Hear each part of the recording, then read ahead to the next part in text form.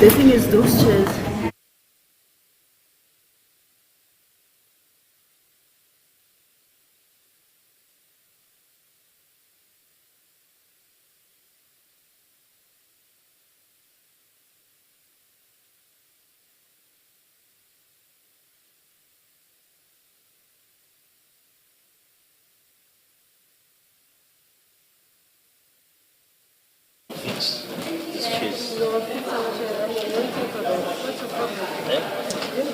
No, I want to go to the wall. I want to connect the rails.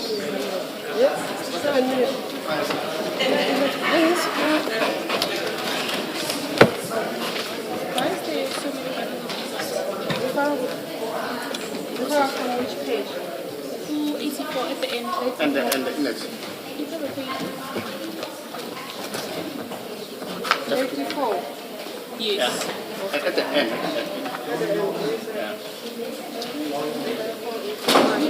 And this is I will change the index. Yeah, let's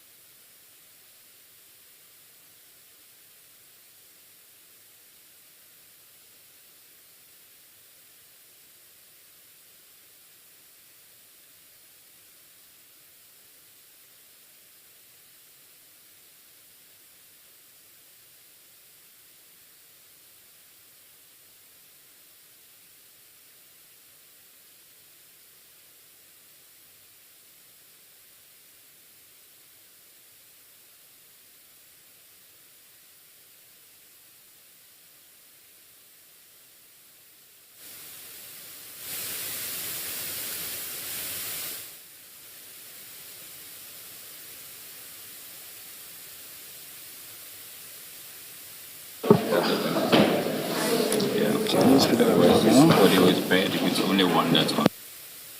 So yeah, put it on again. Eh? It's on there.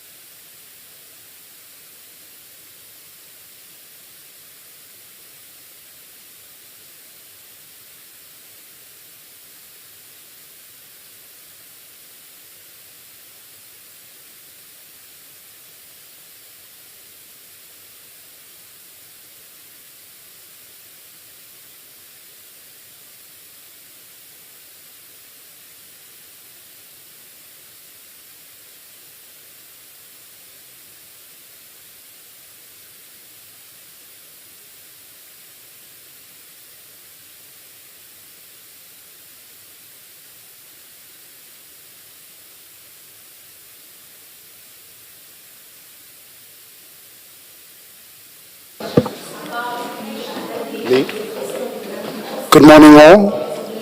It's 29 minutes past 9. We are ready to start. Please make sure that your cell phones are off. Thank you.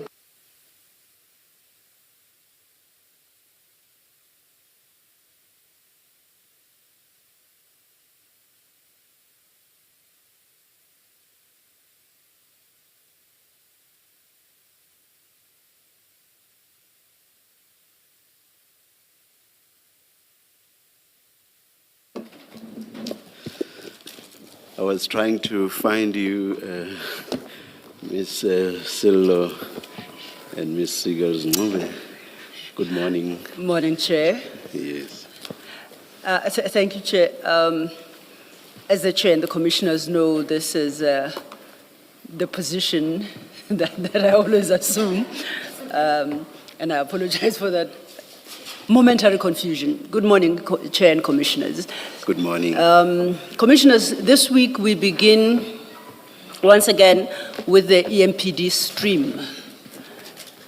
We have our first witness available today, and the witness will be led by Advocate Sigals Nube. We are ready to begin as soon as the commissioners are. Thank you, Chair. Thank you, Ms. Sillo. Thank you, Commissioners. Yes. Commissioners, the witness for this morning is Mr. Kemraj Behari, and he has decided to take the oath, sworn in. Thank you. Good morning, Mr. Behari. Please, by the way, I'm sorry. Do you swear that the evidence you are going to give is the truth, the whole truth, nothing but the truth? If so, please raise your right hand and say, "So help me God." So help me God. Thank you. Thank you, Chair. Maybe before you start, Ms. Nube, let me say good morning, Mr. morning. Behari, and place it on record that Mr. Behari and I have served on a board until recently. We're joint board members, and I'm putting it on record for what it's worth. Thank you, Chair. Thank you, Commissioner. Thank you.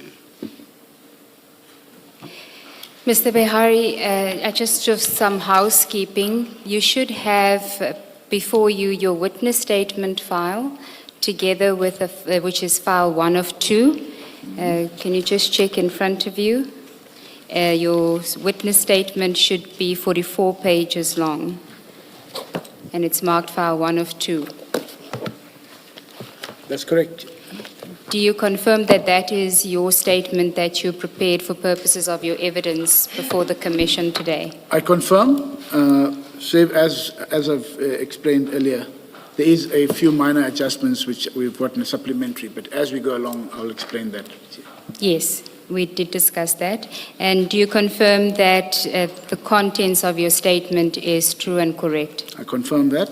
And you consider it to be binding on your conscience? I do. Now, then you should have also another file, which is file 2 of 2, which is the annexes to your statement. That's correct. And it should have 6 annexes until KB 6. If you look at the index. I think there could be... And they should be marked KB 1, 2, 3, 4, 5, 6 with labels. That's correct. It should be, I'm not sure, Council. It's item 1 to 7. Yes, but... There's 4.2, 4.1, 4.2, so yes. Yes, correct. But it goes until KB 6. KB 6, that's correct. Okay. And then there's another file, which is a supplementary bundle. It's referred to as supplementary bundle. I confirm. That file contains the Rule 3 notice that was sent to you by the Commission, which resulted in you responding thereto with your statement that we've just discussed. Is that correct? That's correct. Okay. And in addition to that, there are extracts of a transcript from the evidence of Ms. Mashazi. Do you have that? Yes. There's an additional document that has been added for the benefit of the commissioners.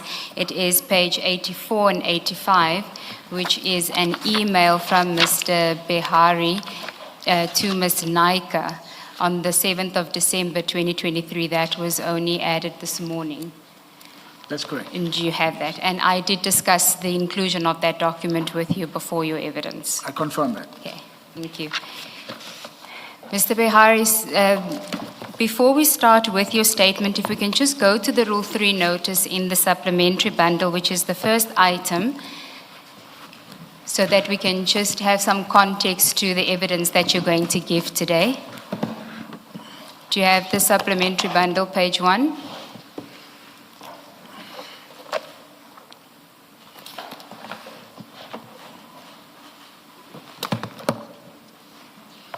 Sorry, my apologies. If you could bear with me. It's fine. Someone will assist you. Supplementary bundle, page 1. That's correct. I have that. Yes. It is a Rule 3 notice that was addressed to you. Do you see that? I do. Okay. And if you go to page 2, it deals with allegations that have been made by witnesses that have given evidence before the Commission that may implicate you. And my understanding from your statement is that your statement will address quite a few of these allegations, but not necessarily all of them. You have, as I understand it, dealt with the primary allegations, and insofar as you could identify where you may have been implicated, and where you think you have not been implicated or it's not clear from the context, you have given general comments to those allegations. Is that correct? That's correct. Okay. So if we can then proceed to your statement, and that would be the file 1 of 2.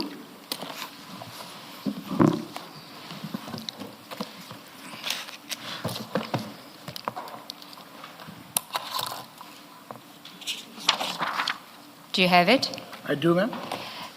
Now, this part of your evidence is an opportunity for you to give your version to the commissioners in response to those allegations that may implicate you, and in respect of which you have already prepared a statement. So we don't necessarily expect you to read the entire statement, but where you do feel comfortable to read and some aspects of your statement, you are welcome to do so. But it is really an opportunity for you to put forward your version uninterrupted to a large extent. But at some point, I may ask questions of clarity, and the commissioners may as well. And thereafter, we will then start the session where we really test your version insofar as those allegations are concerned. Do you understand? Mr. Behari, do it the way you want. If your preference is to read your statement from paragraph 1 all the way to paragraph 216, do it that way. But if you want to do it the way Ms. Sigels-Nobe says, which is deal with the issues you want to highlight, do it that way.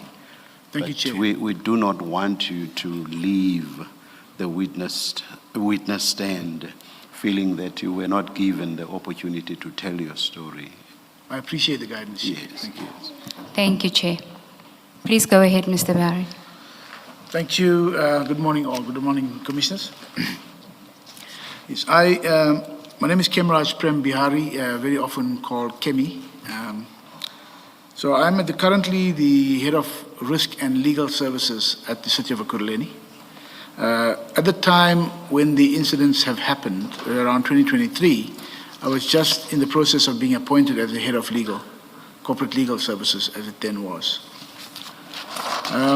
My functions, before being the head of department, I used to be the divisional head, municipal courts, bylaw enforcement, and compliance. So from there, the main function there was compliance. I established courts and so on throughout the Ekurhuleni region, but the compliance function was across 27 departments as it was then, which was then fizzled down to about 14 with the latest institutional review, and I did compliance across that. So throughout this process, Chair, my main focus has always been on the compliance function. I'm not involved in the HR space, save for special support that is required, either by the accounting officer or the head of that department. But I'll go through that in detail, and I'll welcome any further questions that are put to that. So when I was appointed then, from 2024, actually from February, I was then in terms of the council resolution, I was then offered an opportunity to be the head of risk and legal services, which we're in the process of still finalizing that stage, at this stage. But I perform the functions of both risk and legal services. Chair, in the main, as a Section 56 employee, of course, the city manager is my accounting officer. When I got appointed and I think most of the issues that arise fall around that period, between February, March, at that stage, from October 2022, I was acting in that capacity as the head, and then I was appointed in a letter dated 30th of May 2023, and in that process then assumed my functions on the 1st of June 2023 as the head of the department. So the entire issues that happened with the investigation into the Brigadier Makunazi, I'm not sure, who later became the Deputy Chief of Police, it was during that period. And when I looked at the nature and scope of the statement that I received from the Commission, it focused basically on the following implicating witnesses. Of course, it's Chief of Police Mapiyeye, Deputy Chief of Police Rivo Spies, Mr. Kolani Niza, who was the divisional head, and Ms. Kelebohile Tepa. I think she was Colonel or Lieutenant Colonel, I'm not sure, from a civilian perspective in terms of exactly what. And then there was, in the letter from the Commission, there was a reference to a witness D. Of course, we all, we heard what has happened then, since then. I've looked at all the record, the entire record, all the documents given to me. I could not find anywhere where witness D had referenced me. I then communicated with the Commission's attorneys, I think it was Mr. Pokpas, if I'm not mistaken, to say, but can you guide me in terms of where I have been referenced by witness D in the process? Because I have never had any dealings with the witness D throughout my life and throughout my career at the Kuruleni. More especially because it concerned me, because when I looked at the record, in the transcript of Ms. Kelebohile Tepa, there seems to have been a place where her evidence ended, and then immediately thereafter, the evidence of witness D commenced in the same record. So I sought clarity. I haven't got that clarity, but as I said, I've moved beyond that to say that I do not have any dealings. I've never had any dealings with the witness D. May his soul rest in peace. So that is where I focused in, Chair. The statement then is structured to assist the Commission after setting out necessary background. I think a lot of the evidence that I've went through in the records, I found that sometimes I needed to come, and that's why I appreciate your guidance, Chair, that I must speak,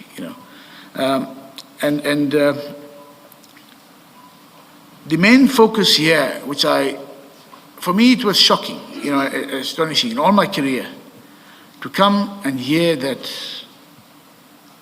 you've received a 600,000 rand royalty money, bribe, however it's linked. I will deal with that issue because, Chair, that will take me back to where this matter comes through.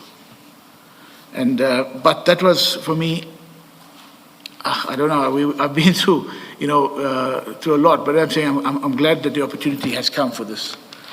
So the allegations directed against me arise basically from the events that happened between 2023 and 2025.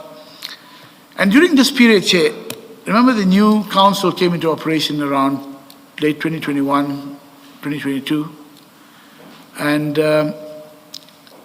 it was highly political turbulence. In fact, But as I started engaging with the matters and traced back, even in the September council meeting of this year, of 2025, more information was coming out about what happened during those periods. And I'll deal with that, Chair. So it is definitely necessary for me to then deal with this. It was an issue of financial strain in the budgets. And you may ask, how is it related to? It is about issues that have been picked up. Even the fact that we've had witnesses come to the Commission 2 years after these incidents to have happened, did not follow internal processes. And I think Chair, Commissioner Baloy, you spoke about any processes available internally to address certain mechanisms, but we'll deal with that. But there are several mechanisms at local government level to address any allegations of impropriety, corruption, misconduct, even if the city manager, heads of departments who are not acting in accordance with that. Then I went back and I looked at introspection. What could I have done that has led to the three officers? I think Colonel Tepa, not too much, she mentioned about something about me not, processing her grievance, but I've got evidence for that, Chair, which I'll lead to that. But in the main, it was Chief Mapi, Deputy Chief Rivers Peace and Divisional Head Neza. And I asked myself that, so had there not been a hero or a heroic figure like General Makonazi, who in July went and released us, would that always have just been kept under the carpet? Was it not necessary to have dealt with the issue? Because as we are uncovering every day the news of CAT VIP and Vusimusi CAT Matlala and Medicare 24, did they not consider it important at that stage? And I'll come to my, what did I consider at that stage? That you had waited now for almost 2 years. Even our president didn't know that this was going to be revealed. So without trying to find an excuse in terms of them coming, yes, they can come at any stage to raise the issue. But for me, it seemed like they were structured. It was structured and added to a stage where let's focus on the three characters.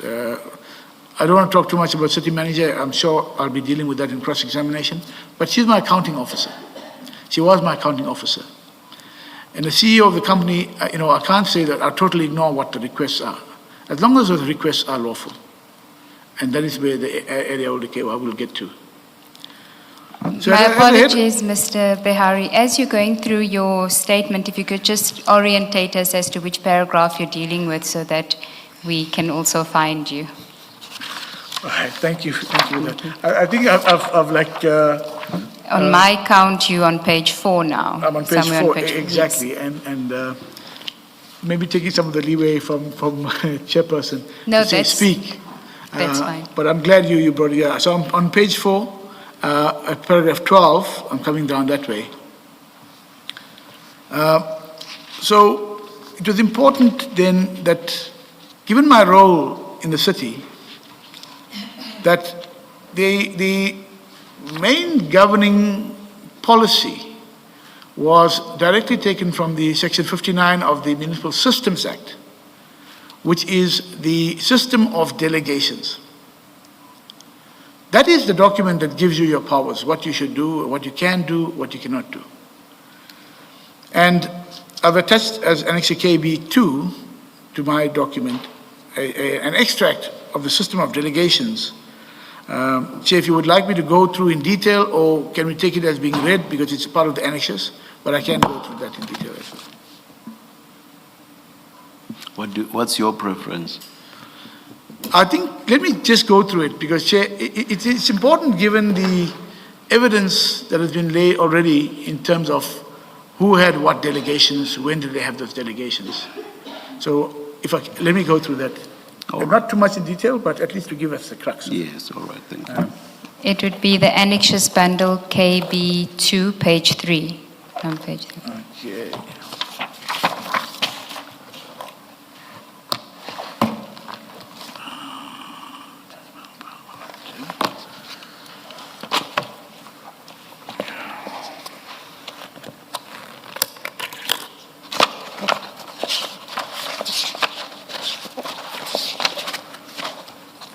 So, Chair, if we go to page, I think it starts off at page 4 of the annexes bundle. So, there are delegations that are reserved for certain functionaries in the city. There's political delegations from the executive mayor, the speaker, and all other office bearers, political office bearers. And then the B delegated powers of all the administration come from that delegated to the city manager. So that city manager then delegates that functions to each individual head of department. And then the sub-delegations in that where the head of department is delegated to the divisional head or any other functionary in that department. So to deal with page 4, my specific delegations dealt with to institute and defend action in all courts of law, including quasi-judicial forums on behalf of council. The signing of all documents necessary, that's also been sub-delegated. Appoint attorneys and counsel on the relevant experts when required.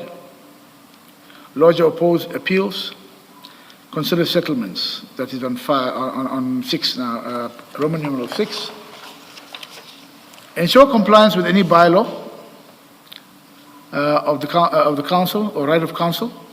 Appoint legal representatives, including representatives not on the panel of attorneys. So there could be a prior deviation process where you could process. But we've stuck in the main not to invite trouble in breaching the MFMA, that we stuck to the panel members. Identify areas of non-compliance with applicable legislation in the municipality and also report thereon to the city manager and the risk committee. So, Chair, in the main, the function of compliance was what I've been involved in, apart from the litigation processes. But the compliance for me as a compliance officer of the city was a paramount function, because in the city we have almost 400 pieces of legislation that we have to now. I'm a novice at dealing with all that 400 pieces of legislation, but at least we know where to find it, how you interact, and how you endure. And we apply that then, Chair, as it comes to the necessary environment, whether it's energy, NERSA, water, ICT, hacking, all of those issues that come through. So, in addition to the express delegations on paragraph 13, Chair, of my statement, there's also included other forms of delegation where the city manager can give you certain delegations. But of course, those delegations cannot be outside the powers of that city manager. It must be falling within the realms of the system of delegations. And in terms of the Municipal Finance Management Act, on an annual basis, there are delegations from the city manager to the heads of departments, including the GCFO, heads of departments, and the sub-delegations to the different other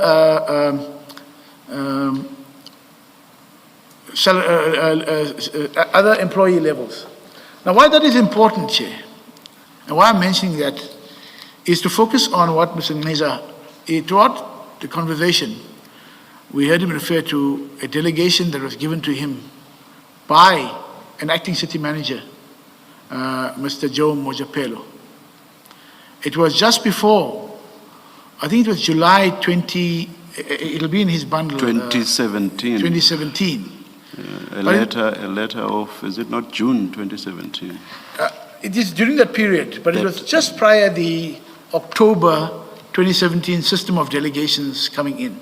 Yeah. And I think he's also referred to a case, is it a Mabusela case? But we'll come to that, Chair, at that time. So I'm focusing on this to say, can you delegate a function that you would not ordinarily have had in the greater scheme of things with a system of delegations? And if you had done that, if there's delegations from acting city manager Mojapelo were valid. Indeed, the moment the new system of delegations came in, applicable to the entire city, it says in the document that it revokes any previous delegations, whether it's an old system of delegations that would be in 2011, or whether it's specific delegations from a city manager or any other functionary. So you start off on a clean slate. In addition to that, Chair, it became apparent that various departments, including Human Resources Department and EMPD, had developed irregular processes. So when I started acting Chair from October, say November 2022, I was faced with a barrage from attorneys. And I've always been sympathetic, being a former attorney myself, to the costs and the fees not being paid. I faced a barrage from attorneys who were appointed in HR matters. And I can refer to them as well. I mean, one includes Mr. Majang, who was mentioned in the papers. And they came to me, and there's a particular attorney, Mr. Mashuru Tenga from Madlopa Tenga, who came to me to say, but HOD, okay, what is happening that we're not being paid? I've not been paid for 7 years now. And I said to him, sir, I'm just acting now, I'm trying to clear that out. But why have you not raised this thing in 7 years? So he says to me, he was trying to keep the relationship. So I'm saying, are you saying now that you don't want any relationship with me, that I'm acting?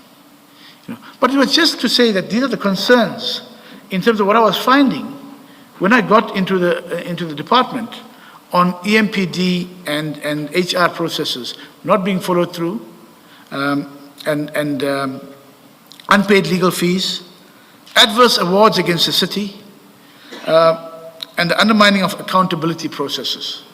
And that is why it's important that I speak about that delegation of City Manager Joe Majapelo at that stage. So when that process happened, Chair, and if I want to cross-reference, if I may, to the document of Mr. Rivo's piece, where he attached,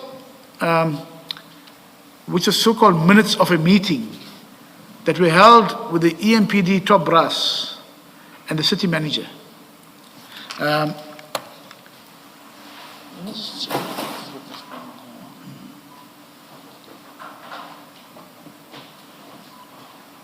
With your leave, Chair, may I quickly?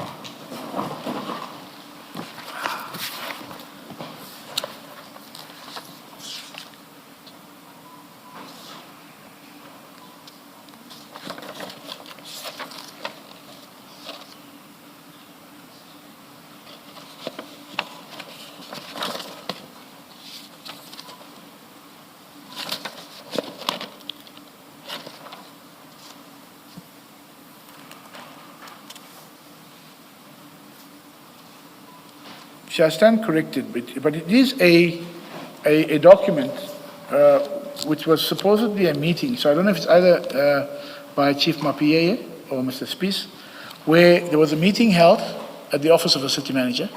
I was absent from that meeting, and where several officers lodged complaints about what was happening.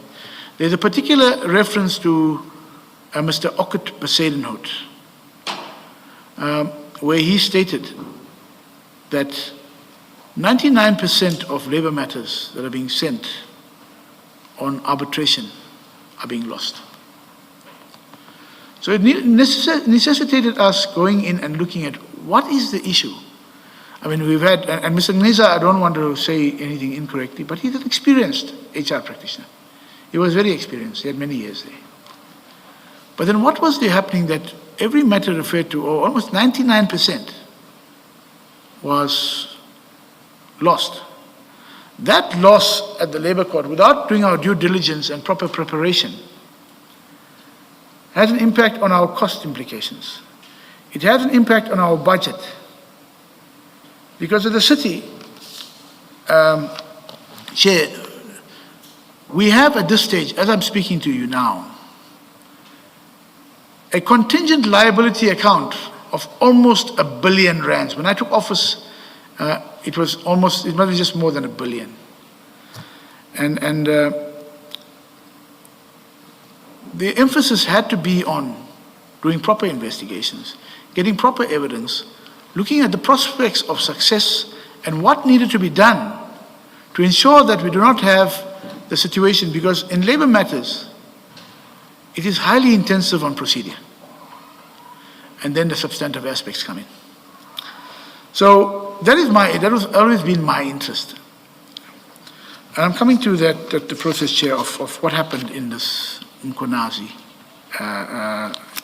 General Mkonazi and Brigadier Mkonazi matter. Upon assuming office, I implemented, when I discovered these issues happening, Chair, the budget for legal services was at the City Corporate Legal Services Department. To go for another department official in another department to come and incur the cost on our budget, whereas that is there, it would have been non-compliant with the vote allocated in terms of the Municipal Finance Management Act. Even if you apply the Public Finance Management Act, those votes are very important. Who are the authorizing persons? How are they done? Who instructs attorneys? And I looked at, in the main, because of the complaints I received from Mr. Majang and Mr. Madlopa, amongst all the other attorneys, of the fees not being paid in 7 years. For me, I couldn't understand how, in an annual budget, where you have a budget allocated, that you could have overruns. And then I started finding out that, and this has happened recently as well. I've got some WhatsApp messages I'll share with the Commission as well. When attorneys in critical matters were not being paid, I was becoming a kind of a debt collector for the attorneys and advocates. I don't mind that, because in fact, the attorneys and advocates were doing very good work. If they were not doing good work, because we were involved in every matter now, then of course I would raise that. But when you hear the stories, I'm saying about quite experienced advocates, senior counsel. And then I started looking at what is happening with this issue of the legal costs. What are the irregularities that are happening? And then I uncovered that Mr. Niza has been using this delegation from Mr. Mojapelo to start using the threshold of 500,000 rand that he could approve. And he was appointing the attorneys. Primarily, when I uncovered this, was about 5 attorneys. And these were Majang, Madlopa Tenga, Mr. Jack Zebediela, David Mokhaswa, and one other firm, which I can't remember, but I can't get that. And I'm saying, but these are attorneys, but you're appointing them and you're not paying them. But the obligations to answer to counsel would be on my obligation. It'll be hard, we've got to account for why the monies have not been there. And there seemed to be a progress in terms of the finance that every year, in the last 3 months of the financial year, they don't pay. They ask the parties to roll over the accounts into the new year. So these for me are irregularities. And I questioned the appointment with the former divisional head, Davy Frank, to say, but how is Mr. Niza appointing attorneys in carrying the costs? And how do we control it? Because I'm answerable at the end of the day for that budget.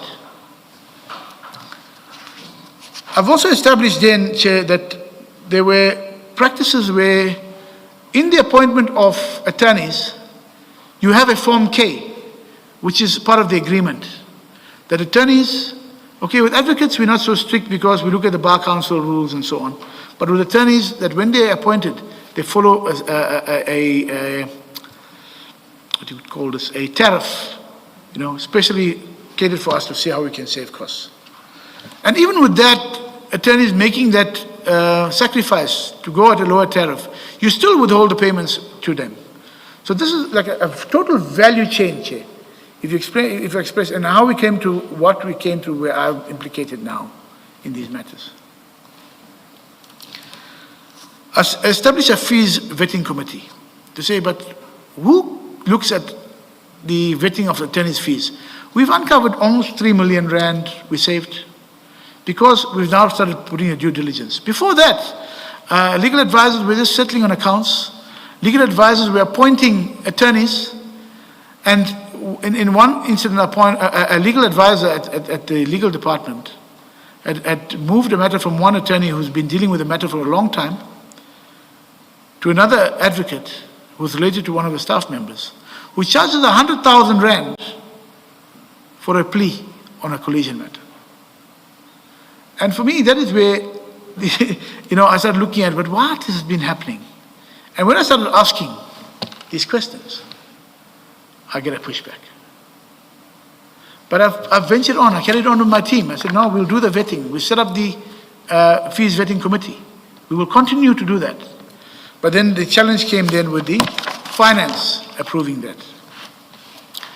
So I'm not being popular at the city for many reasons, Chair. And that was because I was trying to get the legal framework in place. So in disciplinary matters, then I think that could be to avoid all the procedural defects and failed disciplinary inquiries. This is where the involvement from a compliance perspective, my involvement comes in. If you go to page 17, or paragraph 17, I've dealt with it became a very hostile environment here. In this period, the city also experienced serious instances of political interference. Chair, and I appreciate the fact that you said speak, because that is where it comes through. So because apart from what was happening at EMPD, there seemed to be a total collapse. There was a total distrust between certain categories of employees and other employees. And it dealt with promotions across the board, to the extent that even last year, I think it was widely reported that the EMPD had come to a shutdown, EMPD police officers. They blocked highways. And that hinged on only one decision, Chair. It was a decision of the CFO to cut down overtime without consultation. And that brought, I know there were officers who performed, they were, not the whole of EMPD is rotten. For me, the management needs to be addressed. But they're hardworking officers who put their lives at risk to go there. But to be excluded all of a sudden from, and this history of overtime in the city of Ekurhuleni, it's not become what you would expect of an overtime, where you say overtime is something over and above what you earn. It has become a trend over the last 15, 20 years, where that overtime is seen as being definite. And people budget on that. People live their lives on that. So when I looked at that issue and the cost, and I said but we need to start looking at the problems in EMPD and the issues that came about later on. I wasn't aware at the time when the matter came to me about the challenges, the full challenges at EMPD. That was only after the meeting with the city manager, and when city manager decided then to issue a directive or a letter. That letter, I think, is in the bundle as well from Mr. Ngeza of the 22nd of August, if I'm not mistaken, Chair, where it seems to be seen that we usurp the functions of Mr. Ngeza. So, in the political interference, which it is quite, how do I say, unabated. No apologies. Because the main thing when I looked at the file and how the file came to me, the file of the investigation onto the internal affairs of Colonel Erasmus, was when I think Colonel Erasmus, who was the collator of that docket, approached me towards the latter part of May 2023 to say, HOD, we're applying for an extension of the suspension. Mr. Mkonazi was suspended sometimes in February. We want to have an extension of the suspension. So I said to him, in terms of your HR guidelines, labor legislation guidelines, and I must say that I have which I consider a good relationship with Mr. Henny Erasmus, even up to the 1st of December 2025. I said to him, Mr. Erasmus, or we call him Henny, why is the need for an extension? Because you finalized your docket, your investigations in March of 2023. By that time, Mr. Makunazi would have been already on suspension for about a month. The collective bargaining speaks to the 3-month period. But it's 3 months from when the decision, I think it's clause 7 or paragraph 7, to proceed with disciplinary proceedings. Now that decision was taken by, it says, by the city manager or a duly authorized representative. So Mr. Ngniza, in my landscape using the system of delegations October 2017, that decision would have to be taken by the city manager or the head of department of HR. Would that be the decision to extend the suspension? Extend the suspension as well as proceed with disciplinary. So what Erasmus was looking for was for me to give some supportive comments and say, can we do that? And that's when I said to Mr. Erasmus at that stage, please, I'm inundated now. Please, can you leave the file with me? I will go through it and I'll place the time, because he said to me the suspension was coming to an end. So I met with Mr. Erasmus again after going through the file a day or two later. And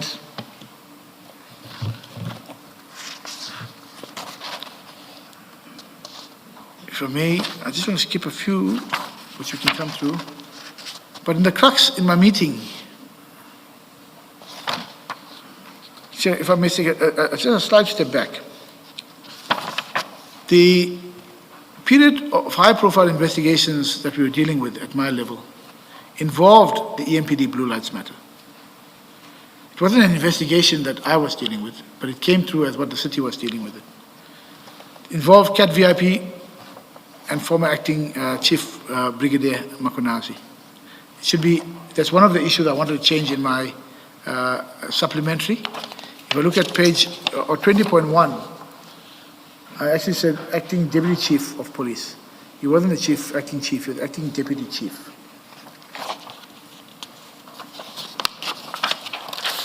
That is page 6, paragraph 20.1, Chair. Then, unfortunately...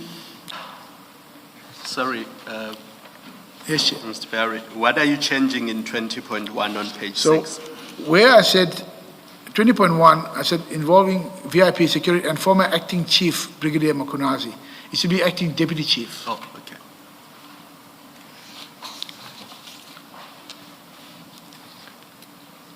And then these matters all fell within that period then. A sexual harassment complaint and related misconduct allegations against Chief of Police was lodged. Subsequent to that complaint, we were accused by an attorney of the complainant to say, but this complaint has been lodged by then and you are protecting the Chief of Police.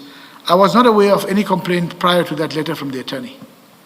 I can't remember the attorney right now, but I do have his details in the office. Then the Sintel traffic fines irregularities implicating Deputy Chief Spies. And then the suspension and eventual dismissal of Divisional Head Employee Relations, Mr. Ngniza, on the grounds of misrepresentation of qualifications and contractual non-compliance. So these are essentially the witnesses who implicated me in terms of what I've done legally, procedurally, and accountability on behalf of the city. On page 20, the Commission will observe that none of these allegations raised against me, though, were given to show a direct link to any incidents of corruption, fraud, for me. The way the matter was carried out and aired, and in fact, it was even done before I think they came to the Commission to say that there's 2 HODs received a massive increase of 600,000. Without going into the and looking at the document to say, where does this come from? So, Chair, I now deal with the specific allegations. This is the salary adjustment. But if the Chair would perhaps maybe out of more interest, maybe I should go to the investigation first of Mkonazi, or can I follow this trail of thought, Chair? Is it not better, I think it makes it better for us to follow the narrative if you deal with them in the manner in which you've itemized them here. Thank you, Chair. Not so much itemized in the manner in which you've dealt with them here. Thank you very much.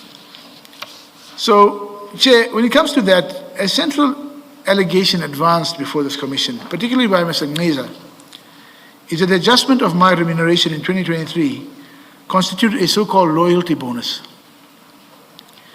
And that loyalty bonus was linked to my so-called involvement Which heading are we dealing with? number 24, Chair. Page Paragraph 7, Chair. Page 7. The top of page 7, paragraph 24. Thank you.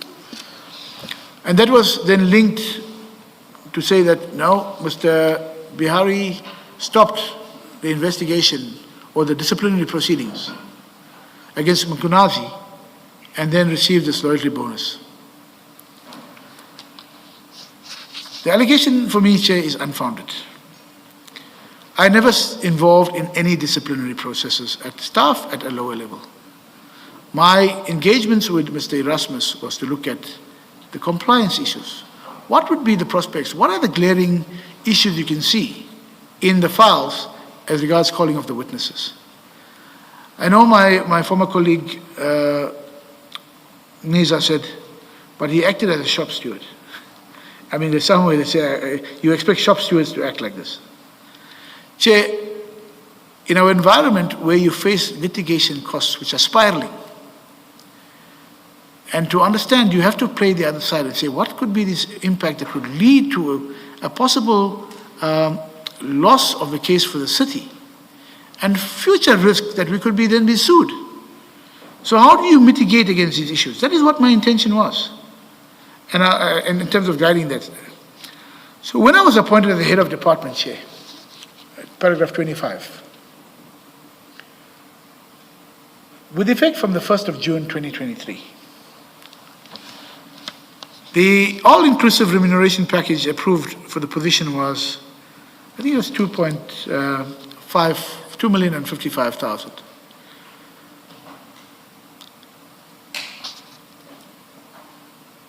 When I was a divisional head, immediately prior to that, because of the 8 years that I've been at the city, my salary had already come through an amount of about 2,088,000. So effectively, I know I should have been a better person perhaps at that stage and say, no, even with a new function, with the added responsibilities of the head of department, I must take a pay cut. But I'm saying that I asked the city manager to say, but how is it now that I've got to take a pay cut for running 4 divisions instead of 1? So I did not sign my contract because I was negotiating to say, but what can be done? I was just given an undertaking to say, no, there is a process for salary review that goes to organize structures within the city. The city manager had no power to increase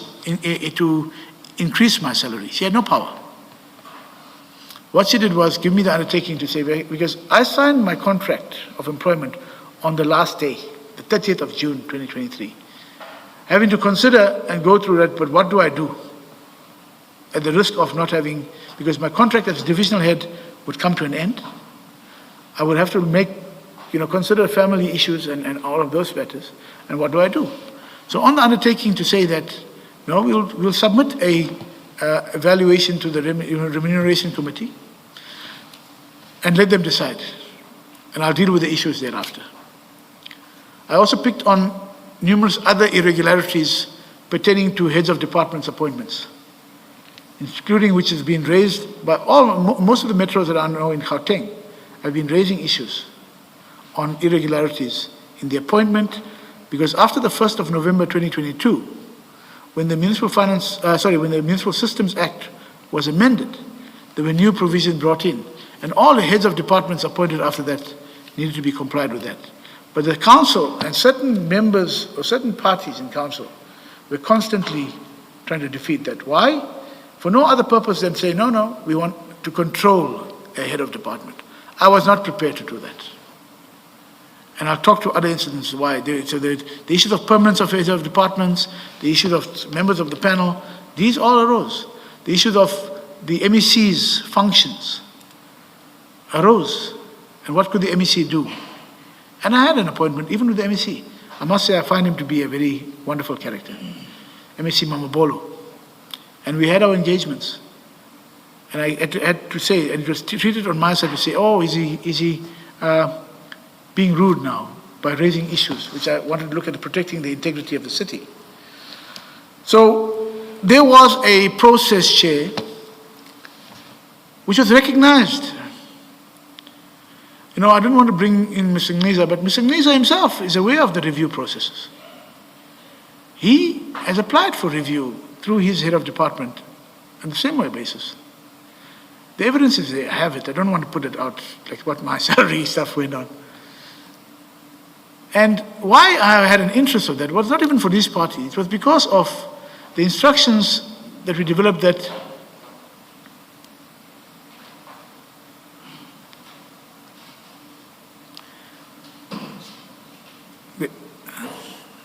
Just a second, please, Mr. President.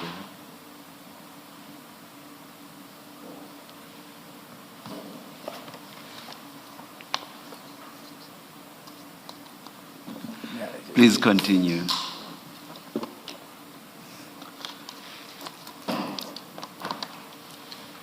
And why I'm saying that is vital, it's not about me saying, oh, he said this and I must say this and try and expose him. No.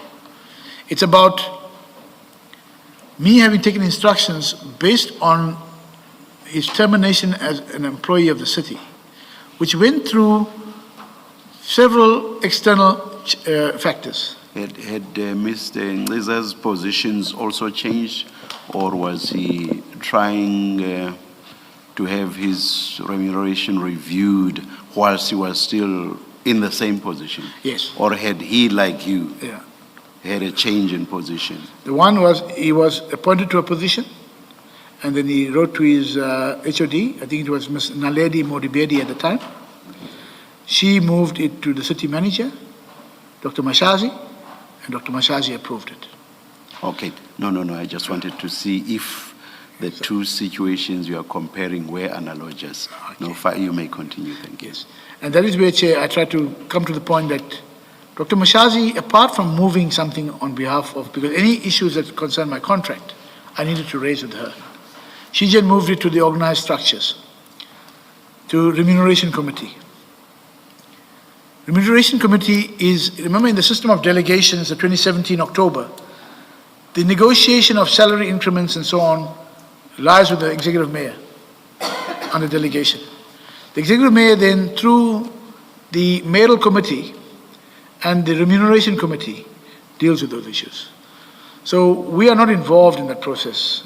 Even though I sit, HOD, HR and myself sit in a lot of in-committee meetings and so on, we're not involved because it involved us directly. Right.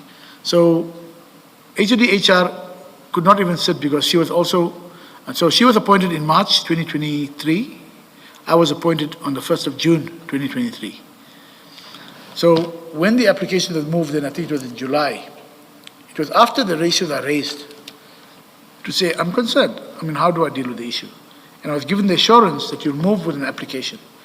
And then there was a full process through the remuneration committee, which when they've made a decision, they then move to the mayoral committee, and the mayoral committee approved those increases based on our submissions. And because the mayoral committee is a committee of council, they then do a noting to council. So any councillors that are not happy with that can then say to the mayoral committee, I want more details, I want this. Okay. So that is where, and that is why I was so concerned when it looked like as if, you know, we were just given the 600,000 in my pocket. But if you look at then the increase of 500 odd thousand, bringing it down amounts to about 24,000 a month, actual difference in my salary after taxes. That is for taking on three other divisions. I was going to correct you until you said after deductions. If you had not said that, I would have said you are incorrect. After the tax implications. So yes, Chair. So I've included my whole salary at KB3 of the annexures. That is very annexure KB3. Which is page 6 of the annexure bundle. So for full disclosure, because I mean, the salary increases are, so if we look at that table, Chair, KB3, page 6. On the 1st of July 2022, the salary to the 31st of May 2023, when my position as divisional head ended, there's the salary that I've described. So I was earning 2,088,551 rands. On the 1st of June, there's a knock of about 30,000 rands, of 2,055,000. Of course, then later on in November, the normal increase came through, and then that brought the amounts. But Chair, I want to emphasize the fact that there was no loyalty bonus. There was no way the matter was portrayed in all before the commission and in all the media that we received something which would look at corruption. Chair, that is where, so if it's corruption, that means I or city manager would have had to influence the entire set of politicians, even up to council. Then the entire council will be part of the corruption. And this is why it is absurd of how this was done. But it was done for a particular purpose, Chair. It was done for a particular purpose to harm my fame, to harm my reputation, to harm HOD's reputation. And even when I go back to the political interventions or political interference, it'll show how, because in between June and July of 2025, I'm just expanding on that, Chair, of 2025, I was brought under enormous pressure by the current city manager, Mr. Kagiso Lerutla, who was a CFO at the time, to settle. Kagiso Lerutla and Dr. Kupedi were vying for the city manager positions. And I was asked, because of certain agreements that were reached at the regional conference of the ANC, the African National Congress, that the agreements reached that you must settle NISA and you must settle Chief of Police. So at that stage I resisted, because if you're settling on NISA, what are you settling on? Because the allegations is that first he was dismissed after not having met the basic suspensive conditions of his letter of appointment. He is a divisional head, employee relations. He ensures that contracts of all the divisional heads and HODs and so on are in place. Yet he did not have a signed contract months, if not years, after his appointment. That would again bring us to the Auditor General to look at, is this irregular expenditure, unauthorized or fruitless and wasteful? We have to look at what category it would fall under, because you don't have an underlying approval. So those are my concerns, Chair. With respect to Mr. Chief of Police Mapiyeye, my question was, how must I motivate to settle? You are talking as a city on gender-based violence, 16 days of activism. Is it something that we are just, when the time comes to get popularity, we're talking about?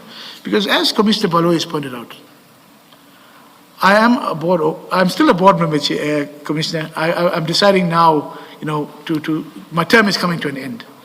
And then we give the new blood a chance to come in. But for the Institute for African Women in Law, I belong to a group called FemNet International. I'm also involved in the South African chapter of International Association of Women Judges as the Secretary of the Trust for Training. Now, given all of these issues, where would I put my conscience when there's serious allegations being made, to say, no, okay, fine, you want, let's settle the matter. Because already, Chief Mapuyeye had an internal, they had a report, a forensic report done by a firm of attorneys, which was very scathing. It's available to the extent that commissioners need it. Already, there was a protection order which was made final in the magistrate's court. And Chief of Police didn't even bother to go and oppose that in the light of serious allegations. And then we have the process of the disciplinary internally, where political interference came in from the beginning, Chair. It came in the way in which it was presented. Now, when it's an item against a senior manager, it is an item for the city manager, the accounting officer. But out of courtesy, city manager pushed it through to, to the mayoral committee. But when it came to the mayoral committee, despite assurances, we involved in protecting women, protecting our staff, there was a resistance. Every time the matter was to be served, we found that the mayor was not present. He would give somebody else to be. Then that person would say, no, as acting mayor, I think I want to wait for the mayor to come. So time was going. We were already accused of delaying the process by the attorney. So these are some of the issues that, and then the people who really came in there with the executive mayor from Tagaza was Alderman Tanya Campbell. Now, I have full respect for all the political parties that are in the city. The DA, I get on well with the DA elements. I get on well with Action SA, ANC, EFF, even the minority parties. But there are a few elements that have been pushing this for a particular agenda. And that has caused a huge strain in the city. That has been now extended to interference in committees, the oversight committee for the mayor and legislature, the oversight committee for corporate and shared services. These are, out of desperation, I rose to those committees to say, but this interference is unbearable now. Because, and those are some of the things I just want to try and come back. I know I can, when you deal with this issue, then you look at what happened, Chair. And please, my apologies but bring me back, Chair. So to emphasize the fact that the salary increment for me was no way about any corruption, no way in stopping any investigation or any disciplinary process. It was not my environment to do that, Chair. It is, so when, come back now, I know there's a lot of interest in Erasmus, and I said to Erasmus, are you finished with your investigations? Do you want an extension? How long do you want the extension for?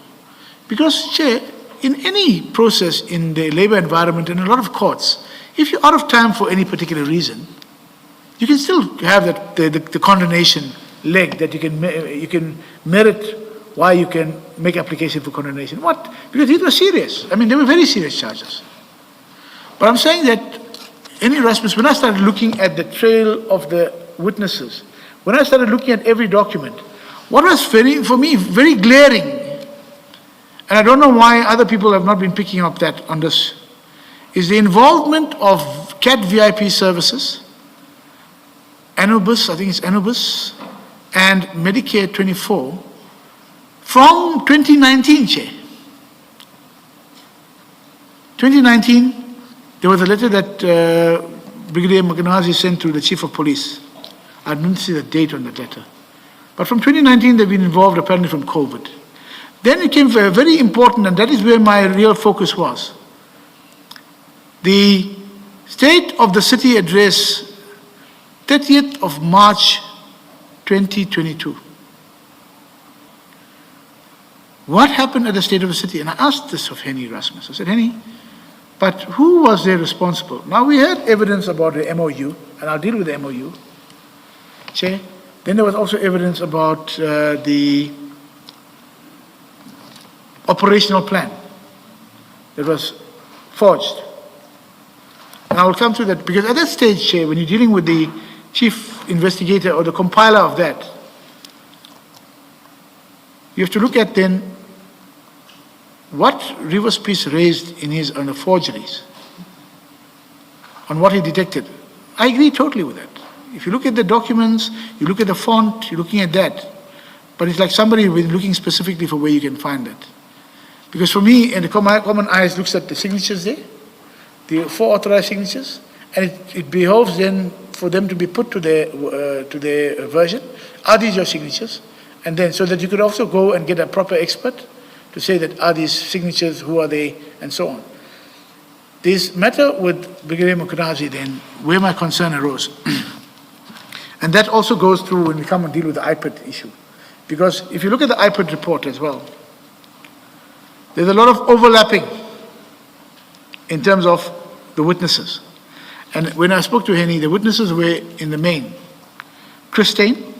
Mr. Behari, as much as I gave you leeway to tell your story as freely and as comprehensively as you want to, but we also do want to have progress. We are around page 8 now, if I'm not mistaken. Yes, we're on page 8. And it's been quite a while. To get to page 44, at this rate, it looks like it will take us forever. You will be on a topic and then you move on to another one. I think you are done with the one you were dealing with. And then you say, let me go back to Erasmus, when I thought you were already done with Erasmus. Okay.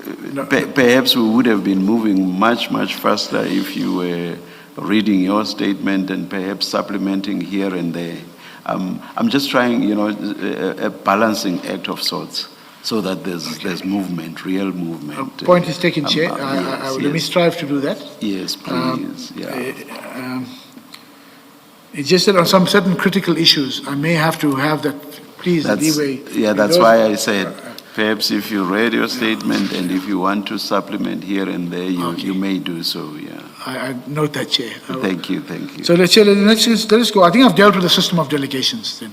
Because those are the essential issues, the system of delegations, the remuneration committee, and the commission or the delegations of October 20th. So let's move to that.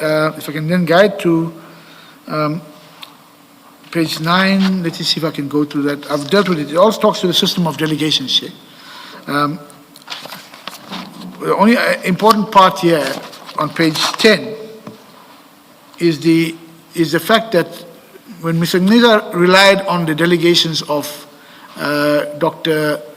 Mojapelo, by that stage, the system of delegations for the city, in terms of Section 59, overrode all of the previous delegations. And then there's also the financial delegations, because the way it's structured, financial delegations come in annually, and you revise it annually, and the HOD in that department must grant that.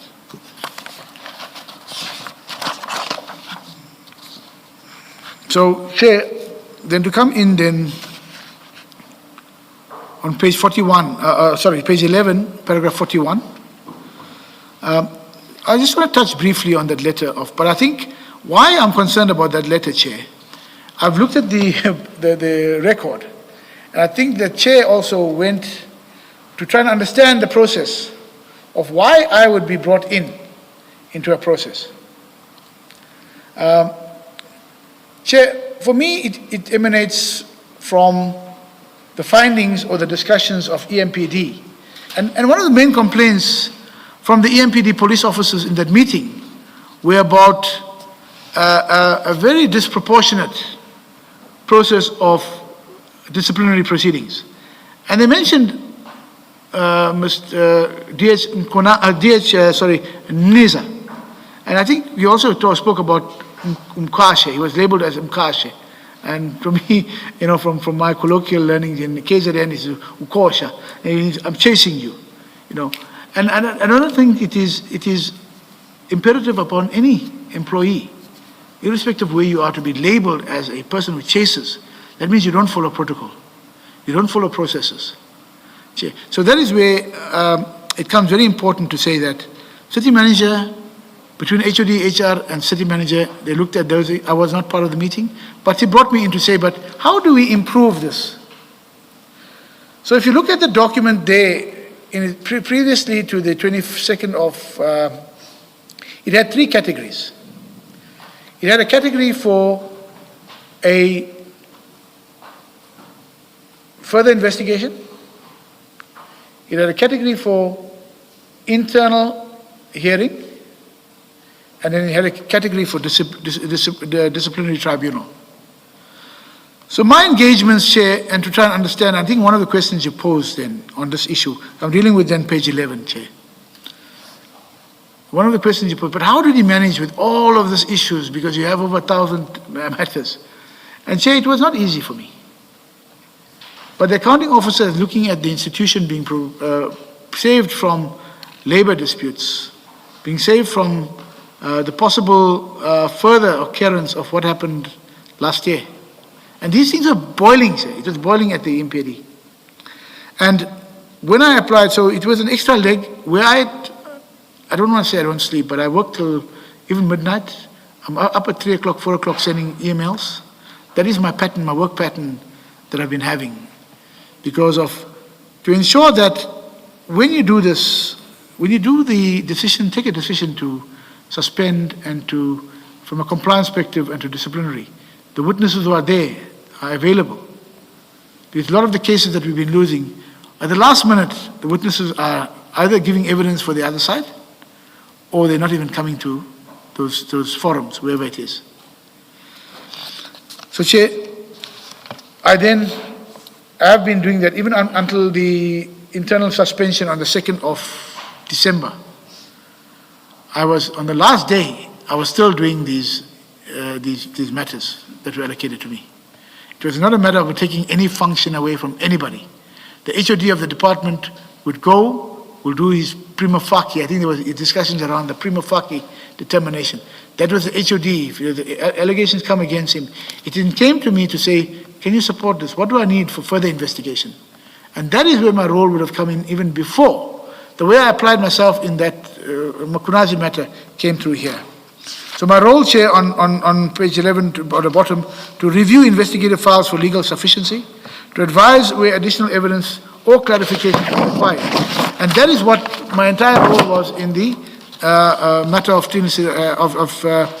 Henny Rasmus. And again, it was purely focused on the risk to the city. What would be the risk of merely going on and not taking the safeguards? And I know I was alleged to have been a super HOD. It was never anywhere a super HOD, Chair. It was about me applying my compliance eye and the risk issues to try and say that, but where do we mitigate against the city? City has no money, Chair. I've got a WhatsApp message to say that we have no funds. I'll try and pay the advocates next week. How do you do that? You have a budget allocated. How can you say you don't have funds? You know, so this is where, and at all the committees that I've been attending to over the last year or two, every time they've been saying, but what are we doing to mitigate the legal costs? And we've put in measures to mitigate the legal costs. And these are some of the measures to say, let us ensure that as we go forward, we have everything in a row so that we know that if we lose, it's based on what we could not produce and how we dealt with our case in the court, not where things we could have addressed internally. Then let's go to 13, Chair, if I may. Response to allegations, alleged interference in the disciplinary process of Brigadier Mkunazi. Chair, I spoke about being pressured on the settlements of the Chief of Police. When the matter came to me, I said it was around towards the end of May for the extension of suspension. Chief of Police came and saw me on the 21st of June 2022, and he then sends me a letter dated the 21st of June 2022, but served on my office and my PA on the 22nd of June. I was unfortunately not at work from that date. I only came back to the office the following Tuesday because of court matters and so on. Mr. Behari, Yes. your statement at paragraph 53 says the 21st of June 2023. And I think you've just said 2022, if I heard you properly. Yeah, it was, Is that it? Chair, yes, sorry, it's the 21st of June 2023, Chair. It was that letter. I think it was preceded by a letter, or maybe at the same time, to Brigadier Makunazi to say, I'm withdrawing the investigation. That was also on the same day, 21st of June 2023. And then there's a letter dated 21 June 2023, addressed to me. Thank you for that, Commissioner. It is further alleged that I pressured the Chief of Police to hand over the investigation document. Chair, the document was with me when Mr. Erasmus brought that to discuss initially.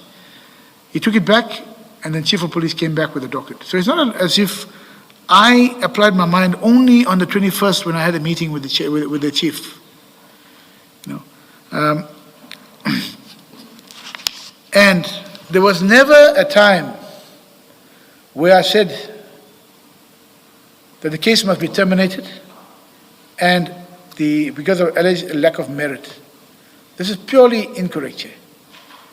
Now, I just want to touch, with your indulgence, Chair. I give advice in the following ways in the city. An HOD would call me. An HOD would approach me, even in other meetings. An HOD would come to my office and they would ask me, and I said, all I did was guide the HOD. I'll guide the HOD to say, can you look at this? I've looked at the stuff. Let's look at that, add this, and so on.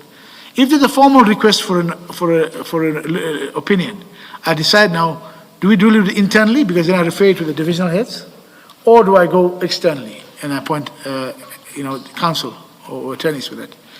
So this is one of the matters where Erasmus came to me. I looked at documents. Chief of Police came to me on the 21st. I looked and I guided Chief. But in the way I guided Chief, I do not know whether he understood that perhaps it's going to implicate him in the way I was asking the questions. And then decides, we're not going to take it further. Because that last engagement I had was on the 22nd or the 21st with Chief, and thereafter the letter came in. And I had nothing further about that until 2 years later, when this issue came up before General Makunazi. Just clarification. You say you don't know whether the chief realized when he came to you that it was going to implicate him. Well, can you just expand on that? Yes, thank you. How is he implicated? Because it's not clear from a statement what you're talking about. Thank you very much, Commissioner. So, Commissioner, when I discussed the matter with both Henny Erasmus and the Chief, and I looked at the Chief and I said to him, Chief, the issue with Brigadier Makunazi seems to stem from a relationship developed at the State of the City address, or even before. At the State of the City address, in the documents that you provided, there was an operational plan, Chief. Your signature is there. But, Chief, in his way, he would listen to me. He listened. But he would not say one way or the other to say, I'm responding this way. So I said to him, Chief, firstly, the State of the City address involved, from what I understood in his own report, he found that there were people who were not supposed to be there, who were from companies who were not on our appointed list of security companies. He found dangerous situations there because there were snipers in that environment. Who then would have briefed the Mayor, Tanya Campbell, who was our first citizen? We had members of the public on the day being there, because the SOCA is one of the most important events in a city. Can I just interrupt you? My question was just to understand, implicate him in what way, before you moved on too much. Implicating him to the extent that he has not applied the due diligence that he ought to have done to protect the citizens, to protect the first citizens, and in terms of that. Because that is where the implication is. Thank you. And then furthermore, Chair,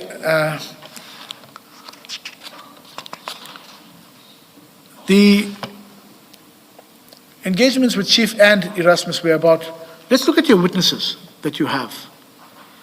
The one witness being Christine, who talks about I think he referred to him to the blue lights. So, Chair, I'm still on now dealing with the allegations from page 13. Onwards. Dealing with the allegations of Christine and the blue lights, and also the transfer of those vehicles, the donations. Chair, that donations was totally contrary, non-compliant with our system of delegations. I think that has been canvassed here, and I will support that. But what was critical in terms of what, and I asked Chief, but Steyn says that were you in EMPD and the Fleet Department, which was a leg of transport, were you bypassing this matter all the time? Because Steyn refers to other such instances when there was, even from provincial government, when there were donations done by way of a letter. And Steyn, who was a proxy in the matter, deals with all issues, clearly stated that Mkonazi came to him, he had the vehicles to donate. And then I said to Chief, but that is why it's going to go back to where? Who was involved? When did Mkonazi meet with CAT VIP services, and what were the engagements? And what were the involvements of the senior leadership in EMPD? So apart from implicating the Chief, it would implicate the divisional heads, or the deputy chiefs of police in critical matters pertaining to the state of the city. What was the knowledge? What did you brief the mayor about? It cannot be that Brigadier Mkonazi would brief the mayor on critical issues. Why would he be doing that? Why would you have allowed that to have taken place? What is the issues of the driving? Who was driving the vehicles on the day? So all of these issues, as it became it seemed to be me probing, but it was about, Chief, do you understand that it'll come back to you in terms of what you knew? How do you understand what you should have done, what you ought to have done? The witnesses were basically Steyn, and it was Gwabe. Gwabe was a divisional head who received apparently a donation of 300,000 for books. And then I said to the Chief, but if you look at Gwabe's report, and if you look at Steyn's report, they speak about the resources that were required. Even if you correlate that back to what Ocker Besaidenote mentioned, for essential police officers, for the vehicles, patrol vehicles, there were none.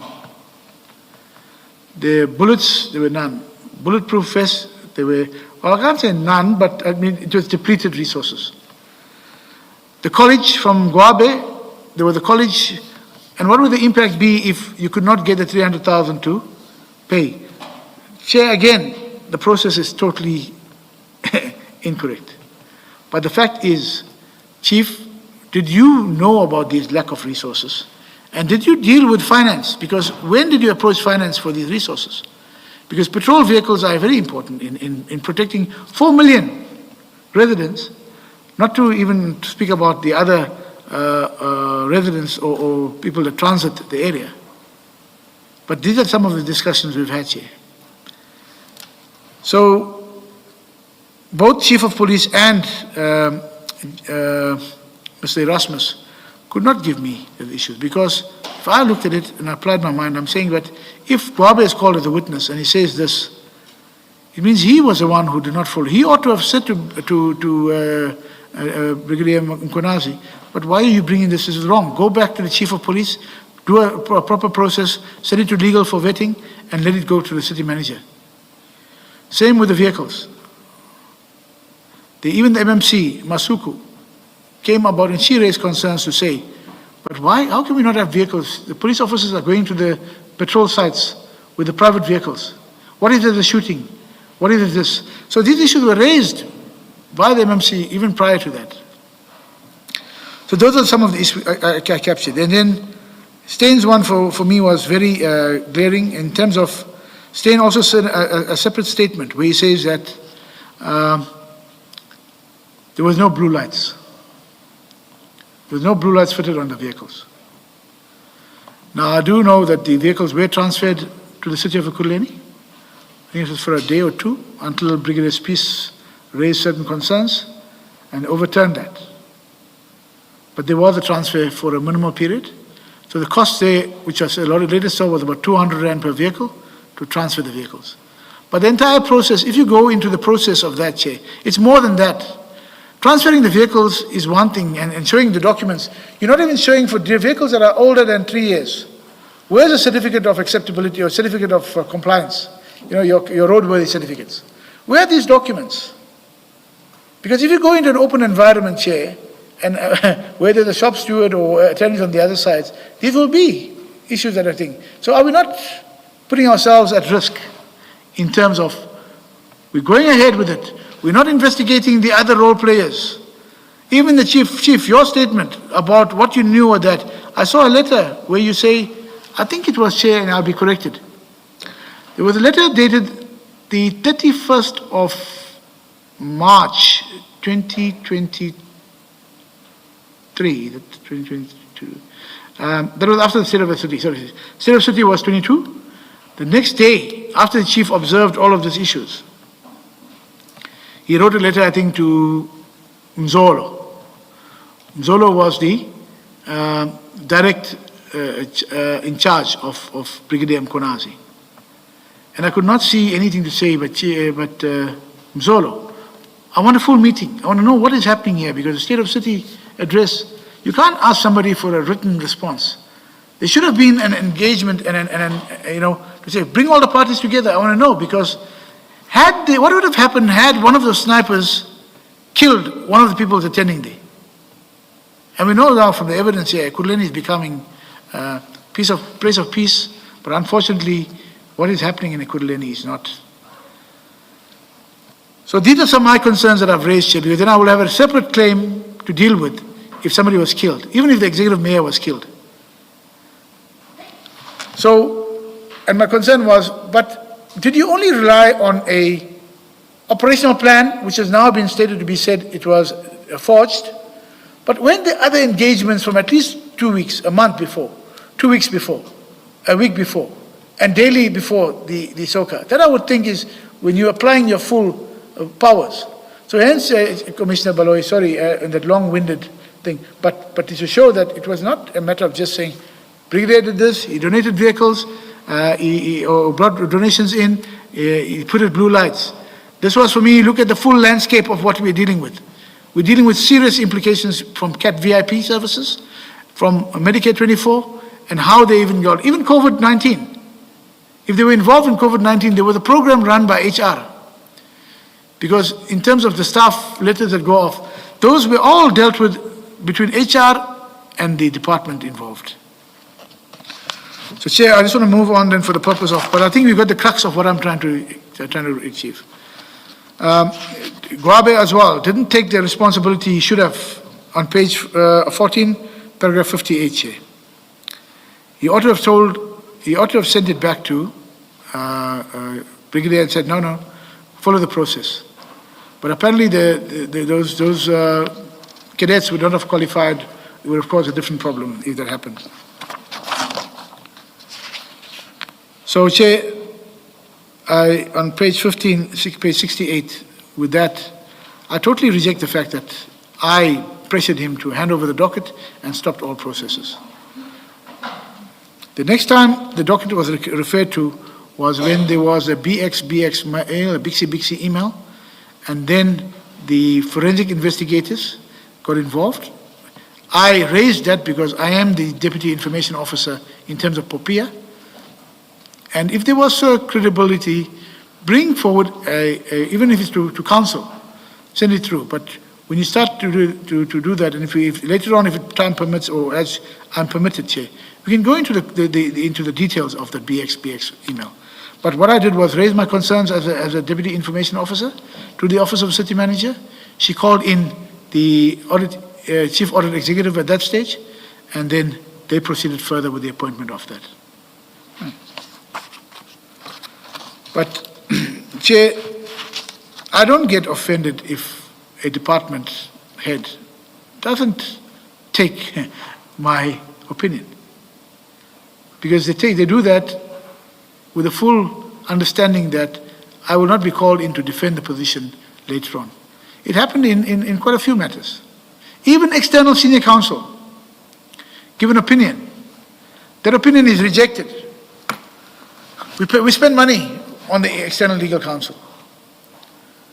And one of the such matters is that, which came to a header, I think, in the report of Dr. Zweli Mkhize.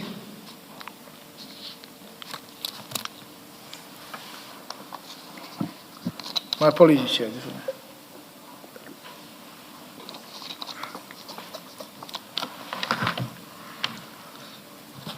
Sorry, Chair. I note that it's 11 o'clock. Might we take the tea adjourned? Please hold your thought, Mr. Behari. Let's resume at 11:15. Let's adjourn. Okay.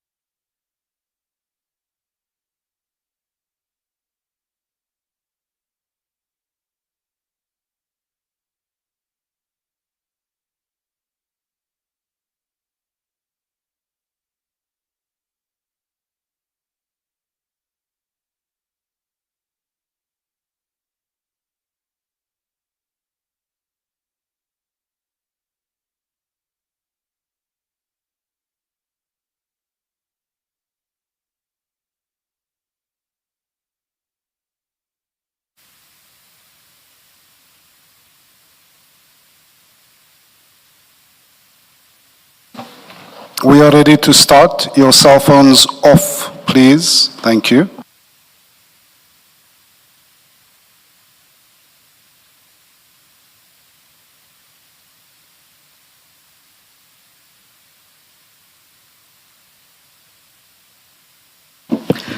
Lift problem notwithstanding, we are still on time. Yes, Mr. Behari, I'm sure you've not forgotten where you were. I said, please hold your thoughts, so you are sure to remember. Thank you, Chair. But may I perhaps just try again? Please try to read. I think we'll go quicker that way. But as I said, if you feel like substantiating here and there, feel free to do so. But please read. Thank you. Council has briefed me as well. I'm grateful for that as well. Yes. Thank you. Thank you, Chair, then I think we can move on to page 16.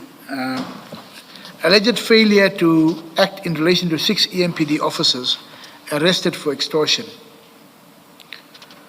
I think, Chair, for me, the one incident that I recall, I don't know if it's the same amount of, is it 120,000 or 80,000? But it involved a Sergeant Shirinda, and Sergeant Shirinda was, when he was charged, he was already in my assisting as a protector after I've received certain threats and so on.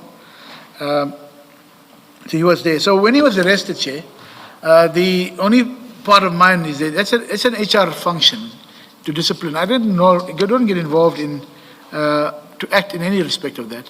What happens is when EMPD officers, because of the history of EMPD officers who go on raids or whatever the work is, and if they're arrested, there is a situation to say that if you need legal services, we assist, because then you're not going to get EMPD officers wanting to go out at night or at any stage. And this happened before, with Chief of Police Mapias approached me, and I said, Chief, give me the facts and then we look at it. So when this incident happened, and there was a I don't know if Captain Magagula from the IPID, and it was all over the news and so on in arresting them. So I don't play a role in that. But I did assist in terms of to secure that no other EMPD officers don't want to go out and do the stuff. So give them the legal, let them follow the services. It's not something that has not been done before, and it is within our capacity. We do allow them that space. The HR functions, what the HR do about it, whether they decide to wait for the criminal conviction or go ahead with that is entirely. And one of the most tricky things was Magagula in the bail application, when it was delayed, the process was delayed. He raised another issue to use in the bail application to say, no, they're also going to be, I'm charging them on another matter, or they've been charged on another matter, only to later find that the DPP declined to prosecute. So he used information that was already finalized to try and stifle the bail proceedings. So those are some of the things we get involved. But I'm reported by that. So I'm not, but Shirinda has since been taken away from my profile. When he was with me, I had no issues. He's excellent in terms of what services he rendered while he was with me. On page 18, Chair, alleged failure to respond to a complaint by the community liaison officer implicating Brigadier. Chair, the only matter I'm aware of here is the one of the grievance that was raised by Colonel Tepa. Now, Colonel Tepa, apparently she was moved from her position, the unit was disbanded. But that is a process between the city manager, the chief of police. When I engaged in the grievance proceedings, I had formal grievance proceedings. I've got a record of my outcome as well. And only to be told by Mr. Ivan Duplessis that no, it was not the Brigadier Mkunazi who was acting chief of police. It was not his decision. It was the decision of Chief of Police Mapieye to disband. So I had nothing. I looked at the grievance. I said, but you're taking a grievance against Brigadier Mkunazi, whereas the actual decision was taken by Chief of Police together with the city manager. So I did the formal process for that was followed, Chief. So I deny that I ignored that, the process.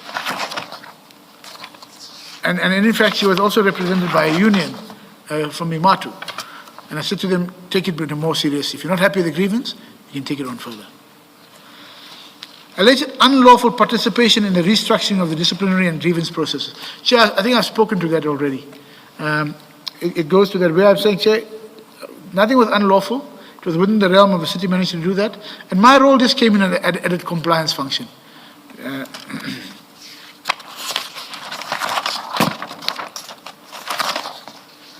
Alleged abuse of labor processes to frustrate or remove certain employees. Chair, this, I deny any reference. I mean, the labor processes are there, they're well documented. Everything we did was within the Labor Relations Act. Mr. Nida raised an unfair suspension and an unfair labor practice act, unfair dismissal application. That was before the bargaining councils. So, and I think it's one of the questions you posed as well, Chair, but it's not in the HR space. And those were the processes that I had to follow.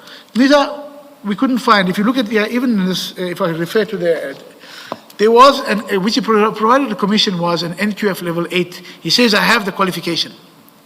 And he shows an NQF level 8 labor involvement.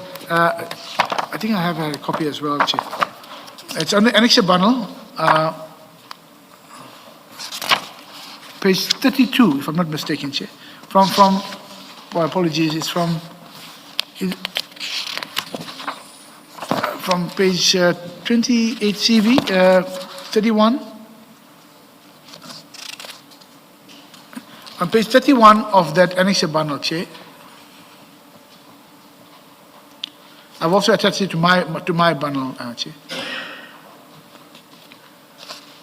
To motivate the fact that he had the qualification, he refers to an NQF level 8 advanced labor law. Now, Chair, that is contrary to what the requirements of the advert were. The advert spoke about the B Juris, or an NQF level 7 with labor law and others as specialized subjects. Then he used this NQF level, higher level, to say, no, I'm valid within this point to get the job. He gave the commission an NQF level 8. This NQF level 8 certification only came to the attention of the HOD and during the processes in about March 2024. So this comes back from 2009 when he supposedly obtained the... Now, on his HR file, we did a vetting in 2021 of all the employees to look at ghost employees and so on. On his employment file, I think it's important that I just touch on that and then we move on, Chair. Page 36, page 38 of that bundle, you can see the University of South Africa Advanced Labor Law, NQF level 7. So the NQF level 8 was 48 credits. The NQF level 7 was 24 credits for the same what do I say? I can't even call it a qualification, but it seems to be a unit standard towards a qualification at NQF level 7. So these are the things we were dealing with, Chair, when we decided to start looking at how do we recover, because if somebody defrauded the city or any institution, then it's an obligation for me to recover. You know, so those are the some issues, and we couldn't get a direct answer from him. In fact, we were about to go to the UNISA to say, sort out the discrepancy, because even a letter from a professor from university spoke to an NQF level 7 course at 24 credits, which is used to say that he has that qualification in terms of the advertisement. So on Mr. Nida's is on page 23, Chair. I think I've completed that. If I may move on. Mr. Rivo's piece, Chair, with your permission, on page 25. Chair, Rivo's piece and I, decop Rivo's piece, I've never had an issue with it. The only issues arose as a result of the investigation into Sintel. Sintel involves almost 100 million rands, which we're still trying to get. I'm trying to get figures from the Chief Financial Officer and the department. I can't understand why, because we need to do the correlation. Why is there a reluctance to give us that information? I see City of Johannesburg also now recently terminated the Sintel investigation. They were this back office finance administration people. Rivo's piece was the project manager of that. So Chief of Police in 2024, June, came to me, they were trying to get extensions. But we've been saying, but don't have evergreen contracts. You can't have a Can you please explain what these Sintel traffic fines were?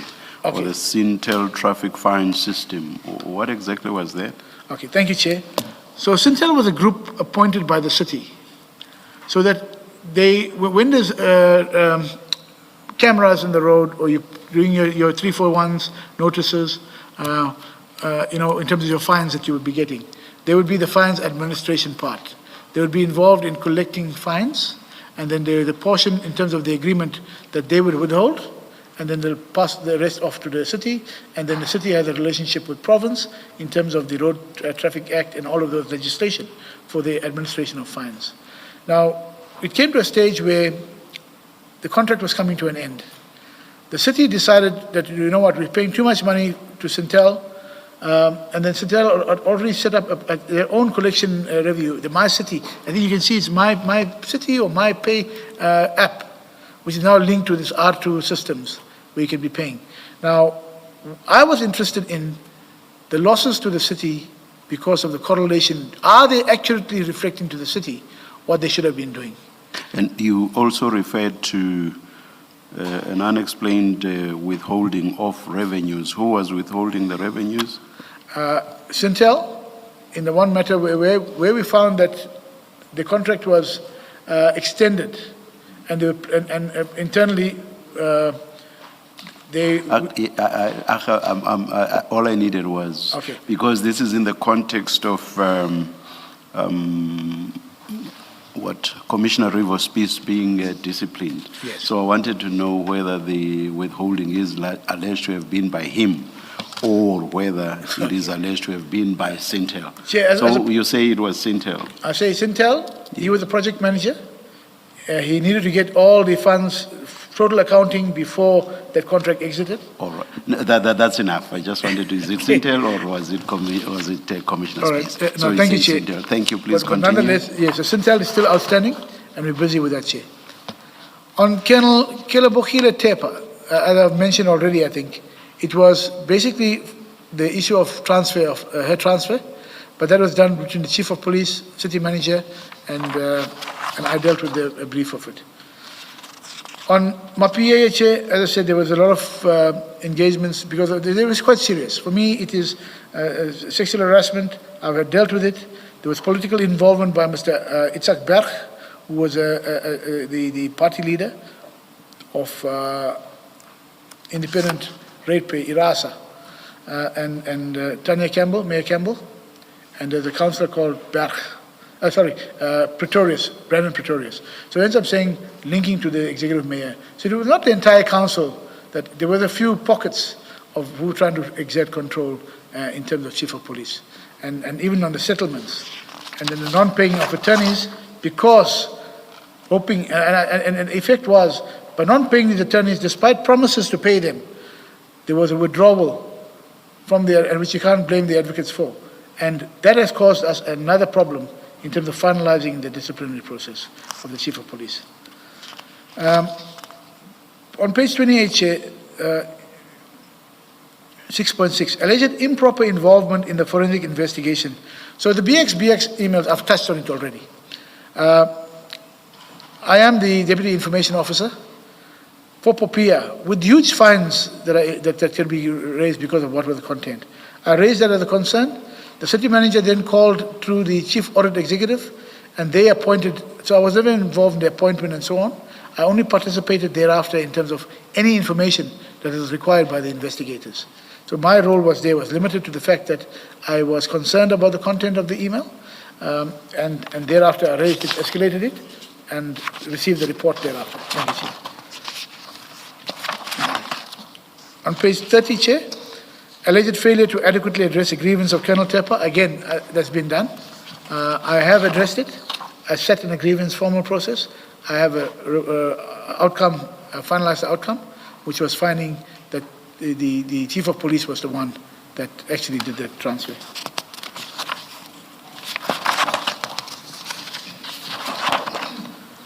Alleged support of city manager in the usurpation of powers under Section 64C of the SAPS Act. Chair, I just want to spend time on this. This is, for me, even at local government level, it's still a problem. at all municipalities, because there's no clear-cut way to say that you are at EMPD or a police department of the metro. You know, all those SAPs and the provincial MEC and so on have an impact on the establishment. But once that happens, there's a lot of issues that fall. So I did not at any stage usurp any powers of the chief or assist in any usurpation of powers. The 64C2B of the Act provides that the executive head of the municipal service is responsible for the recruitment. I agree with that. The executive head being the chief of police. But there's a hybrid role. He's the executive head in terms of the SAPS Act for EMPD, but he's also an HOD in terms of Section 56 appointment. HODs at our level, we do not get involved in the appointment. The most, to the extent I would get involved maybe with a divisional head or a deputy chief of police, and maybe even the executive manager, but not at any lower levels. So as much as I hear what the chief says, overall he's in charge, and he has to approve the appointments and so on. But from my side, and even in my response that I drafted, I even say, I recognize that there could have been things happening. Let's do a policy that could set out very clearly who you deal with. HR will deal with those issues in terms of, I as an HOD, I don't get involved. Chief of Mapia was an HOD as well, in terms of 56. But he had the dual role as an ED, Executive Director in terms of SAPS Act. So it was a dual function. And with the respect of powers of SAPS Act, but also respect of the MFMA and the City and the Systems Act and all the legislation. I got confused when you said he doesn't get involved, but overall he has to approve. What do you mean by the last part, overall he has to approve? Okay. And in the context of the question you are dealing with, if he did not approve, would that be irregular? Chair, remember at the level of below the divisional head, maybe below the executive manager, you would have, the chief would not be directly involved in the interview process and so on. But then when the appointments come through, he should be the one approving. Even in my instance, if there's junior staff members, they will come to me to say, okay, this is what, and you can't go against what the interview panel said because you're not part of the process. So that is where I'm saying, yes, overall, he has the approving authority to say, I'm approving this, but not, and so on. But generally it comes from appointment of a panel that he appoints. So the panel does the work, and then he looks at the work they've done and the report, and then he says, I'm approving it. If I'm not approving it, then he'll say, I'm not approving it based on these issues that I find. So that is the process. So if he gets told after the event that 60-odd people have been promoted, or several other people have been appointed to positions, would that be irregular? Because he would not have approved that. That's irregular, Chair. Because he should have come to his knowledge to say, I've appointed all of these people. As I said, I've appointed all of these staff members, and then he would have then had the thing to say, okay, but what is this? He could have done that. So he's the head of that in that respect. The SAPS Act, I trust everything. You're satisfied with that, Chair? Can I move on?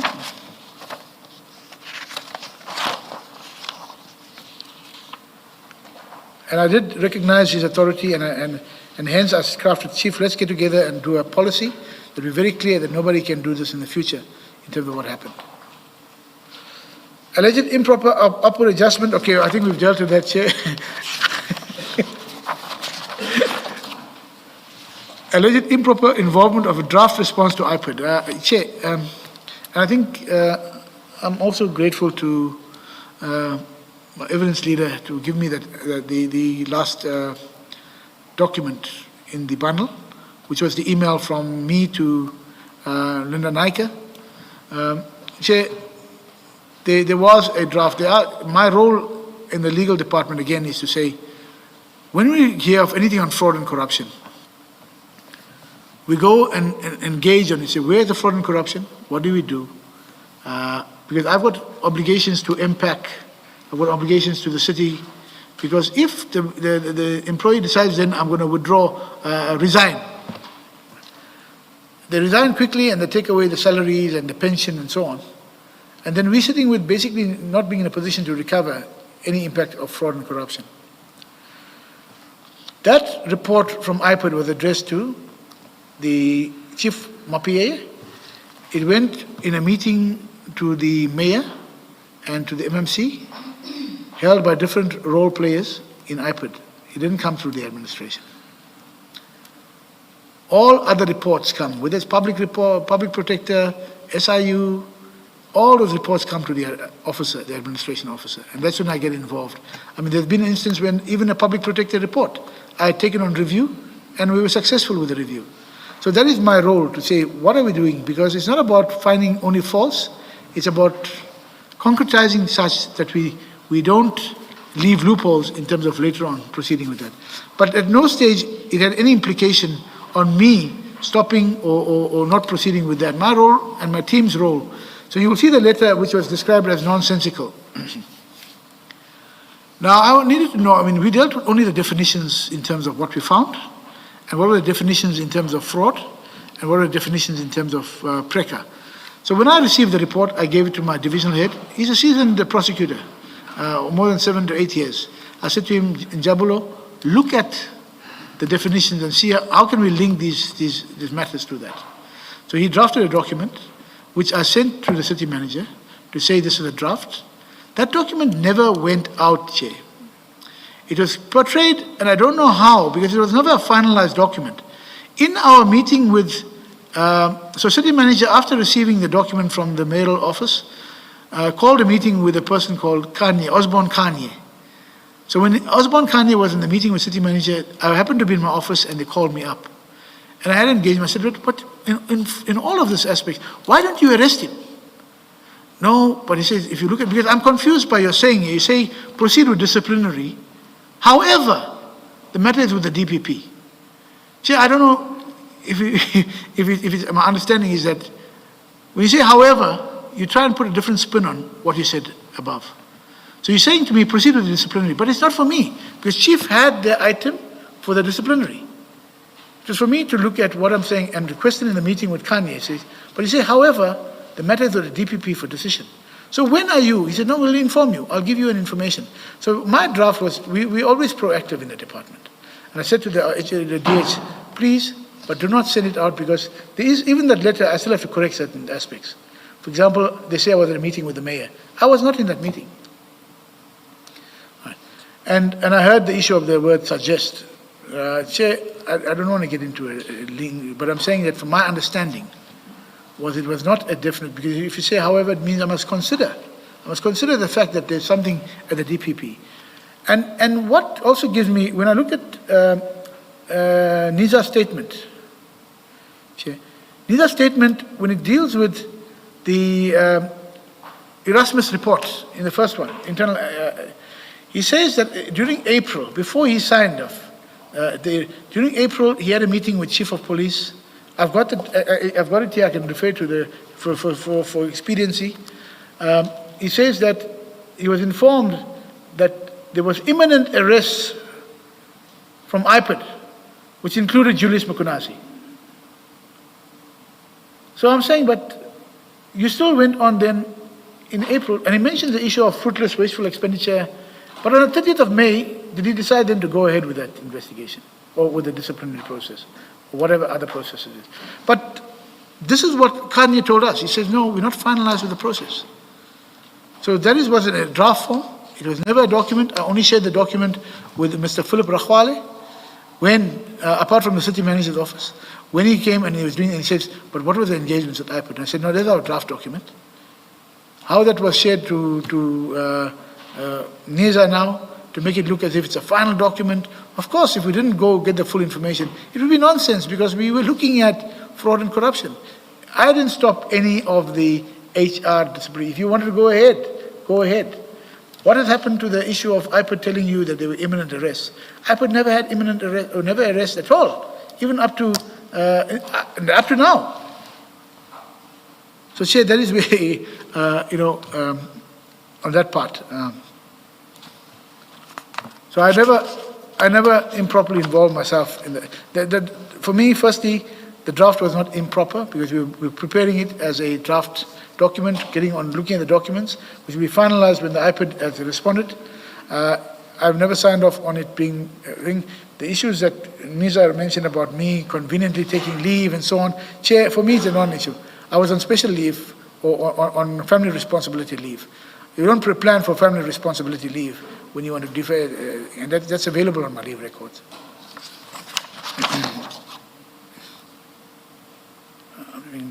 Okay, Chair, the rest of it talks about that leakage and so on. If we can go, then permit me, Chair, page 39. Allegations are directed EMPD officers to serve documents on Mr. Gneza. Chair, I'm not involved in any service of any documents. That is a function of HR and EMPD. Why would I do this? I wouldn't even do this on my worst enemy. Not that I have any, I don't know if any enemies that I do have. But why would I do that? Because this is an issue that talks about your integrity. It talks about the way people there. And I hear him. I mean, he's got a right to complain. But I was not part of that process, Chair.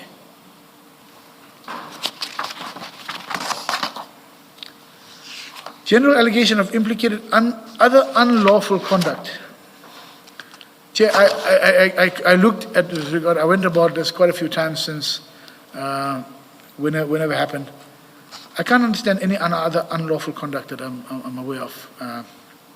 Safe to say that I have been under huge pressure because of my approach in compliance in the city. And my conduct is not unlawful in the way of that. For example, Chair, if I may, quickly, I think we're at the end now. Chair, I raised objections to Berg, the mayor, Tanya Campbell, and Pretorius interfering in the processes.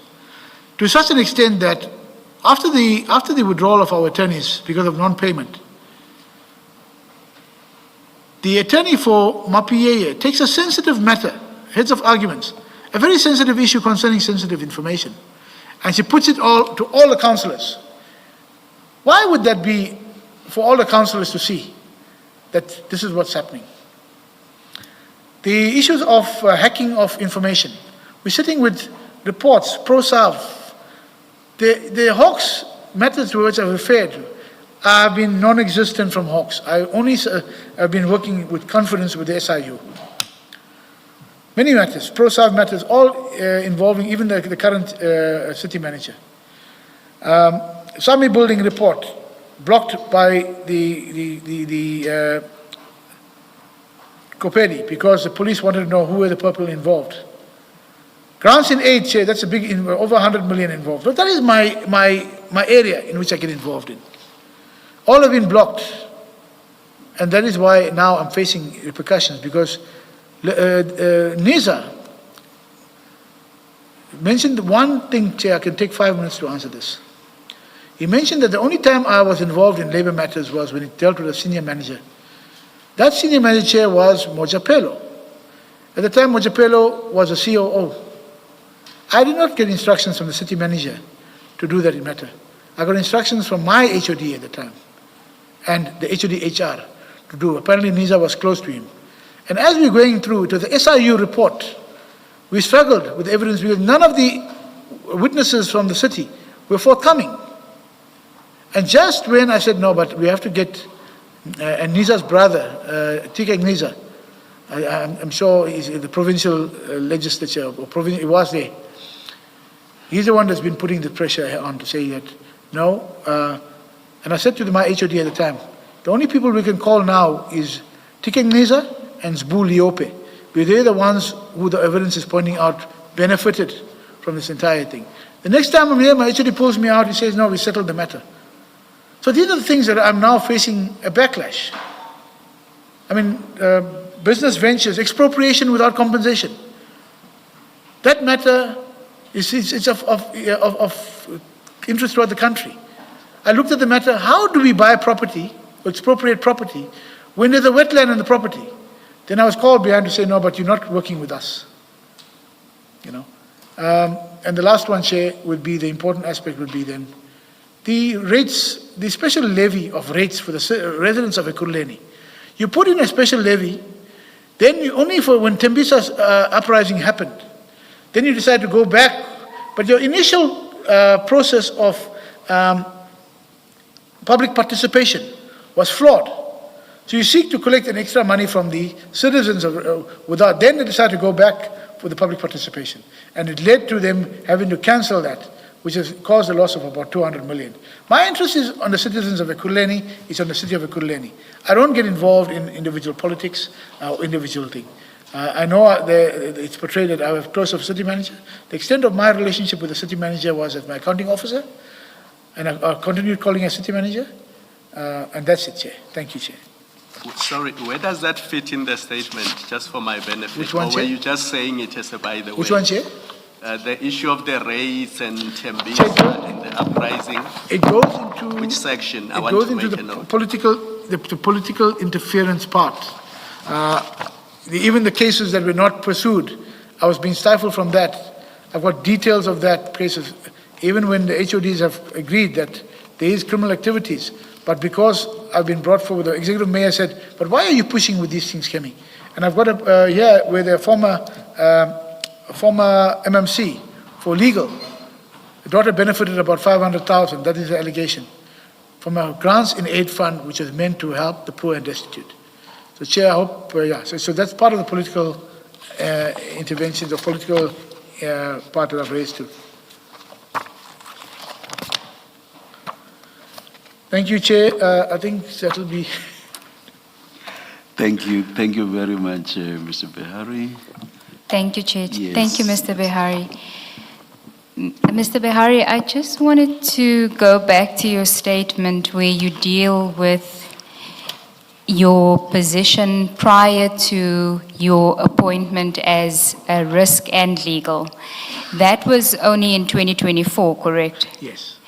And prior to that, there was the 22 August 2023 directive by the city manager, which brought about some kind of a legal review of disciplinary matters, which effectively said that your department would review decisions to go ahead with disciplinary proceedings against senior personnel. Is that correct? No, well, not totally. If I can just clarify that. So, when the letter of 22 August 2023 came about, it was for us to get involved in the added leg of compliance. So if you look at the form that is filled in, there's three aspects to it. One is further investigation, the other one is internal disciplinary, and then the disciplinary tribunal. So we're not involved. I can just recommend to say, in terms of additional information, I believe you should be able to secure it this way. In terms of an investigation internally, but it goes through, ultimate approver is the HOD of HR. And she relies on the input that I raised there into the matter. So that is what... Okay, just go to paragraph 18 of your statement on page 5, where you deal with that aspect. Yes, sir.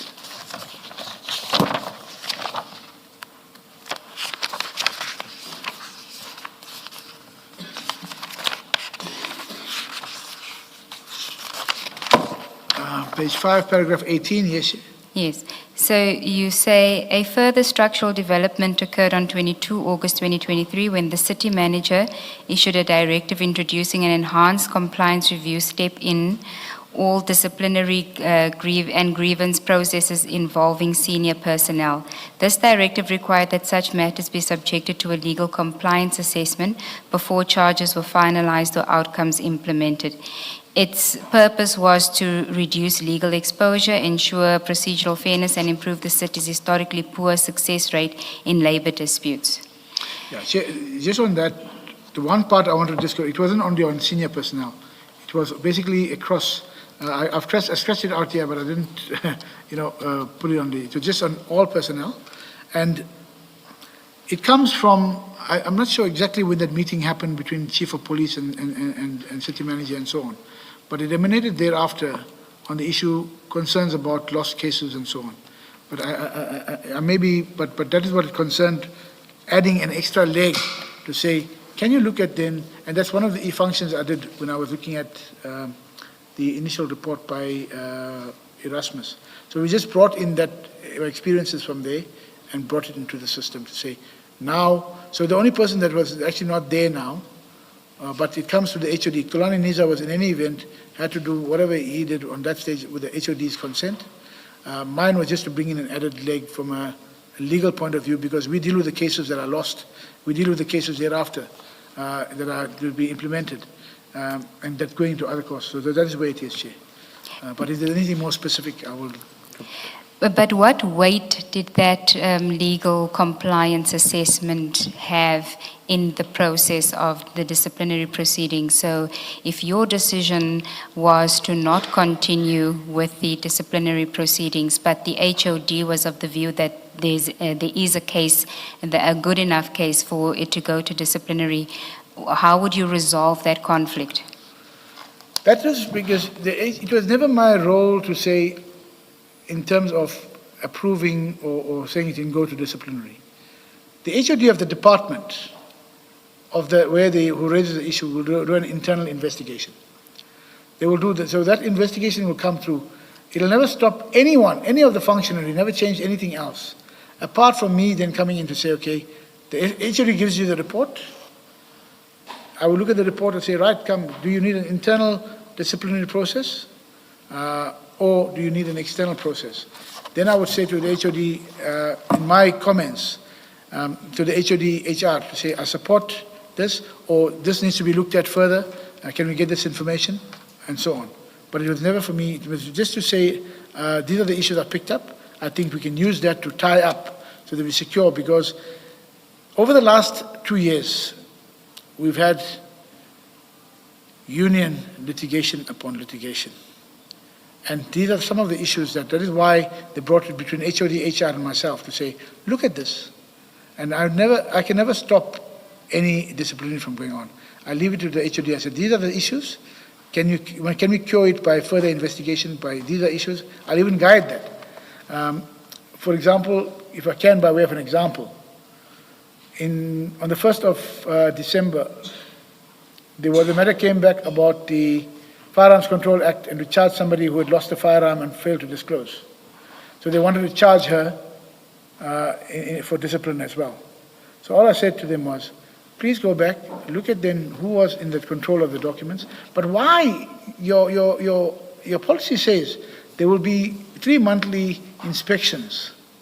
Where is that? So I asked them to get that added inspection report to say what has happened. It's just to strengthen any case that we're dealing with, but not to, I mean, the HOD HR will probably say, no, I hear you, or no, I don't agree. And she can take that decision.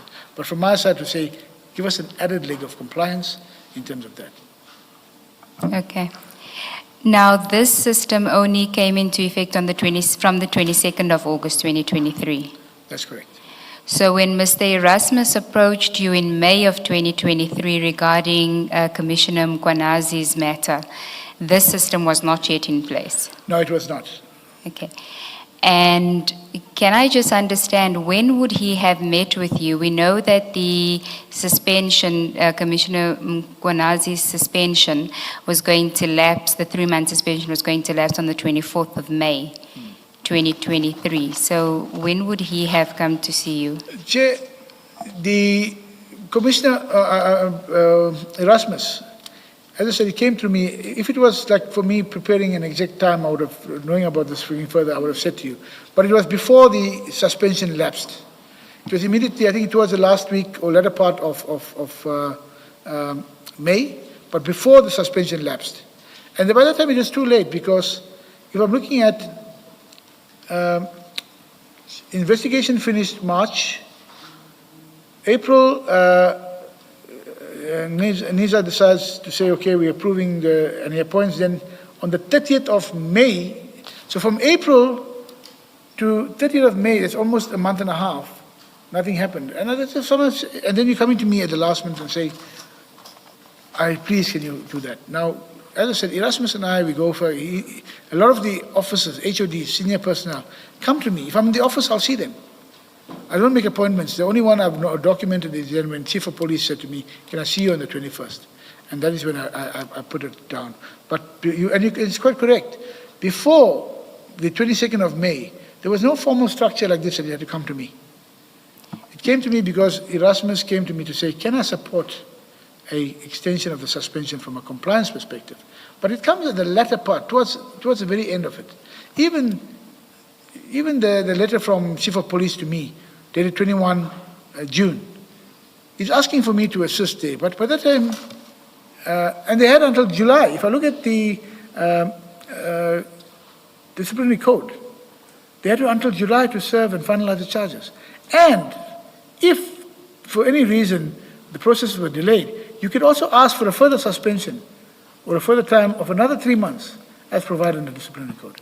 Isn't that what he was coming to you for guidance on that aspect, the extension of the suspension, not the merits of the disciplinary process itself and the charges? Counsel, when he comes to me to support an extension of a suspension, I cannot say, in light of the very serious charges that are against Mkhwanazi, and I want to know who are the witnesses, because the 2 witnesses that are there must be other witnesses who will supplement a positive case. So I have to go into that. I've got to delve into that to see, but what are the other issues that would be here? It's not about this, when you come to ask me to extend the suspension, you have to tell me, but why could you not do it all this time? Because it's suspended from February. What are the issues that relate to the stage now where you cannot, you're coming for an extension at the latter part of May? And that's when I looked at the document. Then I said to him, no, I'll have to speak to the chief as well. So that is where it was, Chair. Okay, and when you then give him the guidance, which we will get to from page 13 on your assessment of the case, I understand you to be saying that you took the docket or the file away from him for a short period to review. So you didn't make a decision or give your view to him then and there on that day when he saw you? No, I did not. Okay. It was about 2 days, I think, 1 or 2 days. Yeah. And apart from him, who else did you discuss the matter with before you gave him your view on the merits of the case? Besides Chief, because he was the one who drafted the documents, and I asked these questions, the next person was the Chief of Police. Okay, but you only meet with the Chief of Police on the 21st of June, 2023, correct? 21 June 2023, that's correct? Yes, but Erasmus had come to you before the 24th of May, 2023. So it's about a month between the 2 meetings. Yeah, okay, in terms of formal discussions, but I was given city manager, because she has an interest there, to say, city manager, we're looking at these issues. We're looking at these issues of, Erasmus is with me, I'm speaking to the Chief of Police, but that would have been a verbal communication as well. It wouldn't have been a formal matter. The only formal letter was when the email went out to Linda Naike, which is concerning the iPad update. Okay, so you discussed it with Erasmus, the city manager, and then on the 21st of June, 2023, you discussed it with the Chief of Police. Yes. Okay. Now, the way your statement reads, it's as though by the time you speak to the Chief of Police on the 21st of June, you had already formed an opinion on the merits of the case, because the Chief of Police, in his letter that he sends to you after that meeting, says, having discussed the matter, and he explains to you why he disagrees with your views. So you had already formed the view then before you spoke to him, correct? It's correct, because I went through the documents. When I look at the file, I formed a view that there were certain aspects that needed to be addressed. And the link then to the state of the city address and so on. So I formed the view. So the meeting with the Chief of Police and I would have taken under an hour. So it wasn't a long meeting. It was about an hour where I said to Chief, these are my concerns.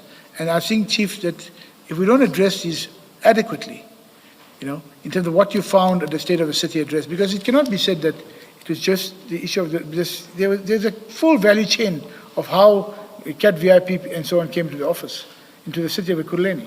So let's look at those aspects. And that is where my issue was. An opinion to say, yes, these are the issues we looked at. But did you have a discussion with the HOD HR? No, the HOD HR at that stage, because it was still dealt with, you remember Chief deals with the disciplinaries? I had no discussion with the HOD because the extension of suspension application would be dealt with by HR. So this was between the Chief of Police and myself. Okay. Can I just ask, when Mr. Erasmus comes to you, or Colonel Erasmus comes to you about an extension, why did you not direct him to the HR people? Because as you correctly say, disciplinary matters are HR matters. Yes, Chair, because it is the HR persons were already dealing with a possible extension of the suspension. He was looking for compliance comments to support in doing that. So that's why he came to me from the compliance perspective. Is there something that I could support it? Because if it goes then to the HR, it is more likely that the HR will grant a suspension. But that is when I picked up on those issues, I could not then, without having those issues addressed, grant or finalize at that stage. And I said, let's speak to the Chief of Police. Sorry, I don't understand. You say in your statement that he came to you regarding the impending expiry of the precautionary suspension, and I understood your evidence earlier to be exactly that. He came to speak to you about an extension, or that the suspension is about to expire. What do we do? Yeah. I understood that to be your evidence. Chair, my evidence, yes, in the main, but it was about trying to get compliance support from me to give him support or favorable comments to send through to the HOD, who deals with the extension. That's not my process. But to look at compliance comments, which I could support for that extension. And then when I looked at the file a day or two afterwards, or engaged with the file, and when I met him again, that is when I said to him, but you need, these are the risks I'm seeing. The extension is one issue, but how far are you, which other witnesses are you going to get? Because when you're asking for extension in our environment, you're going to say, which other witnesses are you still looking at getting? The first witness, Jeff Wicks, we don't know what happened to him, whether he was coming in or not, because the Chief of Police sent him an invite. Mgwabe seems to be not very committal about what happened there. All Mgwabe says is that he raised it with the senior management. He raised the report on the donations with the senior management. There's nothing further from there. Christine talks about certain issues of other donations dealt with this issue. And I said to him, but from a compliance perspective, the issue of nothing stops you from going on with the disciplinary. In terms of even the extension of suspension, even if the suspension occurred, there are processes in place when you're finding a matter for condonation to deal with that. And these are some of the issues that dealt with, because if the suspension had occurred, what else could you have done? If the suspension ended, you could still go on with the disciplinary.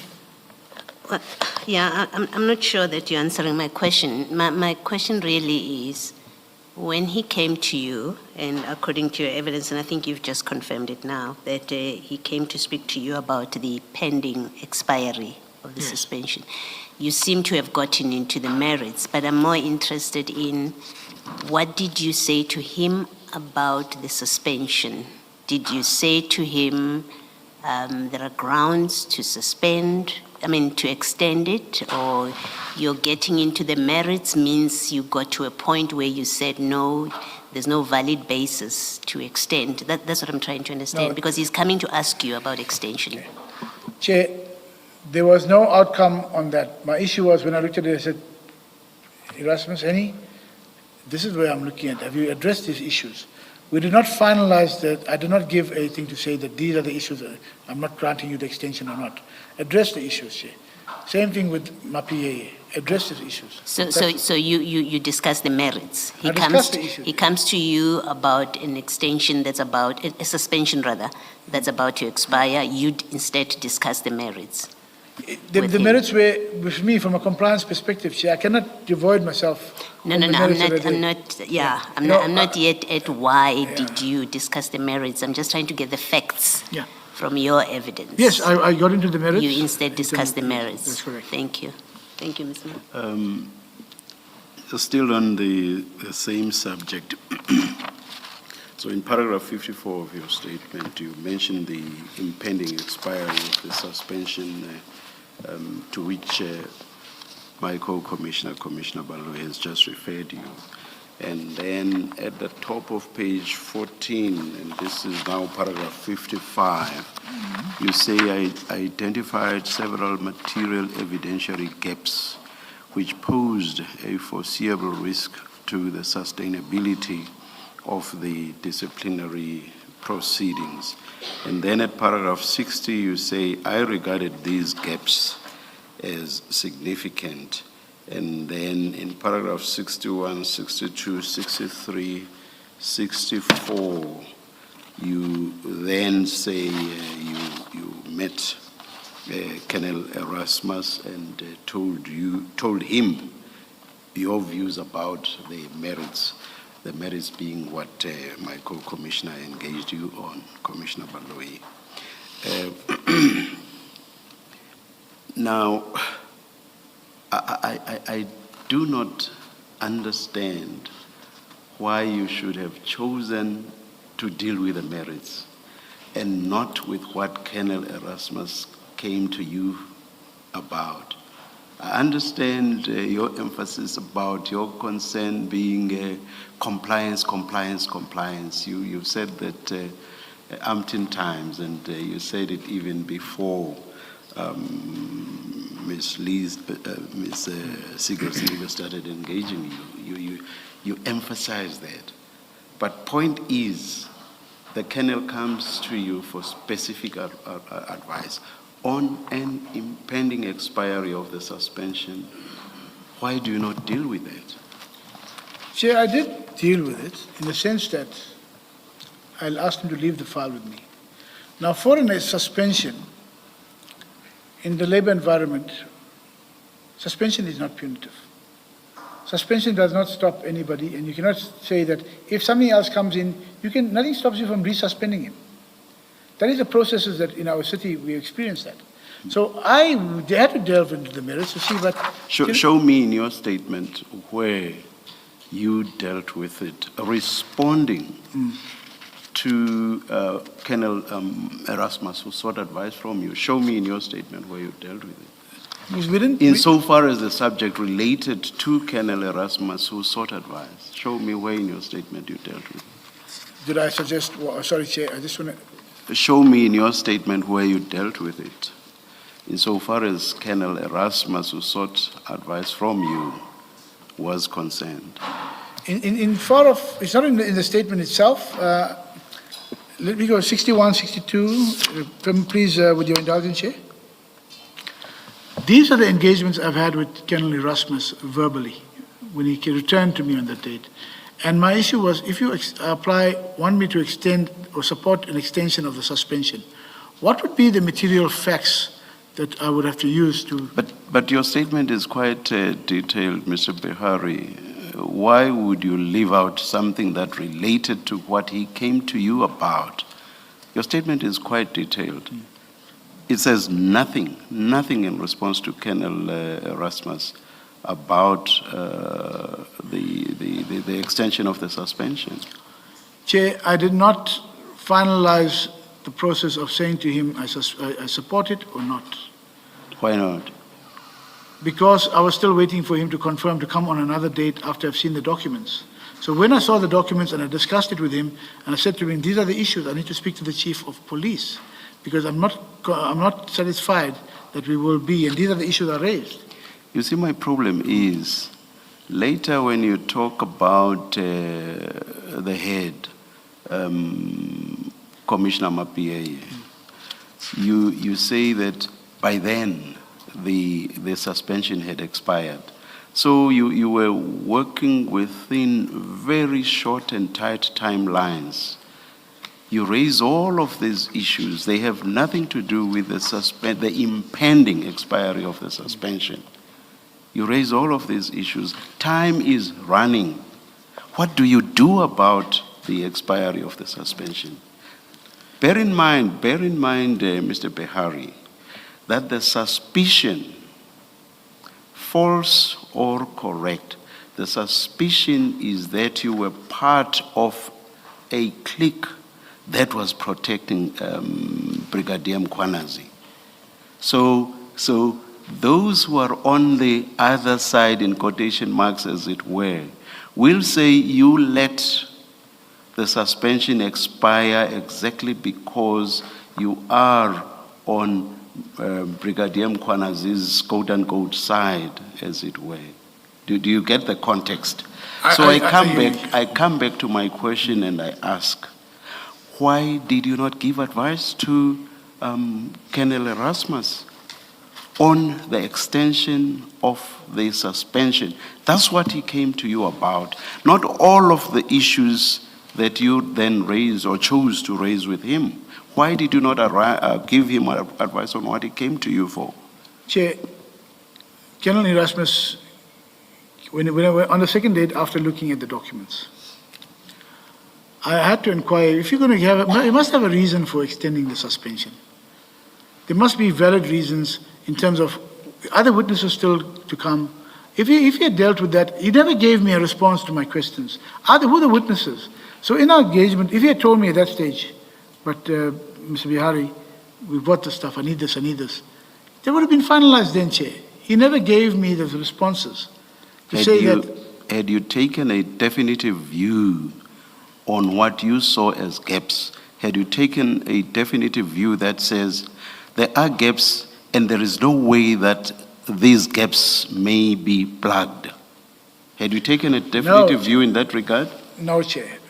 When I had the thing, it was a conversation with Erasmus to say, these are challenges, but tell me. Now, if you had not taken a definitive view, surely that must mean that you had not discounted the possibility that further investigations just might plug those gaps. Is that not correct? The further investigations, Chair, would have certainly plugged it, if those gaps.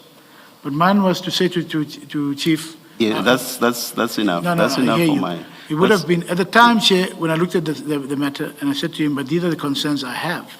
If he said to me, no, I still need this witness and so on, during our conversation, I would have had no problem with that, Chair. No. It could not simply have depended on what he said. You are the head of legal. Yes.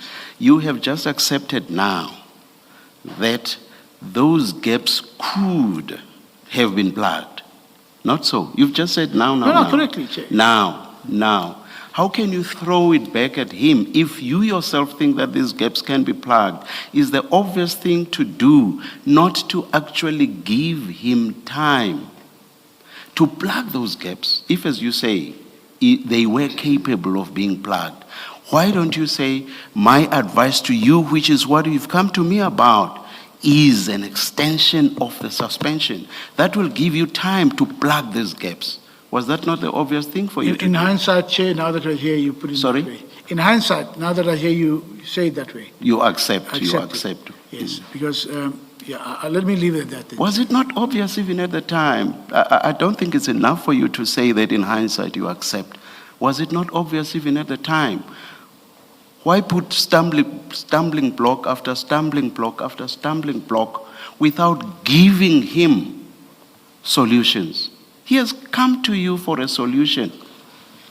Chair, at the time, the solution was for me to say, go and complete the investigations. Go and do the stuff. Exactly. Right. Exactly. I And for did tell that to happen, Mr. Behari, he needs time, and he can only have enough time if you agree to the extension of the suspension. The suspension was not was for a purpose. It was not for the sake of it. Suspension should be removed from the system for proper investigations to take place. So why do you not give him time to do that? By assisting him with what he came to you for, extending the suspension. It's not enough to say in hindsight you agree with me. Chair, when he came to me, it was about supporting the extension of a suspension. We had an engagement. I said to him, these are what I think are problematic. These are things we have to close, and these are the witnesses we have to deal with.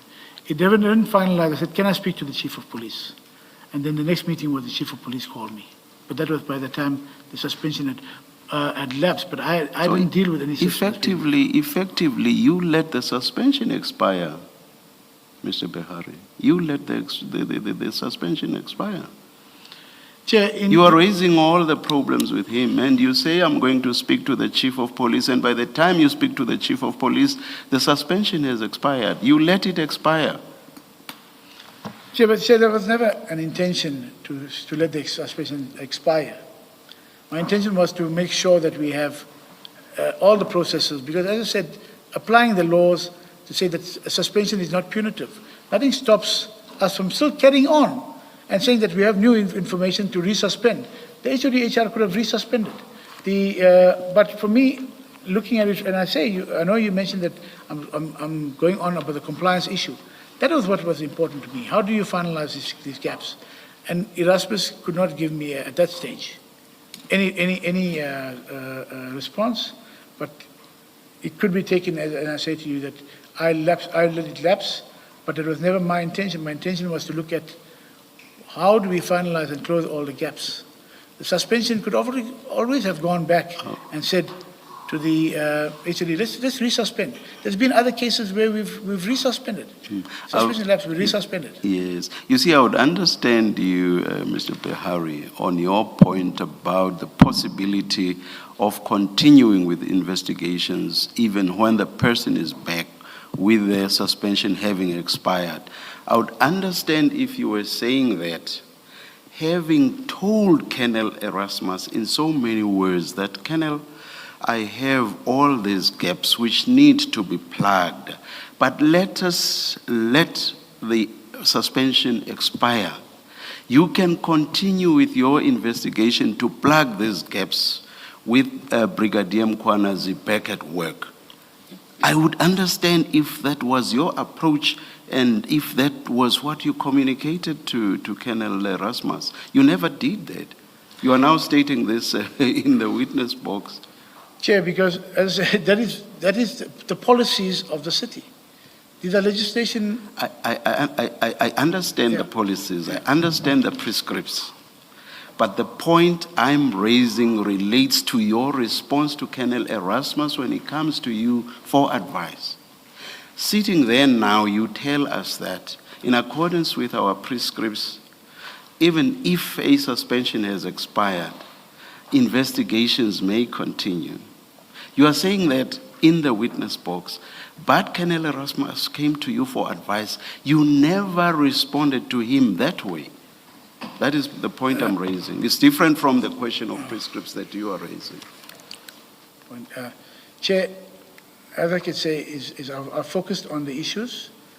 Colonel Erasmus, as I said, I'm aware of the processes in terms of suspensions. If the suspension lapses, we've dealt with that previously, where we can always suspend again. Because there's new issues that came in. Can you please focus on how you dealt with Colonel Erasmus? Please, but that was please do not focus on the prescripts. I understand them. Okay, but Can you focus on how you dealt with Colonel Erasmus? That's my issue. Chair, there was no definitive response to Colonel Erasmus. I did say to him I will discuss it also with the Chief of Police, because even if the suspension lapsed, then I could have still discussed it with the Chief and said, right, once we finalized it, let's go proceed further on that issue. Thank you. Thank you. Thank you. Can I just ask a question? After the suspension lapsed, you would have been aware, because you say in your statement it was impending, the lapse. After it had lapsed, did you ever say to Erasmus and to Mapiaye, in the light of the serious allegations mentioned in Erasmus's investigation, the city has the power to resuspend, so I advise you to consider that as an option. Did you ever do that? No, I didn't say it in so many words, because it is available within the HR space that you can do that. No, but I did not. Either you did or you did not. And if you did not, just say, I did not advise Chair, them. I did not give them that. After Erasmus finished off with Erasmus, there was a break with the Chief of Police. The issue of suspension then never came out thereafter, because there was other issues. I understand that, I don't know how far that process is followed, but it seems to be, when I spoke to the Chief of Police on the 21st. Behari, you are the head of legal within Ekurhuleni. You know if the power to resuspend is there in the prescripts. The reason Erasmus came to you in the first place was he was aware of the impending period, and he was asking you for support. You are now aware that the period has come and gone, and the effect of that is that Mkwanazi is back at work. You know that. Yes. And you're now engaging with the two of them, Mapiaye and Erasmus, on the seriousness, and we'll still come back to that later on, the seriousness of the allegations. But as head of legal, at no point do you advise the city manager or Mapiyeye or Erasmus that there is a power to resuspend. These are serious allegations. Erasmus probably needs time to plug all these gaps. I find that astonishing. Chair, if I may, when I raised those issues with both Mapiyeye and Erasmus, I had nothing further after my last meeting with Chief of Police. Now, if he had come back and we've plugged the gaps, but there was no response due to the nature of issues I've raised with the Chief of Police. There was no further comeback to me. And if they say we've addressed the issues that you raised in our meeting, can we now go on? And I would have said, yes, certainly, let's go to a resuspension. That is how we've done resuspension, to say, this is what the initial circumstances were. We've addressed that, and now we can go on. But that matter seemed to have stopped or stalled. The last was on the 21st of June. And then I heard nothing further from that. Mr. Behari, I have an issue with the notion that Colonel Erasmus approached you on the issue of the suspension. You didn't tell us why he wanted the extension of the suspension, because in your statement you say that he told you that he had concluded his investigation and wanted an extension pending the disciplinary action. Why did he want the extension pending the disciplinary action if the investigation, according to him, had been concluded? Chair, those were the issues when he came to me saying that the investigation was concluded, he wanted me to support an extension. Now, if you look at the conclusion of that, when I raised these issues, but is your investigations complete? And given the fact of the witnesses that you're going to call for the disciplinary inquiry, I extended that to say, but these are the witnesses. Do you not have to revisit anything? Are there any other witnesses? Do you have to get a statement from Mr. Jeff Weeks? Do you have to look at the engagements with Mwabe, Christine? So, if those had been completed and returned to me, certainly we could have suspended, but anyway, I would have supported another suspension through the HR processes. Yes, but I think that goes to if the investigation is not complete. He comes to you and says the investigation is complete. I've concluded my investigation, but I still want an extension pending the disciplinary action. Surely those reasons must be different to I still have an investigation to conclude. And if those reasons are different, you can't even go into the merits because he said to you, I've concluded my investigation, but I want the extension suspended pending the disciplinary action. So there must have been a different reason other than the conclusion of the investigation, other than filling gaps, because he comes to you on the premise that the investigation has been concluded. And you know as a lawyer that one of the reasons could be that the safety of the witnesses if he comes back to work, or that he might intimidate workers or he might influence evidence. You in your statement, you don't say why he asked for the extension. And in light of the suggestion that Chief of Police Mapiyeye says you took the docket from him, he was pressurized to give the docket to you. It seems to me that Colonel Erasmus' approach for an extension is a convenient explanation as to why you inserted yourself into this process in the first place, because he had no reason to ask you for the extension. We have no record of him even requesting the extension, and it would seem to me that he would go to someone else who had already been involved in the process, like the chief of the police or head of HR, to speak to them about the extension. So you aren't able to tell us what he asked you the extension for, what was the motivation for it, because the investigation was concluded. And all that you give him in response to that is gaps about an investigation that he told you has been concluded. And that is, I think, the difficulty that we have, is that you're not telling us why he came to you in the first place. It couldn't have been to finalize his investigation. Chair, Mr. Erasmus never came to me to grant an extension. He never came to me to grant an extension. He gave to me to say that the process of extensions is with the HR process. I need some comments to support that. And then I started, okay, Tinus, Henny, is your case finished? You say, I see your report says investigation is complete on this day. So what do you need the extension for? And if you need the extension, are there any other witnesses that you still need to secure? Are there, because in my environment here, you don't grant an extension for the mere asking. You know, I've got to apply my mind to say, well, what else is still required? And if there is a process, then after that, to say, I've raised, and look at, are you going to close up the gap with Christine? Are you going to close up the gap with Guabe?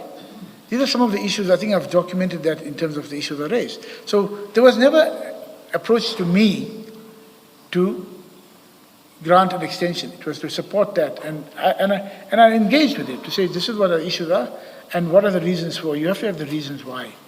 I could say to the HOD HR, I support these reasons. Can we go on? Yes. Mr. Behari, in your paragraph 54, you say he came to you to seek guidance regarding the impending expiry of the precautionary suspension. So, in your own words, Yeah. that's why he approached you.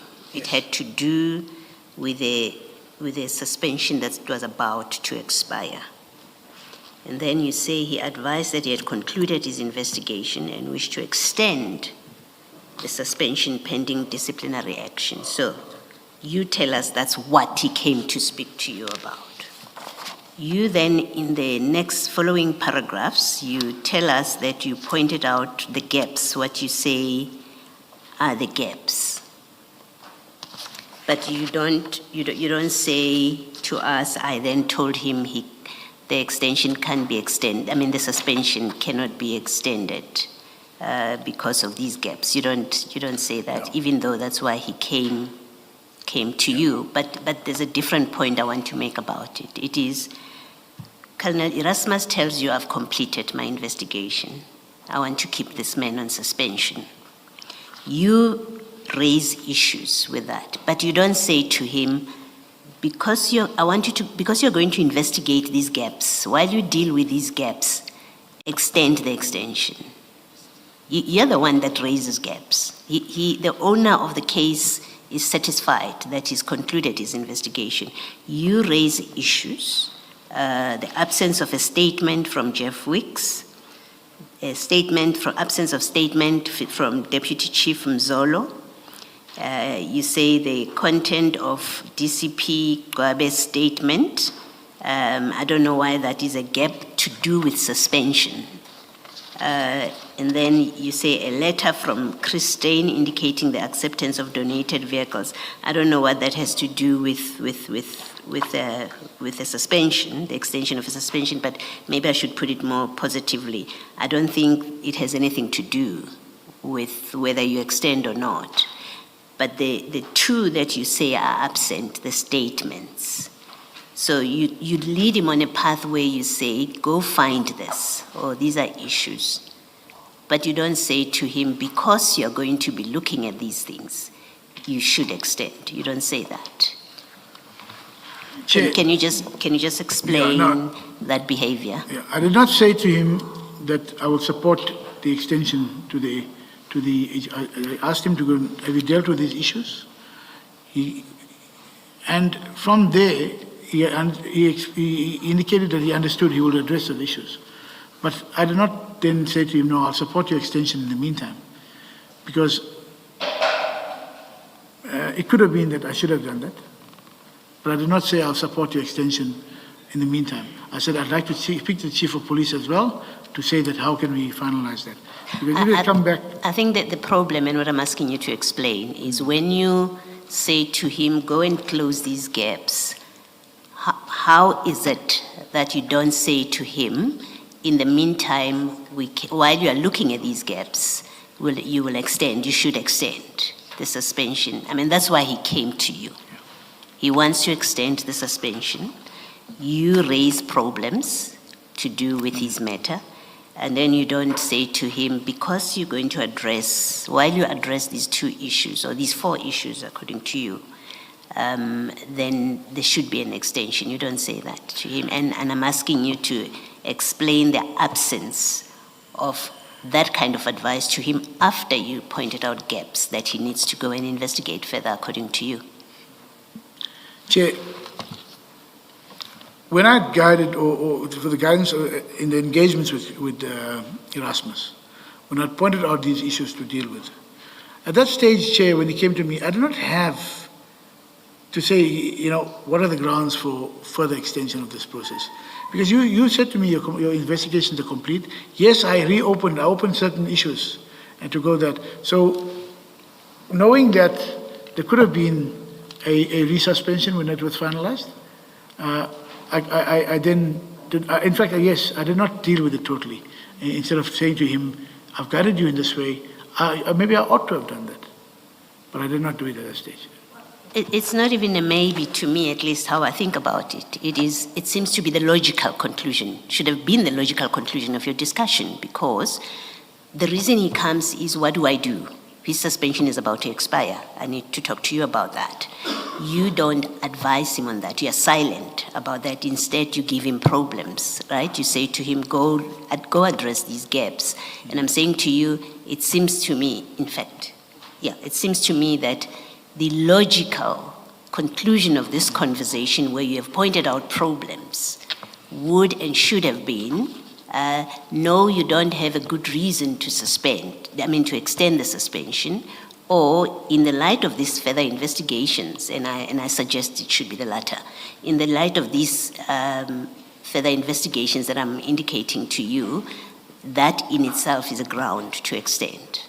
You should extend it before it expires. I don't understand how you did not advise on this that he approached you about, especially where the only advice, or reasonable advice rather, let me say, would have been, in the light of the issues I've raised with you, you do have a reason to go and extend the suspension. Chair, I believe at that stage it would be premature for me to have done that, to have supported the extension. And then by that time, I understood from him there was already an extension request to the HR department. But he was coming to me to give that added aspect. And for me, I believe it will be premature until we finalize those issues that I had raised. So I didn't proceed that way. So are you saying when he came to you to ask you for advice or to have a discussion with you about the extension of the suspension, a request had already been made to HR to extend? That's what I understood. There was something. So he wanted me to give him comments that could have been supporting, they could take it to HR. And that is when I raised the issue. I understood that it was already going to HR for the extension of the suspension. So your discussion with him about the extension would have been a waste of time then, if the request was already with HR? Well, if I could, if it was still at HR, and if I give him, if everything was in order there, and I found the reason, I could have sent through the support to the HR department. Thank you.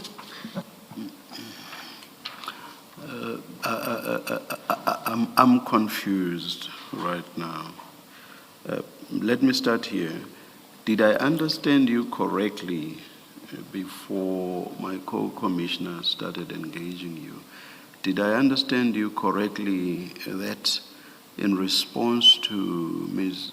Siegel's Ncube, you said Colonel Erasmus had not come to you for advice? I thought I heard you say so. He's not come to me for the extension. He's come to me to deal with the guidance. He had not come to you for advice on the extension. No, not come to me for an extension. I think that is where I understood to talk about an extension itself. But he had come to me for advice to look at how we could support the extension through the HR process.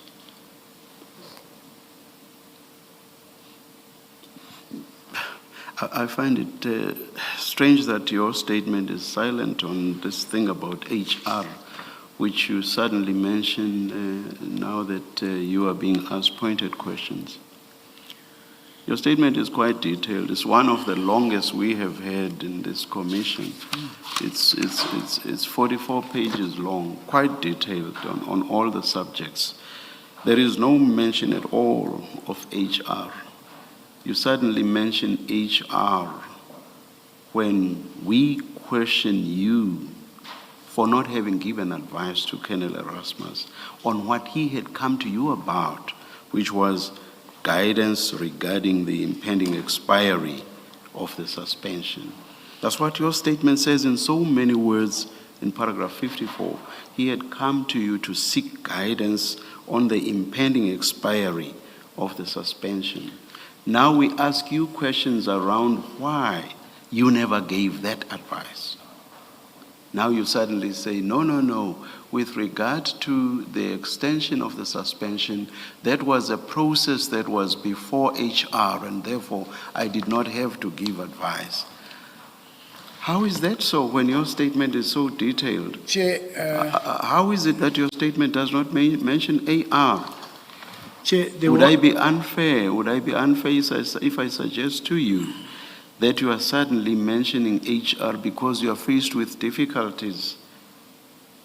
Because now you cannot tell us why you did not advise Colonel Erasmus on what you had come to him about, or rather, on what he had come to you about. Chair, at the time Colonel Erasmus came to me, there was already a process for the extension pushed through to HR. He wanted me to give him some supporting comments and advice that I could support it to HR, to the HR HOD. That is where the extent is when I raised the issue. So for me to support anything without having the full details. And your statement says nothing about any of that insofar as it relates to HR. It says nothing about that. You only mention it for the first time when we question your failure to advise him on what he, in your own words, had come to you about. That's when you mention HR for the first time. Yes, it gives you a way out. You try to get away from the difficulty facing you by suddenly mentioning HR. I suggest to you, Mr. Behari, that you are mentioning HR for the first time because you cannot answer the questions we are putting to you about your failure to advise Colonel Erasmus on what he had sought your advice. Chair, I cannot, I hear you, but I cannot support that. I respect that fact that Erasmus came to me on the way to HR for the approval of that. Okay. I then raised the issues which I said to, if I'm going to support an extension, these are the issues that need to be addressed. I did not have at that stage any information, and I believed it to be premature to me to even look at supporting a suspension.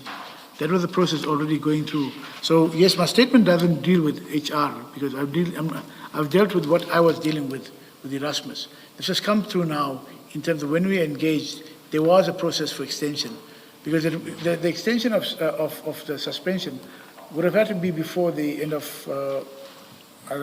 sometime toward the end of May.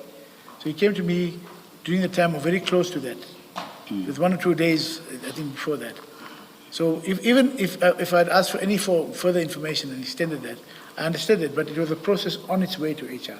So my apologies if I didn't, in my statement, deal with it, but that is the process there at HR. I was in the way to say, so please, can you support this? I raised issues on what, and what you raised as gaps, were these even gaps? Were these even gaps? Let's look at the first one, the one about an outstanding statement from Mr. Jeff Wicks. Mr. Jeff Wicks had raised issues that were or ought to have been within the knowledge of EMPD officials. Is that not correct? Chair, with regard to Jeff Wicks, it came to the knowledge of EMPD officials, Rivers Peace, through Jeff Wicks. Yes. Now, in my engagements, whatever issues we're dealing with, we have a primary, in terms of the value chain of the evidence, to say, who did you get the information from? So if Jeff Weeks was there, and Chief of Police wrote a letter to Jeff Weeks, so I asked him, did Jeff Weeks respond? Because there was a letter. So either Jeff Weeks said, no, I'm not coming to the process or whatever. It wasn't there, it wasn't obvious from that engagement. Then the next witness was Mzolo. No, before you move to someone else, I'm saying the issues raised by Mr. Jeff Weeks were issues that the EMPD could, within the EMPD, have been able to establish for itself. Is that correct or not? It would not have, the issue of the blue lights, they could have done that. The issue of the donations, they could have done it, that's correct. Yes. But still, it must emanate from somewhere, Chair. The investigation comes from somewhere. It comes from Mr. Weeks. If there's any questions posed to EMPD. All that he did was to bring into the public domain facts of which the EMPD people were either aware or could easily have become aware, and you've already accepted that. Yeah. So I don't understand why you would have insisted on a statement by Mr. Jeff Weeks. I don't understand that. Chair, I did not insist and say he must get a statement from Jeff Weeks. But that was one of your gaps. Yes, the names were there to say, did you get a statement from Jeff Weeks? Because after the letter from Chief of Police Weeks, we had nothing further. So if you were saying to me that Weeks is not prepared to come, then that's a different story, Chair. But that seemed to be still an outstanding matter, which I was not made aware of. Outstanding matter for the sake of it, Mr. Behari, so far as I'm concerned. And truth be told, were you seriously expecting to get a statement from Mr. Jeff Weeks? I'm not suggesting that journalists should not give statements, but you and I know the attitude of journalists. Were you seriously expecting to get a statement from Jeff Weeks? Was this not just a way of blocking progress on this matter? Chair, respectfully, Yes. I seriously, in all my experience, I've always looked at the cycle of evidence. Yes. Where does it start from? Where does it end? This came through from Mr. Jeff Weeks. If he was not prepared to do that, then we have to deal with it separately. But I was seriously expecting, because we have many instances when we have even emails that are coming through, emails that are generated from untraceable accounts. If we're going to go and investigate every one of those issues, and then when it comes to a situation where I prove it, where you got the information from, you don't want to have a situation where possibly the hearsay issues come in. So I was seriously looking at Mr. Weeks. If he said, no, I'm not prepared to come as a witness, it's fine. At the risk of being repetitive, you have already accepted that the issues that Mr. Jeff Weeks raised were issues that were either within the knowledge of EMPD officials or issues that EMPD officials could easily have been able to establish. So I just do not understand the fixation with getting a statement from Mr. Jeff Weeks. I don't understand it. Chair, to the extent that I did not insist on a statement from Weeks, I mentioned him, did you get the statement from him? But Chair, the issues that Jeff Weeks raised could have been raised or elicited from the EMPD officials. But if you look at it, for a very important aspect he raised was the blue lights issue. The witnesses in the matter says there was no blue lights. It would possibly need then Jeff Weeks to come and substantiate, but this is where we've got it, this is where the information is, to assist and counter what the witness is saying from EMPD. That is my engagement and my thinking when I dealt with the issue. So in requesting Jeff Weeks. Let's move on to the second gap, the absence of a statement from Deputy Chief Mzolo, who was the accounting senior manager to whom Brigadier Mkhwanazi reported during the relevant period.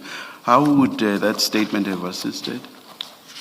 The statement from Deputy Chief of Police Mzolo would have assisted in the sense that when Mkhwanazi says that he was given these functions when he started to act, the incidents happened during the acting period. when he was following the instructions or what happened, they to continue from Zolo. So that is where one of the issues I looked at, to say, but if it is coming from Zolo, he should be coming to deny that he ever gave him to do these aspects, which was in terms of the MOU and all of the other aspects. So that is why I felt it was impressive. If we get a statement from Mzolo to say, no, but I never gave such instructions to Mkunazi. I'm not sure I follow that, but I will move on.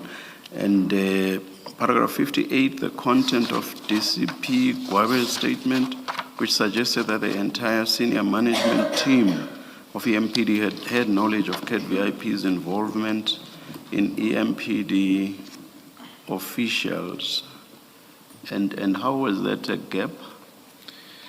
Chair, The sort of gap that would have made disciplining Brigadier Mkhwanazi impossible. Chair, in terms of the evidentiary issue, if Gwabe, he was instrumental in saying he received a 300,000 rand donation, and he informed the senior management of that donation. Now, already the donation was irregular,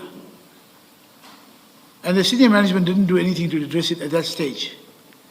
Gwabe is very vague in terms of just 2021, 2022. So it would have been in my assessment to say that, but if the senior management of EMPD knew of the involvement of VIP, CAT VIP, and what happened, why was nothing happened thereafter? So that is why I engaged him to say, Gwabe, and then the other issue is, why did Gwabe receive such a donation, knowing that these were the city manager had to approve the donation? So these were some of the thinking patterns that I had at that stage. I will leave it there. But Mr. Barry, there were very specific allegations against Brigadier Mkhwanazi, Brigadier at the time. It had to do with the motor vehicles being registered in the name of Ekurhuleni, and it had to do with the installation of blue lights on these vehicles, or on vehicles that belong to Mr. Matala. Now, to bring in Gwabe that he had received 300,000, I think it was, assistance with stationery, the involvement of CAT VIP with EMPD historically, that seems to be red herrings, because it has nothing to do with the accusations at that time that you are being asked to speak to, in fact, the extension to which you're being asked to speak to, because the extension relates to charges about the vehicles and about the blue lights. And you're throwing in quite a number of things that have nothing to do with that, and I don't understand how you would have thought, one, that's relevant for purposes of considering an extension of a suspension, but two, why you would regard that to be a problem with these disciplinary charges against Brigadier Mkhwanazi. Thank you, Chair. I believed that they were crucial issues because it comes into the entire investigative diary or the docket. In terms of the blue lights issue, that was the allegation against... No, sorry, when you say it comes into the entire the investigation investigative diary, docket, what are you talking about? the information that was in the docket itself, to talk about donations. So the donations being specific to the vehicles, that in terms of the only witness that was going to be there that I could ascertain from Erasmus was Christine. Now if Christine says that, but we did this, and when Mkhwanazi comes to us, I told him what the process is. Yes. And that process is totally different, or what We've done this before, that's what Christine Yes. says, yes. Now, in what way then would it be an implication that you want to finalize and make sure that the case against Mkhwanazi is strong? That is what we're looking at. So if you have a witness, the sole witness being to say in terms of donations that, no, we've done this before, how would that then render the allegations against Mkhwanazi a problem? Because you have the one witness you're relying on who's saying something different. Well, are you suggesting, as head of legal, that because Steyn says I've done this before, nobody can be disciplined for it, even if it is against municipal policies and against the law? Surely that's not the suggestion you're making. No, Chair, that's not my suggestion. What I'm saying is, in looking at the matter holistically, you are looking at disciplining Mkonazi Yes. for the issue of the blue lights. Registering vehicles in the name of the EMPD. vehicles, right. Yes. So the only witness there, Steyn, says it has been done before. But Steyn is the one who guided Mkonazi, according to his statement, to say, we accept this on a letter. Give me a letter from the donor. And on that basis, that donation happened. Because Mkonazi given the letter as per his directive. Now, it's not okay, because that is where my concern is. If he says that we've been dealing with it previously, we've dealt with it in this way, it means all these donations have been irregular. I think Yes, even and you're saying you can't discipline Mkwanazi because it has been done before. That's what Steyn is telling us. No, I've not said that, Chair. What I'm saying is it makes a case against... Remember, we have to look at a case that is winnable. We have to look at a case that is going to be not have any implications coming back. So no one said don't discipline Mkonazi. But then I'm saying is, but Mkonazi says he relied on that. So Chris Steyn has been doing something. So why not add? You throw your net wide enough to deal with all the aspects who are dealing with illegalities. If it's only Mkonazi, he will say, I've relied on Chris Steyn. And Mwabe... Isn't that what a disciplinary process, disciplinary hearing is about? It is to ventilate the allegations and the evidence that is presented in support thereof, and then your independent presiding officer will make a decision about it. Your management here, you proactively, that's not what you tell us, that's not what Erasmus came to discuss with you, but you take it upon yourself to start commenting on the strength of this case, that it is unwinnable or it's unsustainable. So you volunteer to do that. But your volunteering and the views that you express are to discourage, because that's really what you're doing here. Your comments are to discourage. You say this case is not sustainable. That's really what you're doing. It's not sustainable because Chris Steyn told him this. You make no reference to policy. You don't say to Erasmus and to us here that, the policy of the municipality or the conduct of the municipality indeed is such that that's how it was done.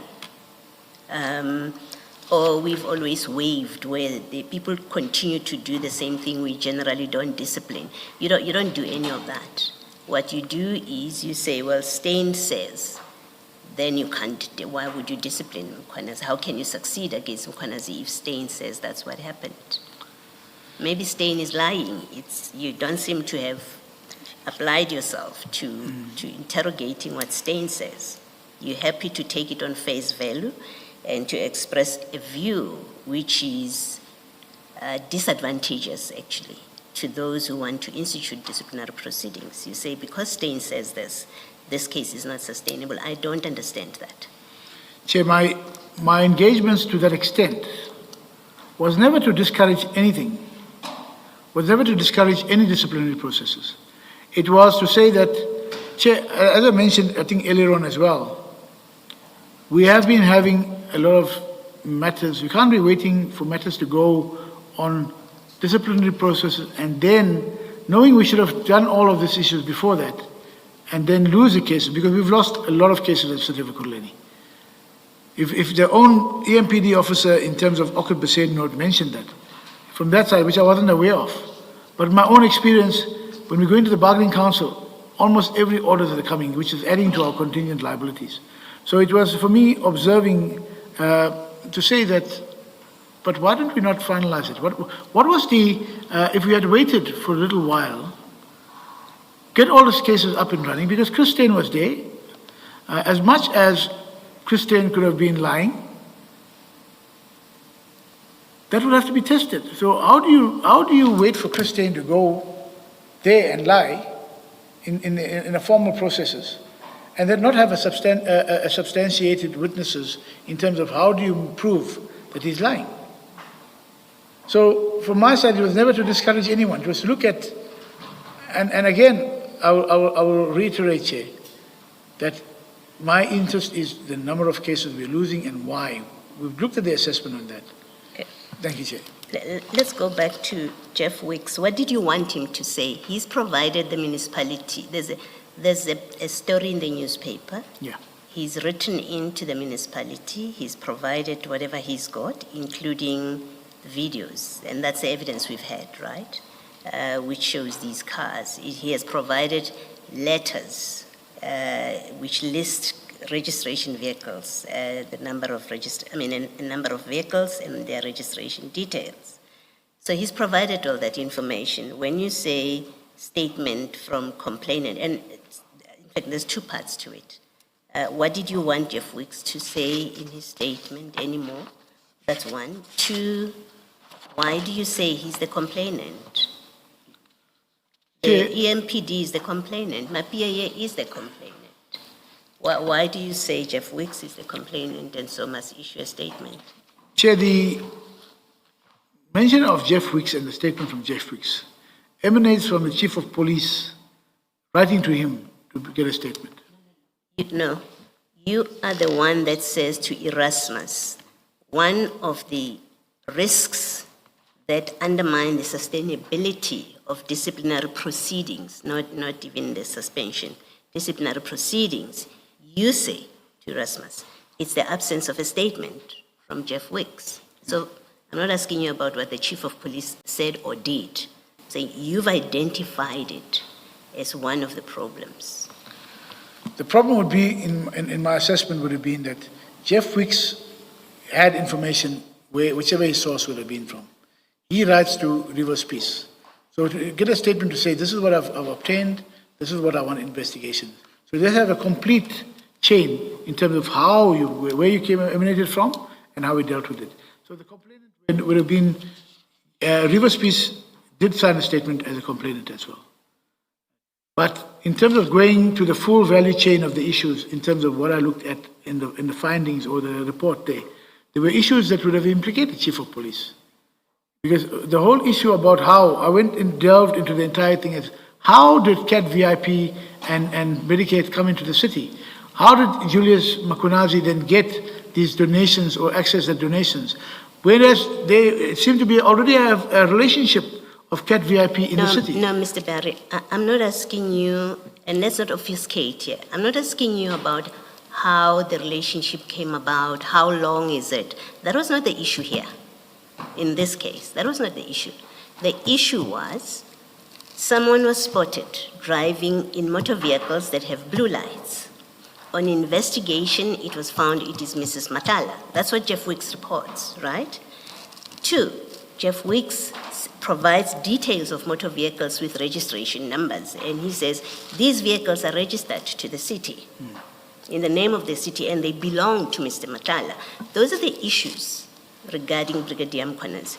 You then say to Colonel Erasmus, we have a problem because you don't have a statement from Mr. Wicks. Hence, my question is, well, what did you still want Mr. Wicks to do? To say, rather. Erasmus has conducted an investigation. As instructed by Spies, we know that. He's conducted an investigation. You have that report in front of you, so you know what's in there. Why you want a statement from Jeff Wicks to say what is a question that I'm asking you. Two, I put to you that you are wrong to refer to Mr. Wicks as a complainant. He's not a complainant. He's a journalist. He's a reporter. In fact, in this case, the complainant was the chief. It was management of EMPD that complained. It's not Mr. Wicks. So this when you say to Erasmus that Wicks is the complainant and therefore must give a statement, it's all wrong. There's no basis for it. May I respond, Chair? Chair, the issue of Wicks was that he brought the issue the complainant is not, as I said, looking at it. He brought the entire transfer of the vehicles, donations, to the attention of the city. Right. Now, why I looked at it is important in terms of proceeding to look at, maybe it's my old school or very old school, in terms of having a complete value chain in terms of where does a complaint emanate from. If it came from Wicks, that's all in good. It came from Wicks, but in terms of then linking that to the witnesses, Wicks would have been able to concretize where Chris Steyn says there was no blue lights fitted. Where do we look at other options, because it's a very serious issue about the blue lights? Where then we would look at other options in terms of who else could be proving. If Steyn says there was no blue lights fitted. So it was important in terms of the entire value chain to say to him, where's the statement of Jeff Wicks? Do you have the statement of Jeff Wicks? Is it coming through? There was nothing there. I felt it was important because he's involved in that process. In some respect, he's involved in that process. If it needed to be, that you get substantiate, but where you got this, are these fake messages? Where did you get that from, the source and so on? It could have been dealt with at that stage. It could have been secured as a further witness. Chair, and I think the other issue was, Chris Steyn could have been lying, and it could have been then ascertained but the other option was it could not have been lying. He could have said, but this is the process we have. If he showed, or whether Caesar's, other issues on Caesar's and so on. And he would, my point is, he would have had the opportunity to say that at the disciplinary hearing. Certainly. That's my issue with this, that the Chris Steyn, that's why I say this is just a red herring, really. Chris Steyn has given a statement. It's recorded in the report that you are looking at. That is going to be part of the evidence in the disciplinary hearing. Why you choose to make it an issue that has a bearing on how you respond to a request for guidance on the suspension, it's the part that I don't understand. Chair, in terms of Chris Steyn coming through as a witness and whatever said, yes, he'll have the opportunity at the disciplinary to deal with it. Remember, the disciplinary wasn't against him. He was a witness. Yes. He was an important witness for the city.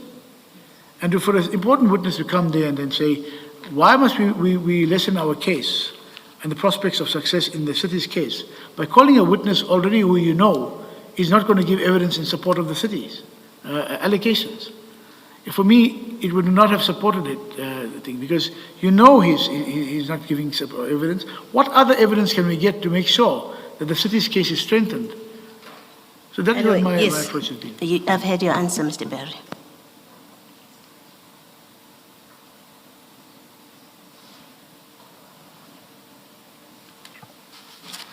Thank you.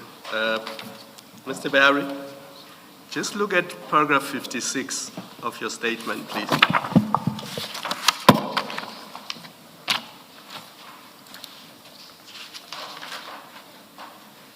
See, let's try to read it again. You say there, absence of the statement from the complainant, Mr. Wicks, notwithstanding documented attempts by EMPD to procure his cooperation. So by this point, you know they've asked him for the statement and he doesn't want to give it. Chair, there was no direct response to say, I'm not coming. There was just a letter from the chief of police to him. And I asked Erasmus, was there a statement forthcoming? There was no response from Jeff Wicks to say, I'm not prepared to come. Yes, so you say there in your own words, notwithstanding documented attempts by MPD to procure his cooperation. So you knew at this point that they've asked for it, yes, and he was not providing it. Well, I was asking for information about that. Has he provided it? Is he not prepared to come through? So there is the engagements with Erasmus to say, but your chief has written to Jeff Wicks. Has he responded, or did he just keep quiet? And let's assume that he did not come through. How does that then result in the charges against Mr. Mkhwanazi not being sustainable? Because that's what you say in the latter part of paragraph 56. You say these gaps, the 4 gaps you have identified, they pose foreseeable risk to the sustainability of the disciplinary proceedings. So you're basically saying without these things, the proceedings are not sustainable. This is the legal advice you're giving to people who are coming to you for advice. Explain to me how the absence of that statement renders the legal proceedings unsustainable. The absence of the statement from Jeff Wicks, Chair, as the disputes arise in the disciplinary process, it was for me to say, as I said, to look at the value chain. Where did it emanate from? How do you finalize who comes in? It's not going to be it's not a sole determinant to say that these prospects are weak, or it's not going to be sustainable. But in the entire cycle, it emanates from someone, it emanates from Jeff Wicks. What did the EMPD deal with? And did the EMPD not know about this before? Before these blue lights issues, was it the first time that the EMPD became aware of this at this stage? So, in looking at holistically at the evidence, it was very important. I don't want you to repeat yourself about the value chain. I don't want you to repeat yourself because you've already said that. I'm asking you a simple question. How does the absence affect the legal proceedings, the disciplinary proceedings continuing? Because they can continue without that statement. I just want you to accept that. Chair, it can continue without Could the statement. disciplinary proceedings continue without Mr. Wicks' statement? It can continue. Let's just stop there. Now, on Christine, you say Christine was not supporting the municipality's case. I don't understand how you can say that because earlier in your evidence in chief, unprompted, you were not prompted by anyone. You said these donations were irregular and unlawful. Now, Stein confirms that he registered the vehicles because Mkwanazi said to him there were donations to the city of Ekurhuleni. So how can you then say what he says, I'm talking about Stein, does not support Ekurhuleni's case? Because the very thing you said unprompted, that it shows that these things were irregular, that's the statement from Stein. Chair, I will reiterate, yes, unprompted. Those donations were unlawful. Stop there. Right. Now, that information comes from Christine. And we can take you there if you want us to, because we've got Stein's letter in front of us. Maybe, please, if I can look at that. If you say, does Christine say it was unlawful? No, Christine is not a lawyer. Christine is a fleet controller. Yeah. Christine says, Mkwanazi told me that CAT VIP services donated these vehicles to EMPD or Ekurhuleni. And he showed me a memorandum and a letter of donation. And I was satisfied that those documents were what he says they are, and I proceeded to register. Now, unprompted, you said that's unlawful and irregular. Yes. So what Stein says happened, you confirm that it's irregular and unlawful. So why then do you say Stein does not support the employer's case? But Stein goes more, Chair. Stein goes more to that. He says, but these things have been done in this process on other occasions. But Mr. Behari, you deal with those things by investigating them and charge those who were responsible in the past for doing similar things. It has nothing to do with whether you proceed or you do not proceed against Julius Mkwanazi. If people have done something wrong in the past, and as a result of Stein's statement, you become aware of it, you investigate them and you charge them. That's how you deal with it. You do not say it impacts on the sustainability of the charges against Mkwanazi. You do not say Chair, that. no, Chair, respectfully, the issue of Christine going further to that and say it was done, that had an impact. Because if Mkwanazi says he went to Christine, he asked him what was done, Christine says, come next day. He goes back, what do you need? So Christine, dealing with other transactions in that fleet and arrangement, guides him in this way. Then he took guidance from Christine. And that is why I'm saying to say, I'm not saying it's unsustainable in total, but the witness is going to come and say, but I guided him, we're doing this. So how is it then to say that you haven't followed the process, which I agree, but now Christine guides in this way? So why not look at the impact, but why is Christine guiding something on a totally incorrect process? Then who knew about that stuff? Because it was not a donation in the way it is done in terms of the city. Could it be a donation dealt with by fleet and other departments in the province or whatever it is? But from the city side, from what we request from a donation, it is not the correct process. So you're raising defenses for Julius Mkwanazi. Is that what you're doing? Chair, it is not an issue of raising defenses. It's an issue of looking at what were the possible defenses in terms of prospects of success, which affects us going forward. If these are the issues or the gaps that we identify, and we don't look at how we can close it, you can't wait for us to go into the open environment, whether it's disciplinary or bargaining council or courts, and then decide, no, these are the issues. It is not about that, Chair. It's about being proactive in the sense that it's not about a defense for Julius. It's about what the witness on behalf of the city is going to say. And is it a possibility that that court or whichever environment could take the city's, the witness of the city, which we call the witness. So I'm saying that it's not about a defense, Chair. It's about dealing with the issue and not waiting to lose a case. And then. My last. Last question. I'm mindful of the lunch break. Now, you are head of legal for the city of Ekurhuleni, and an investigating person from Ekurhuleni comes to you with this information. When they look at paragraph 55 to 60 of your statement, where you say to them, these are material gaps, they have the effect of affecting the sustainability of disciplinary proceedings against Mukhwanazi. I mean, what did you expect Chris Erasmus to think looking at this? Because the effect of this is that we don't have a good case against Mukhwanazi. Isn't that the effect of this? Chair, no. It is about becoming aware of what are the risks if we proceed in this form. Exactly. No, Chair, it's about becoming aware of what are the risks if we proceed in this form, and how do we as a city ensure that where we are doing the discipline, we are able to secure what our intended outcome would be. So in the serious note of what's been going on, our intention would be to secure. We can't go on a wishy-washy or say, okay, let's go on with the case, and then find maybe some way it'll be cured during the evidentiary issue. That's not the way I've been dealing with those methods. We look at and that is what I'm saying, that someone will say to you, but are you not overreaching your side? I'm going to leave it there. I think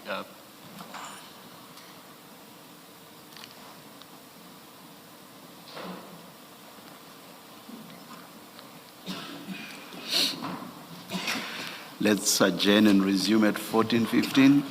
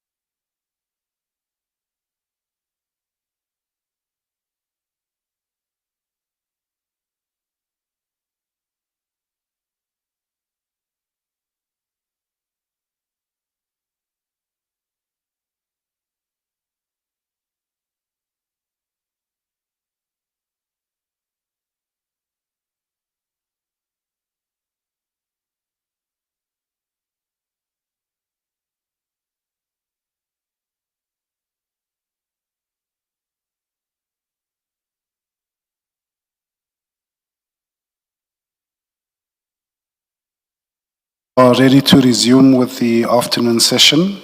It's 13 minutes past 2, but we are ready to start, so please switch off your cell phones. Thank you.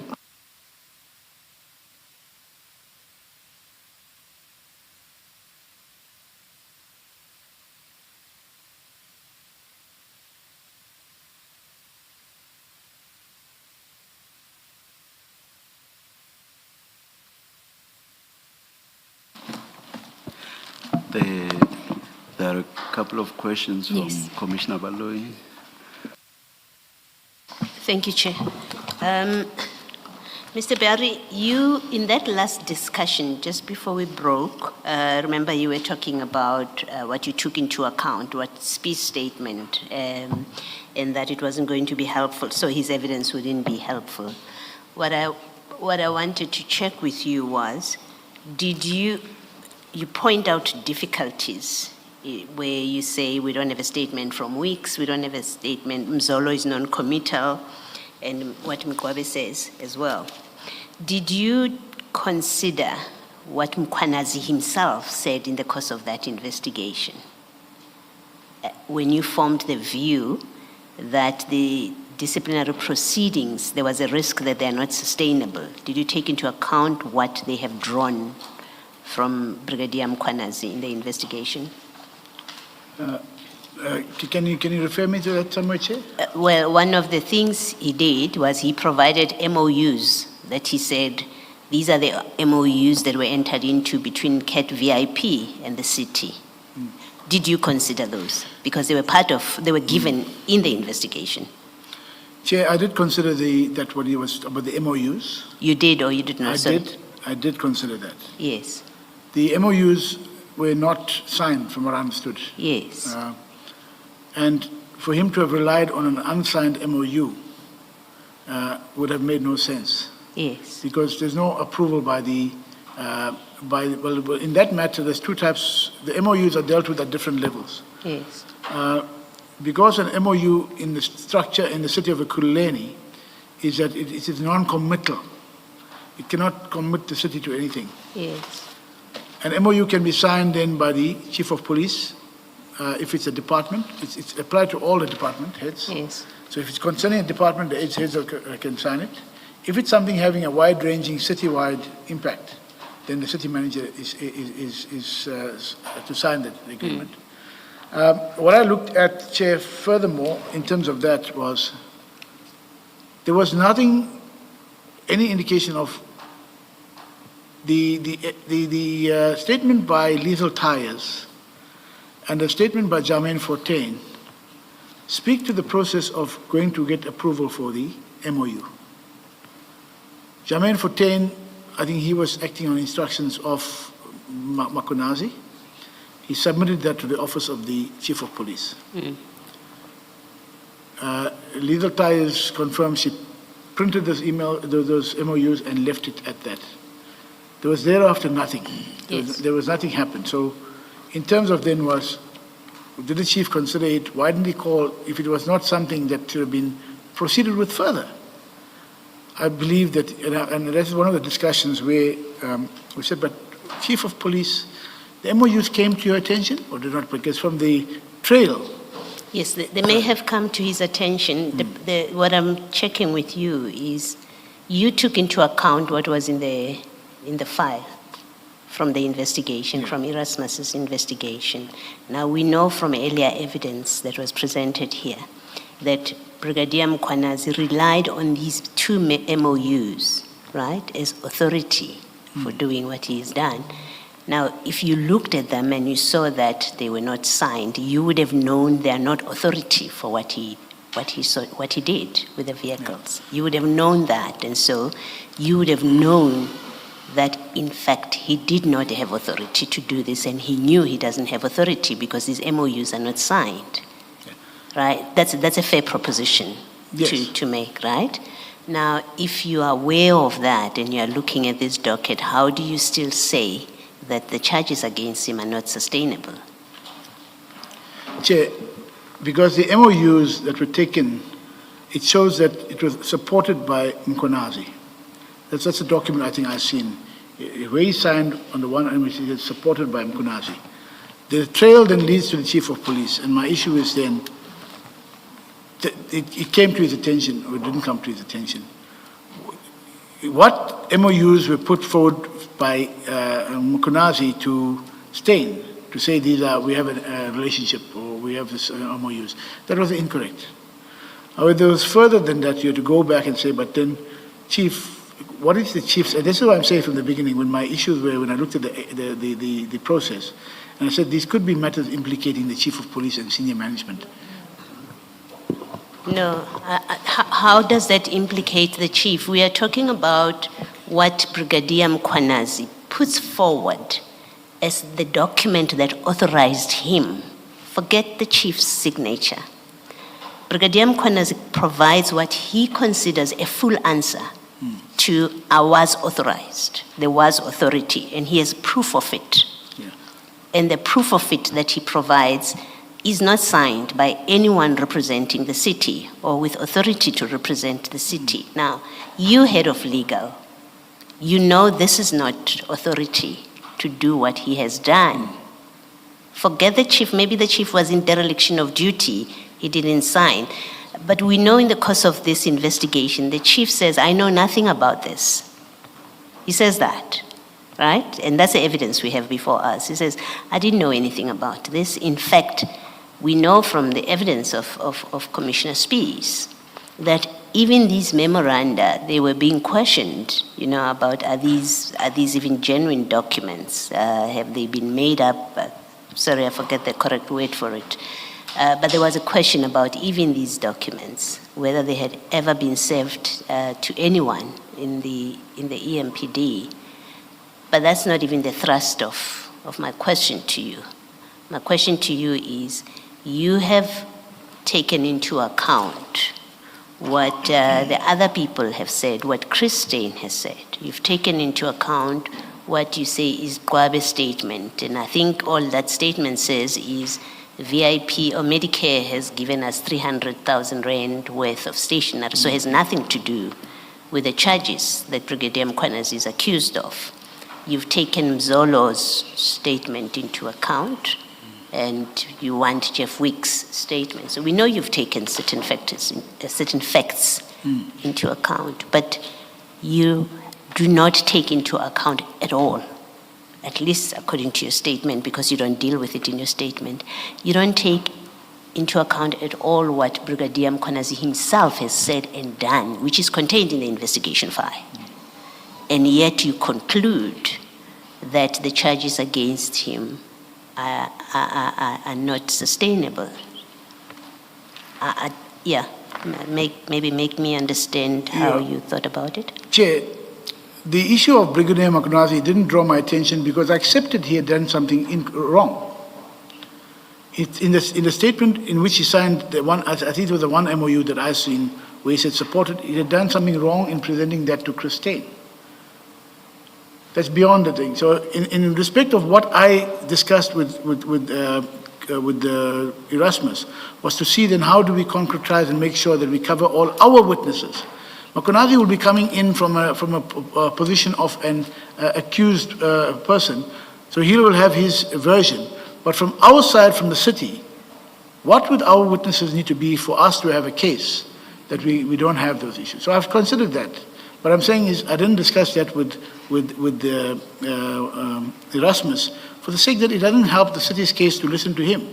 We were looking at on the other witnesses. But maybe lastly, let me say this to you, suggest this to you, that on Brigadier Mkhwanazi's own explanation as contained in that investigation report of Erasmus, which we have seen, just on his version, there was a case for the city. It's like if you've read that report, you would know, and you've seen what he says, he offers as an explanation for what happened. You would have known and should have known that there is a case for him to answer, just on his version. Chair, I agree with that. On his version, I agree with it. Thank you. All right. My issue was about our case going forward because it still had to go into a disciplinary environment We still have to secure all the witnesses. So at the time when somebody is on the accused side, there's several issues that could have been raised. Hence, my intention was, let's just secure our side. What is within our control? Our control is the witnesses who will be testifying on behalf of the city to finalize and get a successful case. That is what my intention was. Thank you, Mr. Bear. Thank you, Chair.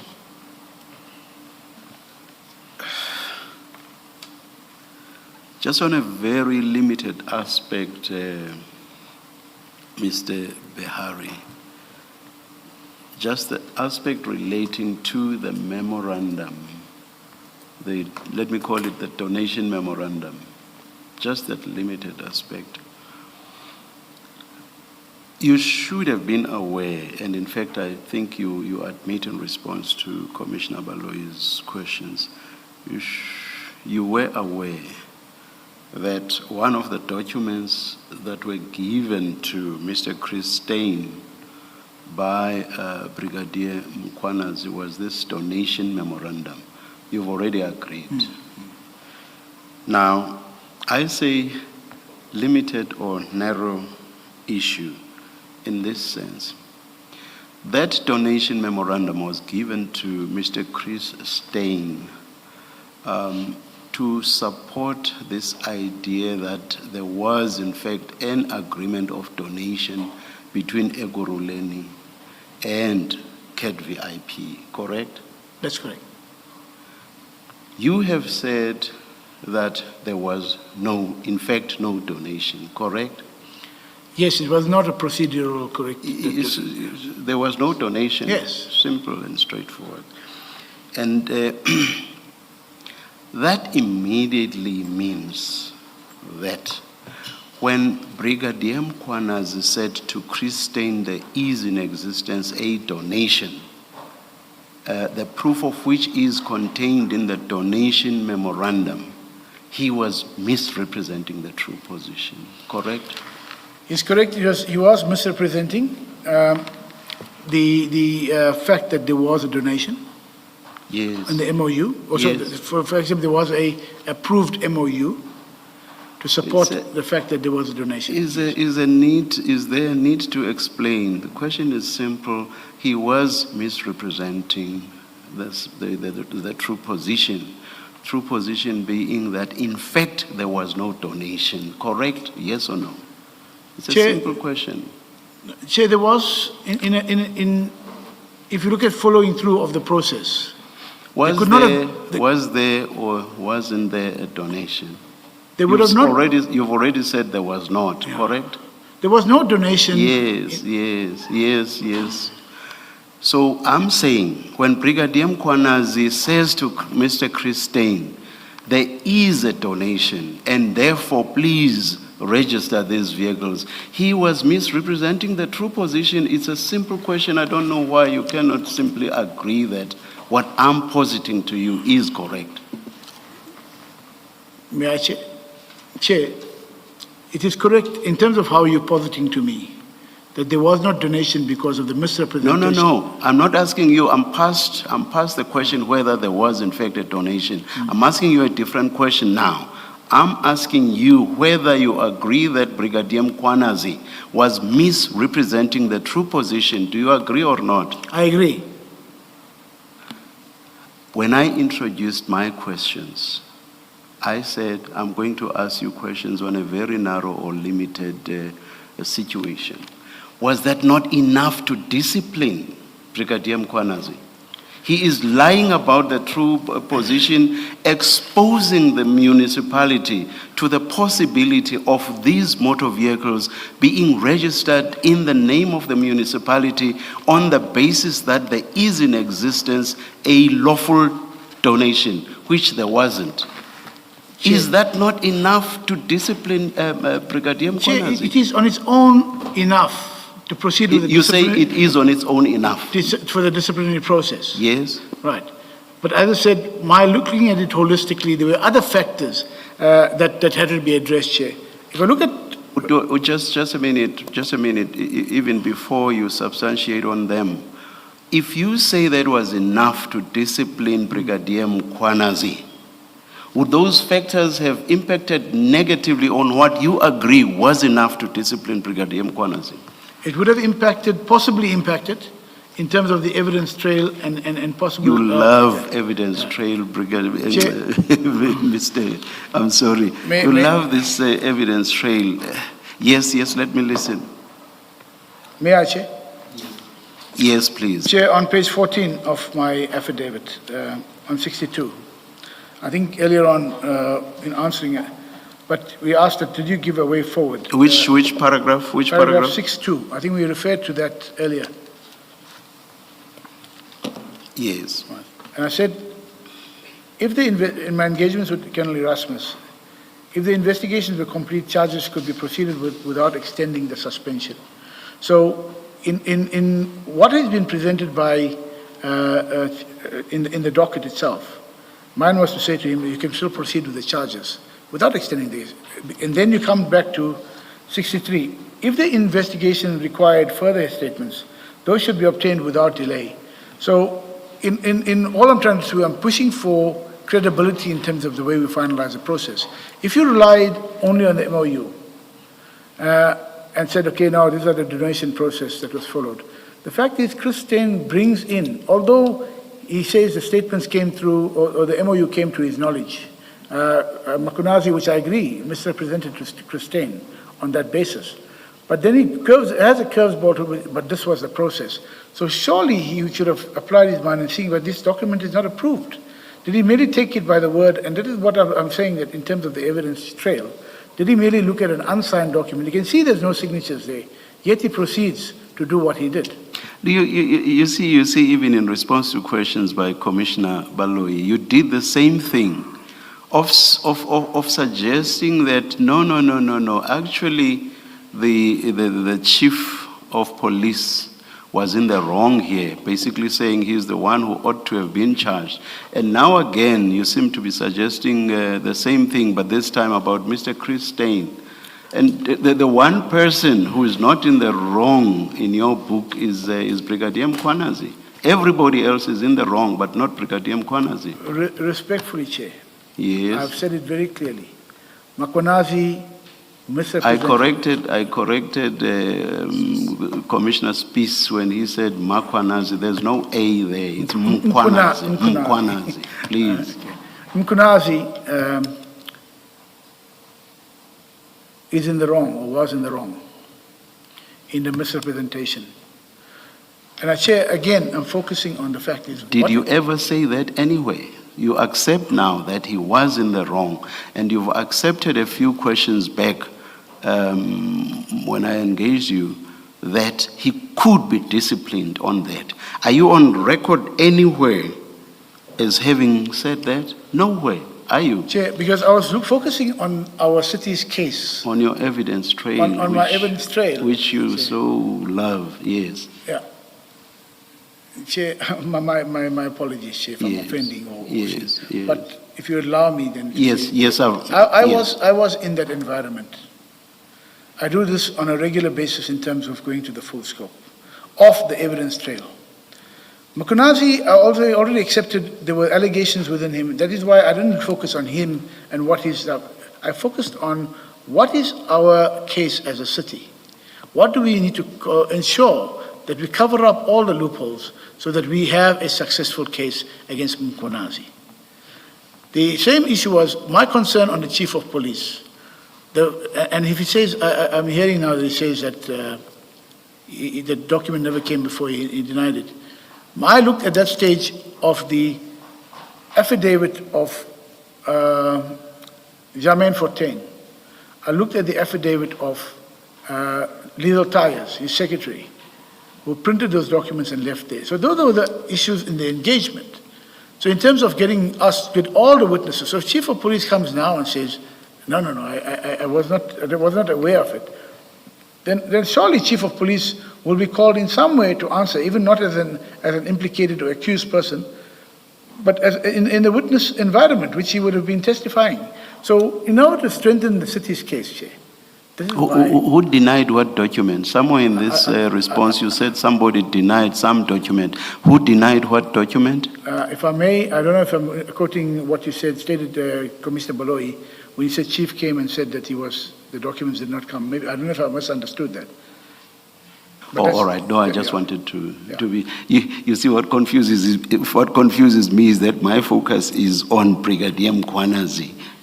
Now, when you go on and quite wide, I get confused along the way. Again, Chair. Now, did you, in this lengthy advice to Colonel Erasmus, did you anywhere say, of all the things I'm saying, but we have a good case on which Brigadier Mkwanazi may be disciplined, and that case is that he has misrepresented that there is in existence the donations memorandum.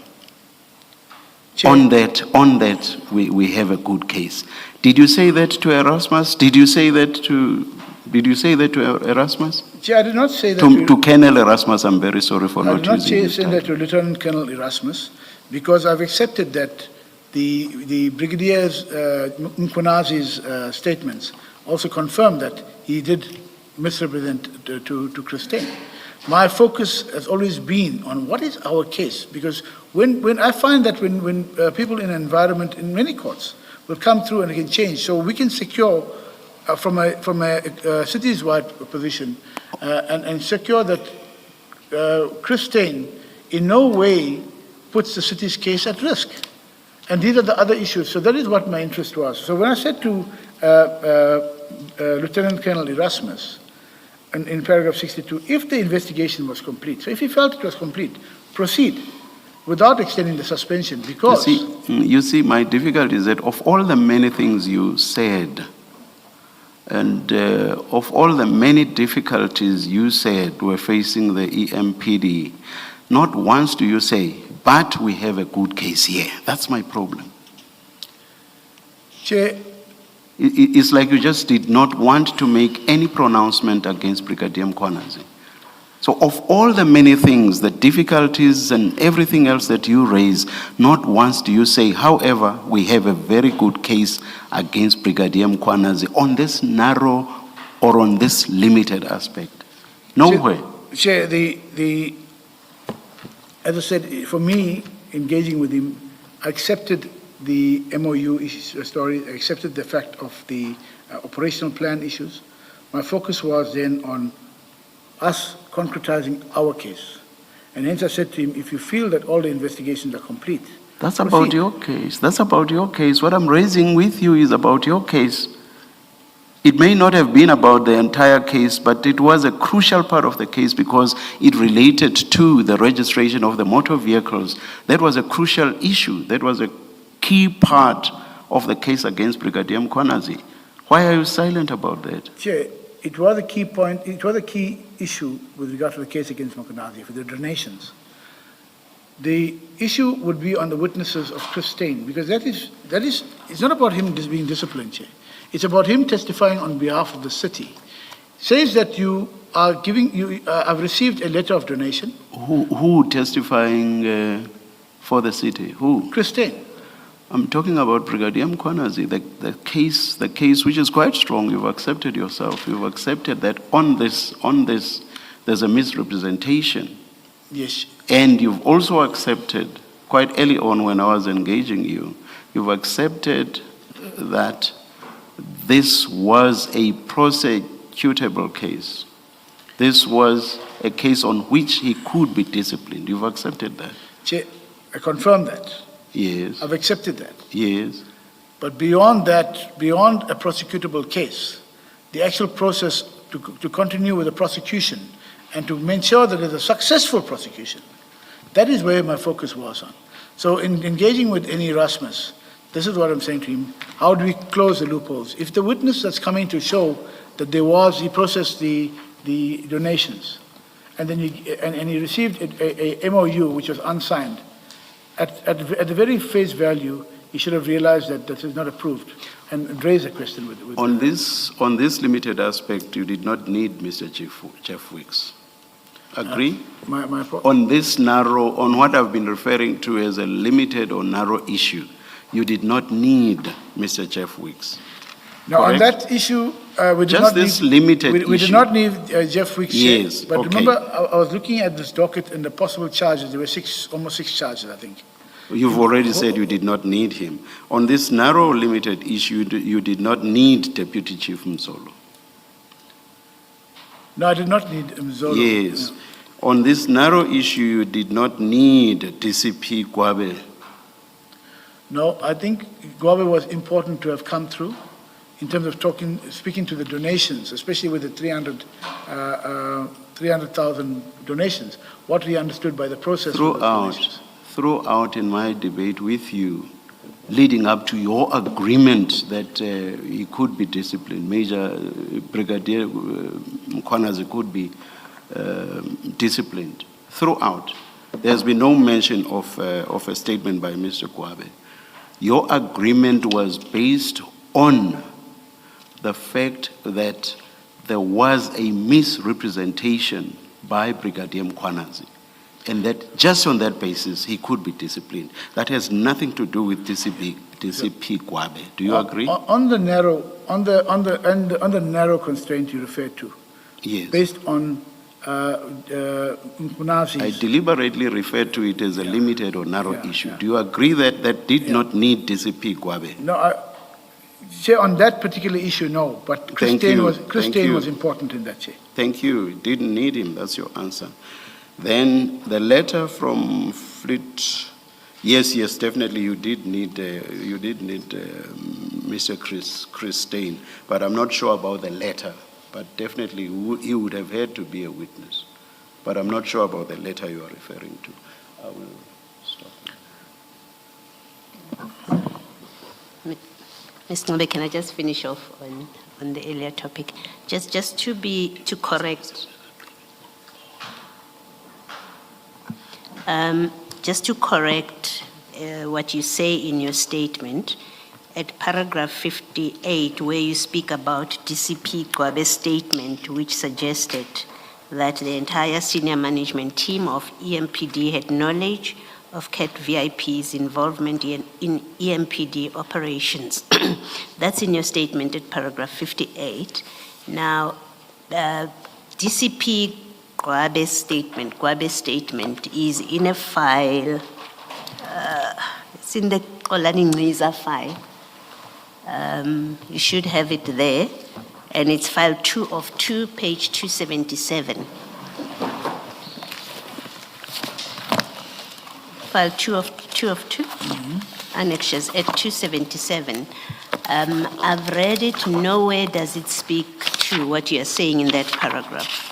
And so your paragraph 58 misrepresents what that statement says, and this was part of the investigation file that was conducted by Mr. Erasmus. All it says is, and it's a bit on the long side, and I don't want to read it unless the chair says it's necessary to read it into the record. You can have a quick read to refresh yourself, but you will see, and you should agree with me, that it says nothing about the entire senior management team of EMPD having knowledge of CAT VIP's involvement in EMPD operations.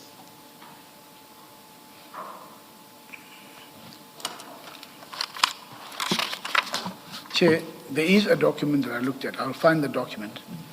I'm not sure if it's supplementary, but it referred to a report being sent through on the training. I'm not sure if it's here. I can't read Yes, it. this statement speaks when about I was the giving training. the training academy report back in one of the chief senior management team.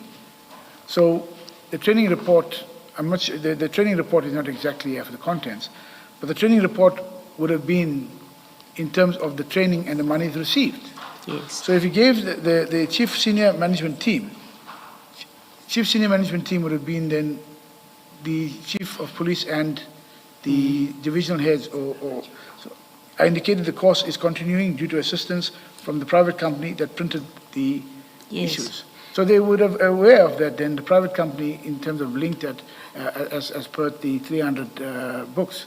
So that is what I was referring to, Chair. So if it's interpreted as saying that no, but this is what I took, the senior management team was Yes. briefed by Gwabe as to, Maybe that did happen, but in this case, you have the file, so you're making these comments from Mr. Erasmus's file this is after Mr. Erasmus speaks to you, Yes. and you don't say a report to senior management team, you say the content of DCP Gwabe's statement, which suggested that the entire senior management, what I'm pointing out to you is this statement, which on the evidence before us was part of what was collected during the investigation. This statement says nothing that supports what you're saying in paragraph 58. Chair, I was talking to this paragraph 5. Which paragraph 5? Paragraph 5 of Gwabe's statement. When I was giving Training Academy report back in one of the chief senior management team, I indicated the course is continuing. So in the reporting of your team, if you look at follow the thread, it spoke about the 300 and the 300 or the donations and so on, or what was required. Hence, I should have added there that is the external donor. So the external donor came from, I think it was, but somebody linked in Mr. that link. Behari, in that statement, you say that, in fact, firstly, the assistance came from Medicare 24. It didn't come from the CAT VIP. So what you're saying in your paragraph 58 is not correct. There was no assistance for stationery from CAT VIP. So it's not correct what you're saying there.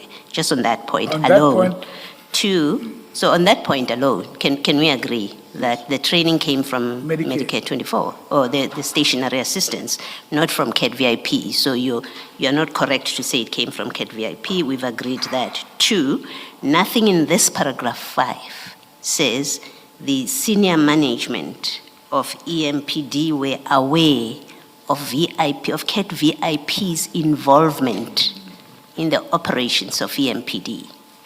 There's nothing, however you choose to read the statement of DCP Gwabe, no way does it confirm what you are saying in your paragraph 58. Can we agree that? we can agree that, Chair. I just want to know, in terms of the private company, so the evidence has been showing that the Medicare, okay, I accept it was not CAT VIP, but Medicare. It seemed to be those two companies that were together in the involvement at City of Kurleni. But when it says, I indicated that the course is continuing due to the assistance we got from the private company. Yes, printed. that's not CAT VIP. No. He doesn't say that. You see, what you represent in paragraph 58 is very specific. You can't change the CAT VIP that you've put in there to now read as if it's not there. You have said, Gwabe confirmed the involvement of CAT VIP in the affairs, in the operations of EMPD, and you say it's in his statement. His statement makes no mention of CAT VIPs, right? Of CAT VIP, it doesn't mention it. That's all I'm checking with you. Firstly, that you accept the statement doesn't say Yes. what you have said in your paragraph 58. But 2, I'm also making the correction that the stationary assistance did not come from CAT VIP. It came from Medicare 24. No, I accepted that, Chair. Okay. I'm All saying I agree with the Medicare, but it was from a private company, Yes. and that they ought to have known where the donations came from. Chair. Yes. And then still in that file, if you would go to page 282.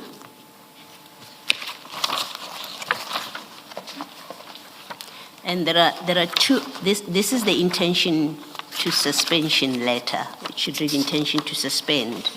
And the employee is Julius Mkwanazi, then Director Specialized Services. And it is signed by Mr. Ngiza Kashek and Ms. Kasheka. And it has provision for signature by Chief of Police, they copied the Chief of Police. Now there are 2 parts to it. And I would like to start at page 282, the lower part of it. where the terms, where they talk about the employer has reasonable cause to believe that given your position, and they're addressing Brigadier Mkhwanazi at the time, Director Mkhwanazi, your position and role in the municipality, your presence in the workplace may, one, jeopardize the investigation that are required to be conducted on the matters raised herein. Two, you may interfere with potential witnesses. What should be 3 is numbered 2 again. It says you may commit further acts of misconduct.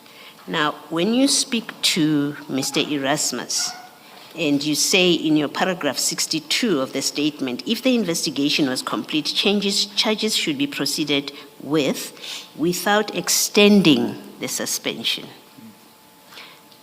Did you have any regard to the potential to interfere with witnesses, which was a condition, which was an explanation why he was suspended? Did you have regard to the potential to commit further acts of misconduct? And if you did consider them, why did you advise Mr. Erasmus that if you have completed your investigation, he must come back to work? Chair, I did consider the concerns raised here, or the issues stipulated here. And why I advised Lieutenant Colonel Erasmus to proceed immediately with the proceedings, the disciplinary proceedings, because there is a provision in the disciplinary code. If he proceeded on, when I met Colonel Erasmus, or Lieutenant Colonel Erasmus, before the 24th, when the suspension would have expired, if he proceeded with that, then you can have this provision for the further period to continue to be extended for a further 3 months. That's in, I think, 16.4 of the disciplinary code as well. So if the disciplinary process is started, they'll continue to be on suspension. No. He is suspended for 3 months. The letter says that. He's suspended for 3 months. At least that was the evidence, that the suspension is for 3 months. Now, you say to Mr. Erasmus, if you have completed the investigation, proceed to charge without extending the suspension. Without extending the suspension is let it lapse. So he will come back to work. That's what it means. It needed to be extended if it was going to endure beyond 3 months. You accept that. It would have to be extended. That is what the initial period provided for is 3 months. Yes.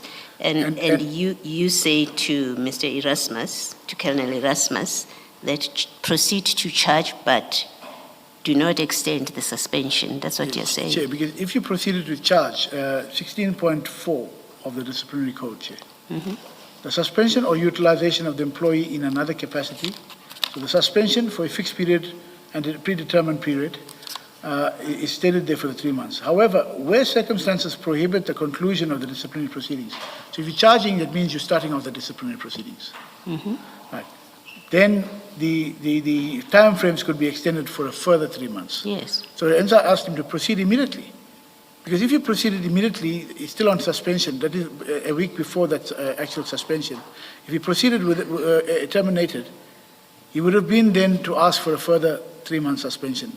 And the proceedings here, once the proceedings start, the suspension continues. No, it doesn't continue automatically, Mr. Biari. It's a suspension for a fixed period. It's for 3 months. And that's why there's a request to extend, right? It doesn't continue in perpetuity. There's 3 months period, and there's a request to extend it because of a recognition that if it is not extended, it will expire. That's why Mr. Erasmus comes to you. He didn't need you to say to him, charge him now, so that the extension carries on, if that was the position. He came to you because of the realization that we are about to have this suspension expire. So he comes to you, and you advise and say, charge him without extending. Yes, Chair.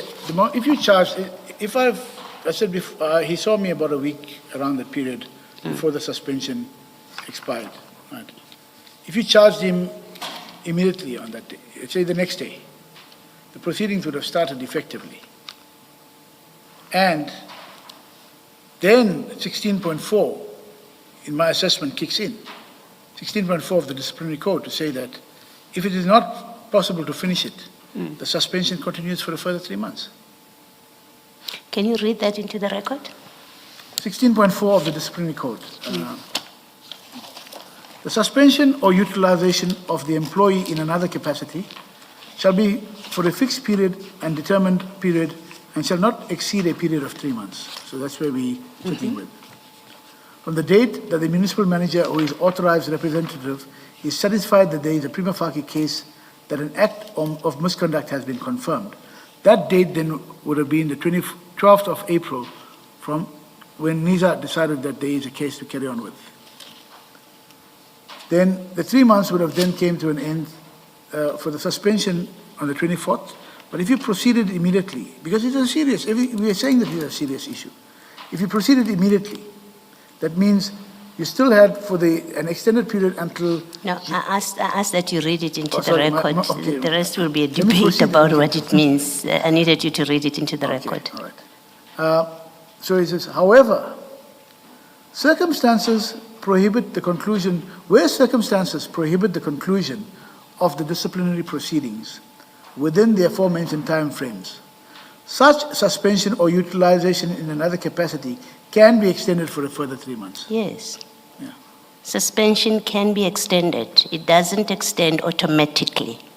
It can be extended. That's the operational word. So the extension is defensible. You can defend it on the basis of the clause that you have read. That's how you defend the extension. You say it is authorized by 16.4 to extend Yes. the suspension. It doesn't extend automatically. Mr. Chair, I accept that. What I'm saying is, given the veracity, the seriousness of what has been raised, and my saying to proceed immediately if your investigations are complete, proceed immediately. And then once the first time for which to finish the initial period for the first 3 month period would have ended in the 12th of July. Then when the other cases are going on, there would have been a strong case to make her to say, no, let's proceed for that in itself would be the HOD-HR would have had that way to grant the extension. And given the entire process, she could have granted it. So I'm saying this was a way of which I thought could have been a way forward as well. Okay. And then lastly, from me at least, still at that page 282, and this goes to, I just want you to look at what the charges were, and then on the back of this very past conversation that you've had with the chairperson about what letters you required or what statements you still required. I just want you to look at the charges. The first charge is gross dishonesty in respect of a letter of confirmation allegedly issued by you on or about the 21st of October 2021. Do you remember what that was about? I think that letter was to whom it may concern. Yes, that this man, that whoever is the bearer of this letter. His work, yes. Yes. So that didn't require Zolo, Weeks, and Kwabe, and Stein to say anything, right? No, Chair, on its own, it did not require it if you proceeded with that charge. Yes. To say that you issued a letter, which was, he didn't have the authority to issue such a letter, a blanket letter. Yes. Because we do not know who could have been using that letter for what purposes. Yes. Yes. So what I'm saying to you is that the shortcomings that you have listed here as potentially risky to any disciplinary proceedings, none of them are applicable to that charge. It has nothing to do with it. Specifically on that, no, Chair. This particular charge, right? The second one, it says failure to perform your tasks diligently and to the best of your abilities by issuing an unauthorized letter to civilians. It's still the same thing. In the same letter. Allegations of gross dishonesty and possible corruption by receiving a donation in excess of limits as prescribed by council. Here we know it's at 300, at least that's what we were told. It related to the 300,000 training materials. That's not correct, Chair. There's no limitation to the amounts of donation you can receive. Yes. No, I'm not debating whether there is such a thing. I'm saying this charge, allegations of dishonesty, this did not involve Mr. Wicks at all. You didn't need a statement from Mr. Wicks for this. No, we didn't need. You didn't need a statement from Mr. Steyn for this, or you didn't even have to take into account Mr. Steyn's statement about this. Yes, well, Okay. All right. And you did not need Mzolo for this. Maybe you needed Gwabe. We do have an affidavit from Gwabe. just for clarity, Chair, if I may. Yes. On Roman numeral 3, allegations of gross dishonesty and possible corruption by receiving a donation in excess of the limits as prescribed by council policy. Chair, this is for me an incorrect charge. I mean, what are the limits prescribed in council? So these are the issues we have to look at. Maybe it is an incorrect charge, but it's not one of the things you listed in your statement as one of your areas of concern.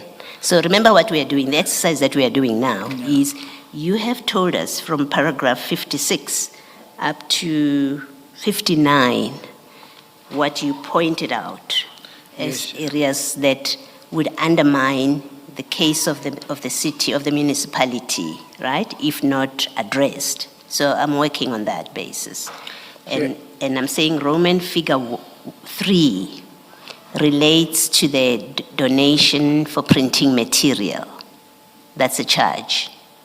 It would have failed, maybe, because, if you are correct, it may have failed because there's no limit to donations. But that's not what you have said here in your statement. You don't say, I told Erasmus that that charge will not succeed because there are no limits. You're not saying no limits to donations.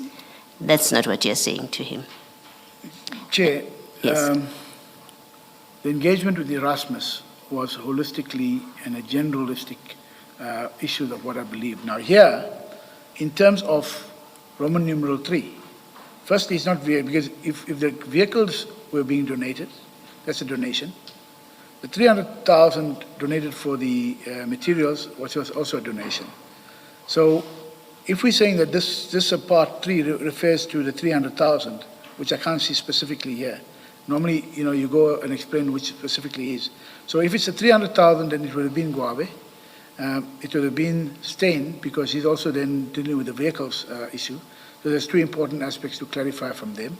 It would not have needed Jeff Wicks, because Jeff Wicks has done a thing.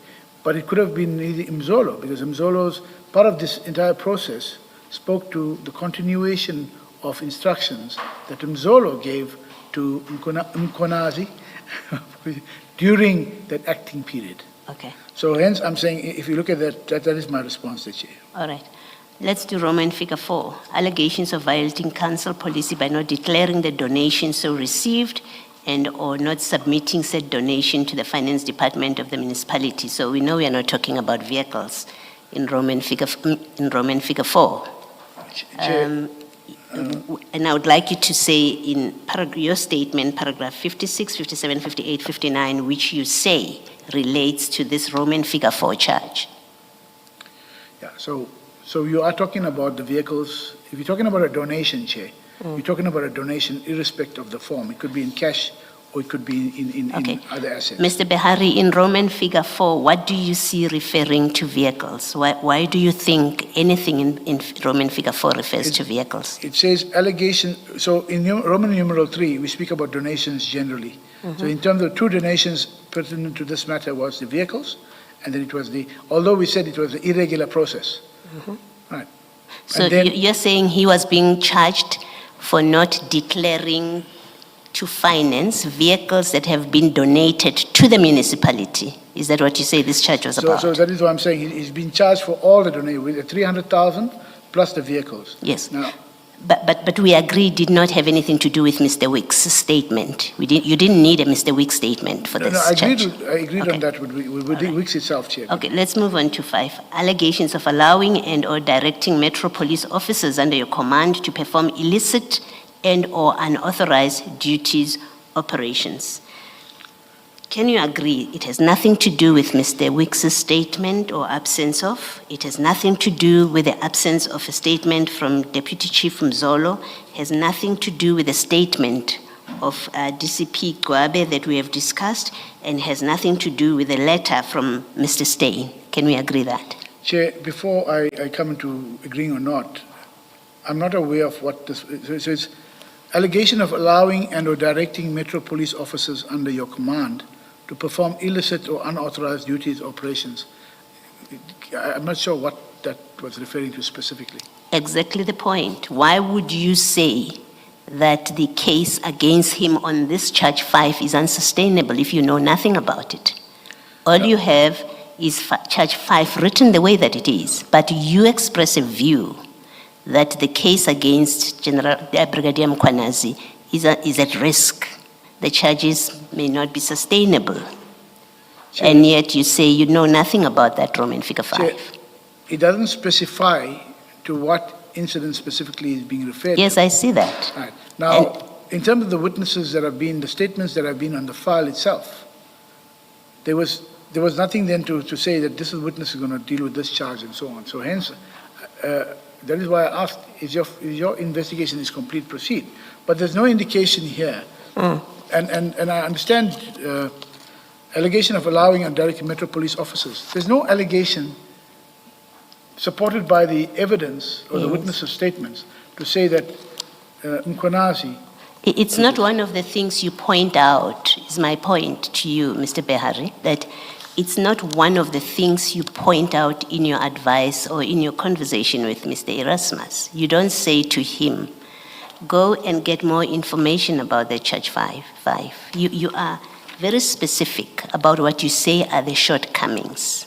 You've named them, and we can't walk away from that. You've named what you identified as shortcomings, and all I'm putting to you, or I'm discussing with you, is these shortcomings that you have identified, none of them speak to charge 5. It's simply that.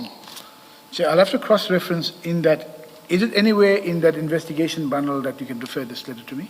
What do you want to see in the I'm investigation? going to see that this document itself, whether it was included in the Erasmus bundle. Well, if it wasn't included in the Erasmus bundle, I'll be very worried, because then you expressed a view about the prospects of a disciplinary hearing when you don't know what the charges are. No. So in your favor, I assume you've seen this charge sheet. When you say to Mr. Erasmus, this case may be at risk, in that the charges may not be sustainable. Chair, I dealt with the response to Erasmus in looking at the statements that he had been provided by the witnesses. So you did not see the charge So, sheet? as I said, I want to just see if I've not missed it perhaps in that, but I didn't recall to this extent here. But Yeah, Mr. Behari, I would expect that you have seen this charge sheet. If you are going to express a view, you could not express a view based on statements in the file. You would have looked at what are the charges, and then looked at what the statements, what is the evidence that they say they have collected to prove these charges. And if you did not do that, then I won't even call it dereliction of duty. If you did not have the charge sheet in front of you, then it is even more concerning that you would have expressed views about the prospects of a disciplinary hearing if you didn't have the charge sheet in front of you. And it is a charge sheet. I would expect you to remember it, that you saw it or not. Chair, I looked at the investigation report. Yes. The investigation report of Erasmus, or when there was a request for disciplinary tribunal, Yes. the document signed by the chief was saying allegations. Okay. If you look at that bundle, Yeah. the very first page, investigation report starts at page 17 to 286. This page is 282. So you did have this suspension letter in front of you. I'm if just you checking say for you it. have the investigation. In the bundle, Chair, in the bundle that was provided, is that part of the investigation report? Yes, it is. So Okay, you would let have had it in front of Let you. me accept. So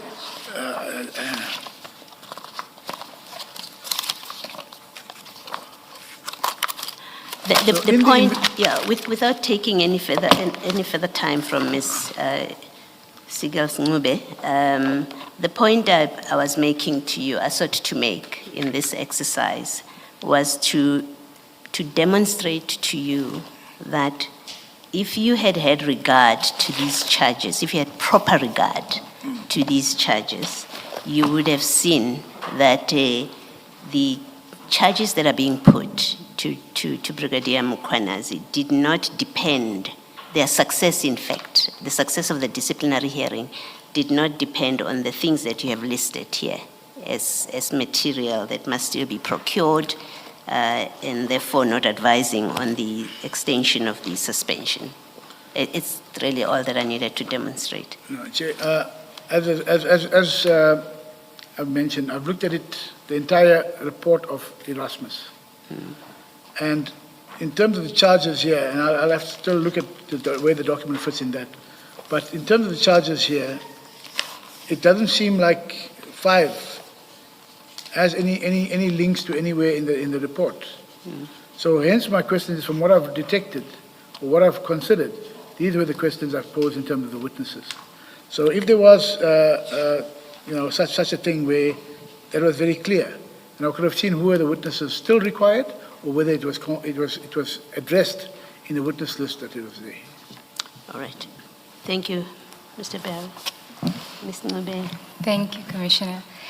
Mr. Bahari, just for your benefit, that document that Commissioner Baloy is referring to, if you stay in the annexure bundle that she's been dealing with, page 21, it has an index of evidence collected during investigation, which is part of the investigation report. If you go to page 21.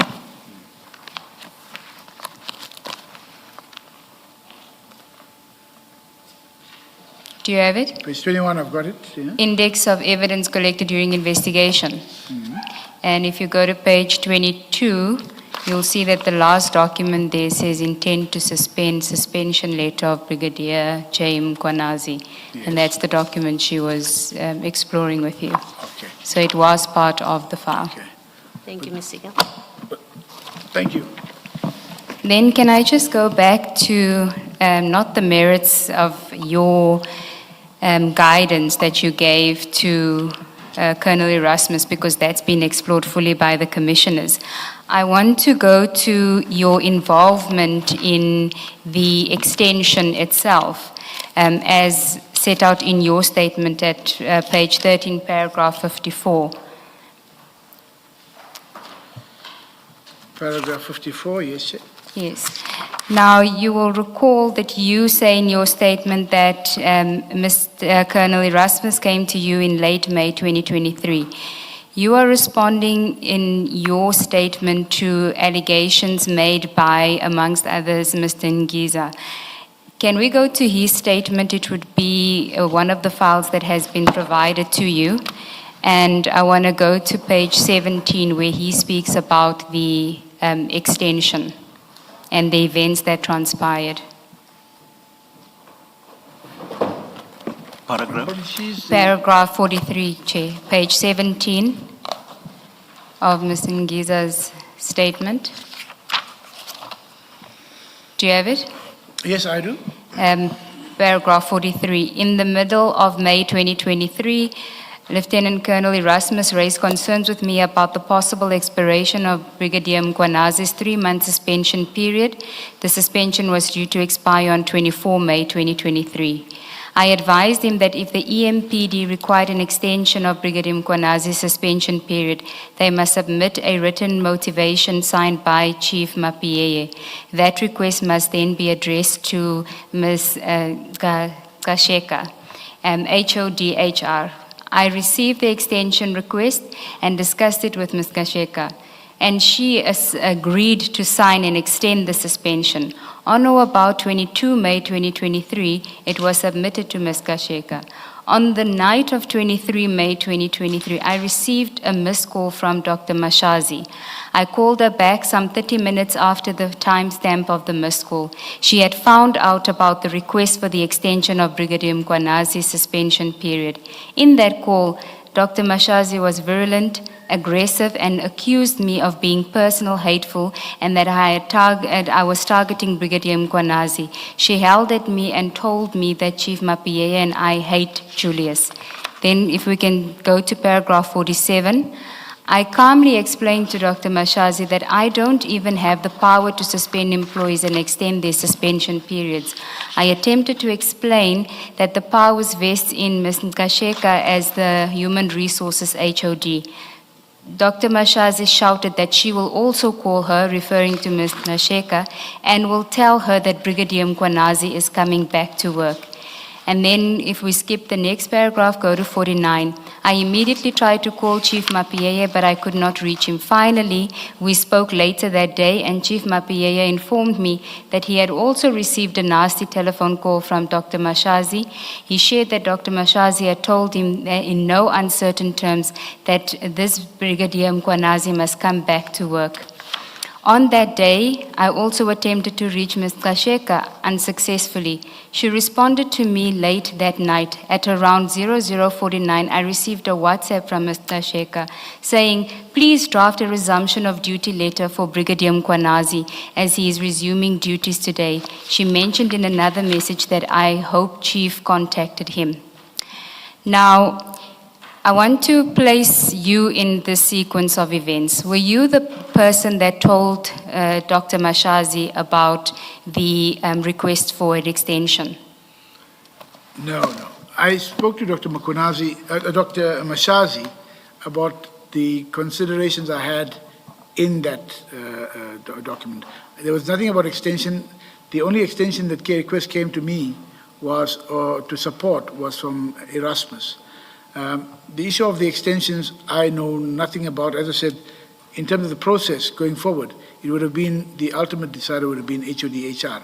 I assisted about 2 weeks, or within the last week of pay, to assist in terms of a compliance comment to support the extension. I was not involved in that process.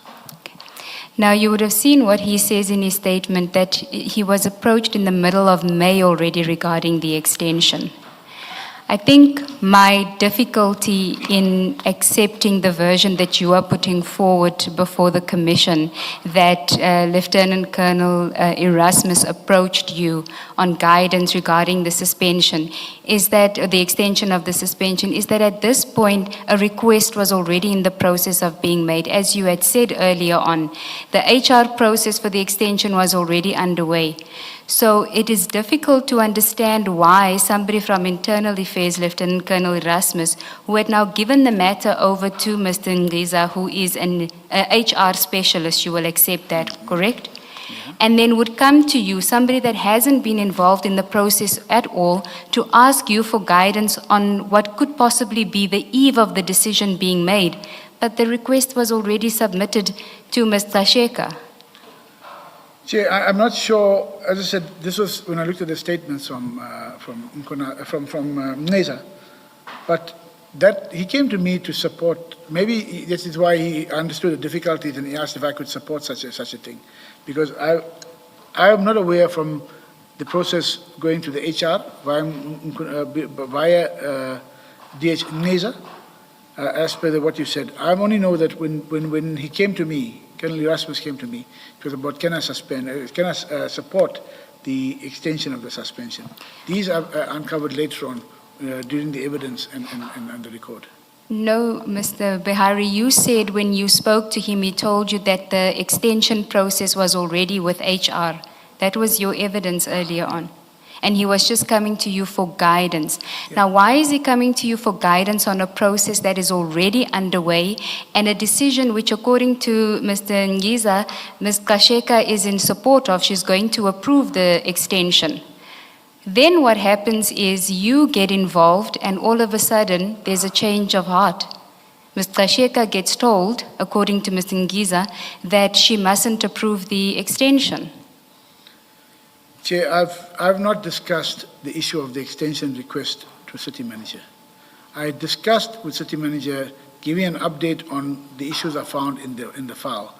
I did not talk to the extension issues in terms of granting. I'll only explain to what my discussions were with Erasmus in terms of what I found in the file. Erasmus came to me to support the extension. Perhaps he thought that I could have assisted them and it would have made the decision of Nkasheka easier. I wasn't aware of all of the other engagements in terms of the threats and so on. I wasn't aware of this. Well, of the role players involved, it can only be one of two people, possibly, that told Dr. Mashazi. It was either you or it was Ms. Kasheka. But we know at some point she was in favor of the extension and then she changes her mind.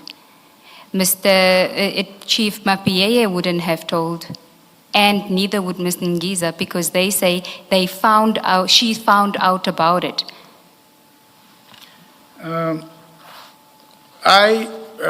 I mentioned to Ms. Mashazi, Dr. Mashazi, that there was a request to look at the docket to support an extension. These are the issues I've picked up. Beyond that, I was not involved in the further process. So I had a discussion to talk about the documents that I found and the process I found, which needed to be addressed further. And not to, because if that was the case, I wouldn't have then proceeded to look at suggesting, let's proceed immediately with the disciplinary process. If there was something that I was waiting, because I suggested to Henny Erasmus, Lieutenant Colonel, that you can proceed immediately. If it was a matter of me now trying to impact that and giving her update, why would I suggest something like this to proceed immediately? Mr. Bahari, in all that you've just said now, you have admitted that you informed Dr. Mashazi about the request for the extension of the suspension. Chair, I mentioned earlier on when you asked me, did you give an update who you communicated with? And I did communicate to Dr. Mashazi. She was, in terms of giving an update on the issues. So when I said to Erasmus, it was not my intent to say, no, stop it. I do not know what was going to be the resultant impact of that. Because I have to give an update to the HOD, to the city manager to say, this is where I found, I think we must concretize our case this way. And I've spoken to Erasmus about that. And I suggested in paragraph 62, let's proceed to Erasmus, Lieutenant Colonel, let's proceed immediately. Why do you need to give an update to the city manager? She's not part of the process. According to Ms. Ngiza, he isn't even authorized to grant the suspension, the extension. It must be motivated by Chief Mapieye and approved by Ms. Ngiza. The city manager has no involvement. Kasheka, my apologies, Kasheka. So on what basis then do you feel that you should inform the city manager about a process which, when she gave evidence here herself, said that she doesn't get involved in that process? The city manager doesn't get involved in the process because it's delegated to the HOD. But when that initial suspension happened, the initial suspension, I think sometimes in February,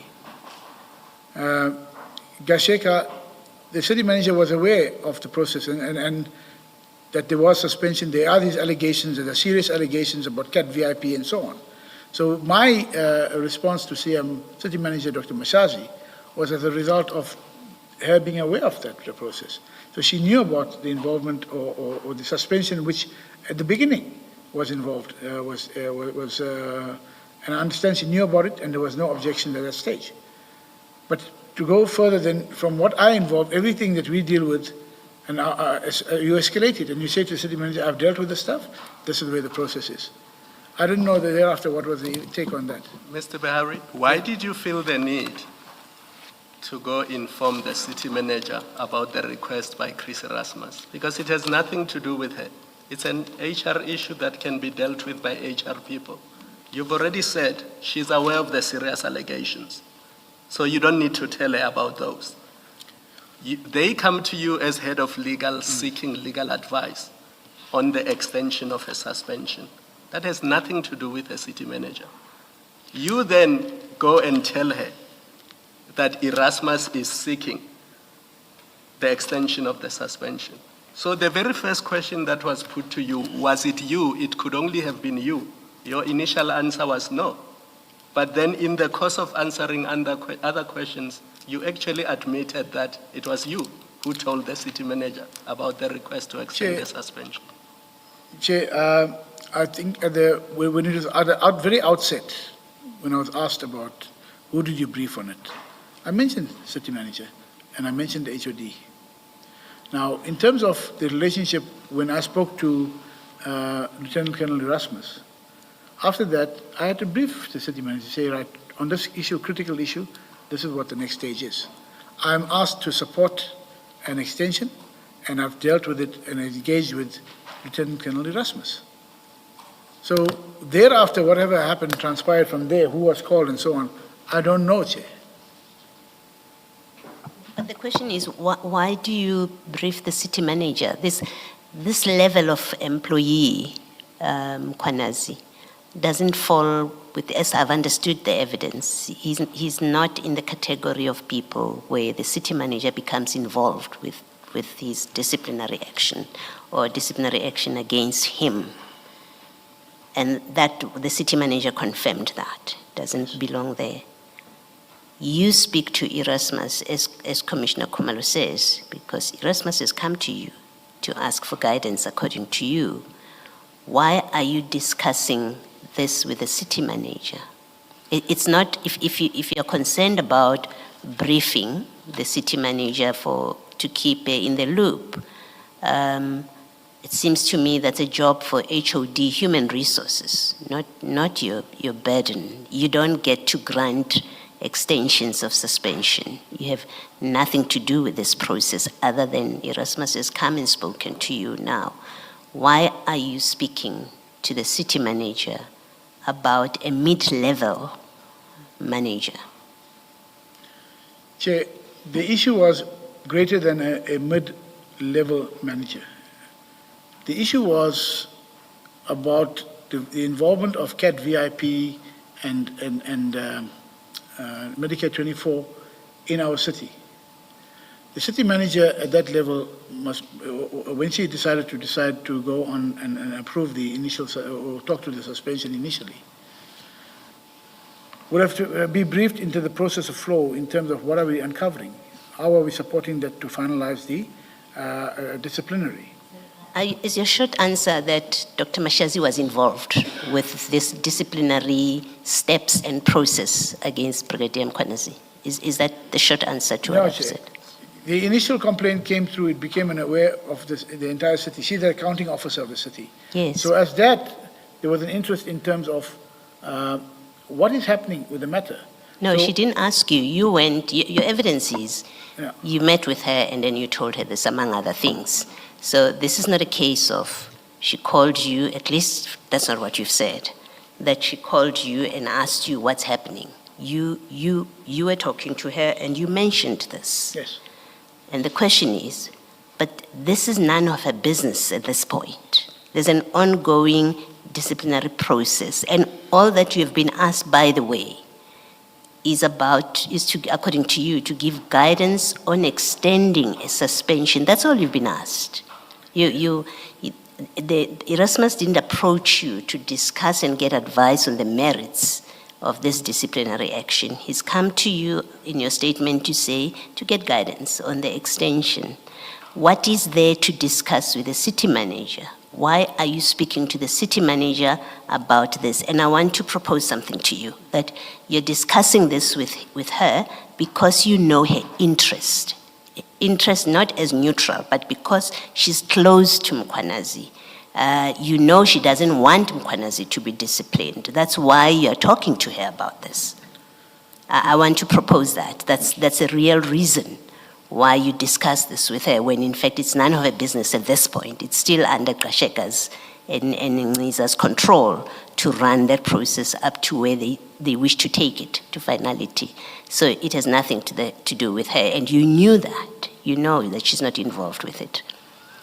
And so I'm suggesting to you, the reason you discuss it with her is because you knew her direct interest in the disciplinary action against Mkhwanazi, 1. 2, you knew that she doesn't want disciplinary action to be taken against him, and that's the only reason that you talked to her about it. Chair, on point 1 and 2, I don't support that. I don't agree with it. I did not know what her direct interest was, and I didn't. There was nothing about not taking disciplinary action against Mkhwanazi, because if that was the case, it would have been stopped in the previous time when the suspension was started in February, when there was approved. I would have stopped then. My interest was, and I briefed city manager on all critical issues relating to the city. Every matter that comes through in which I've dealt with, I give the city manager an update to say I've dealt with it.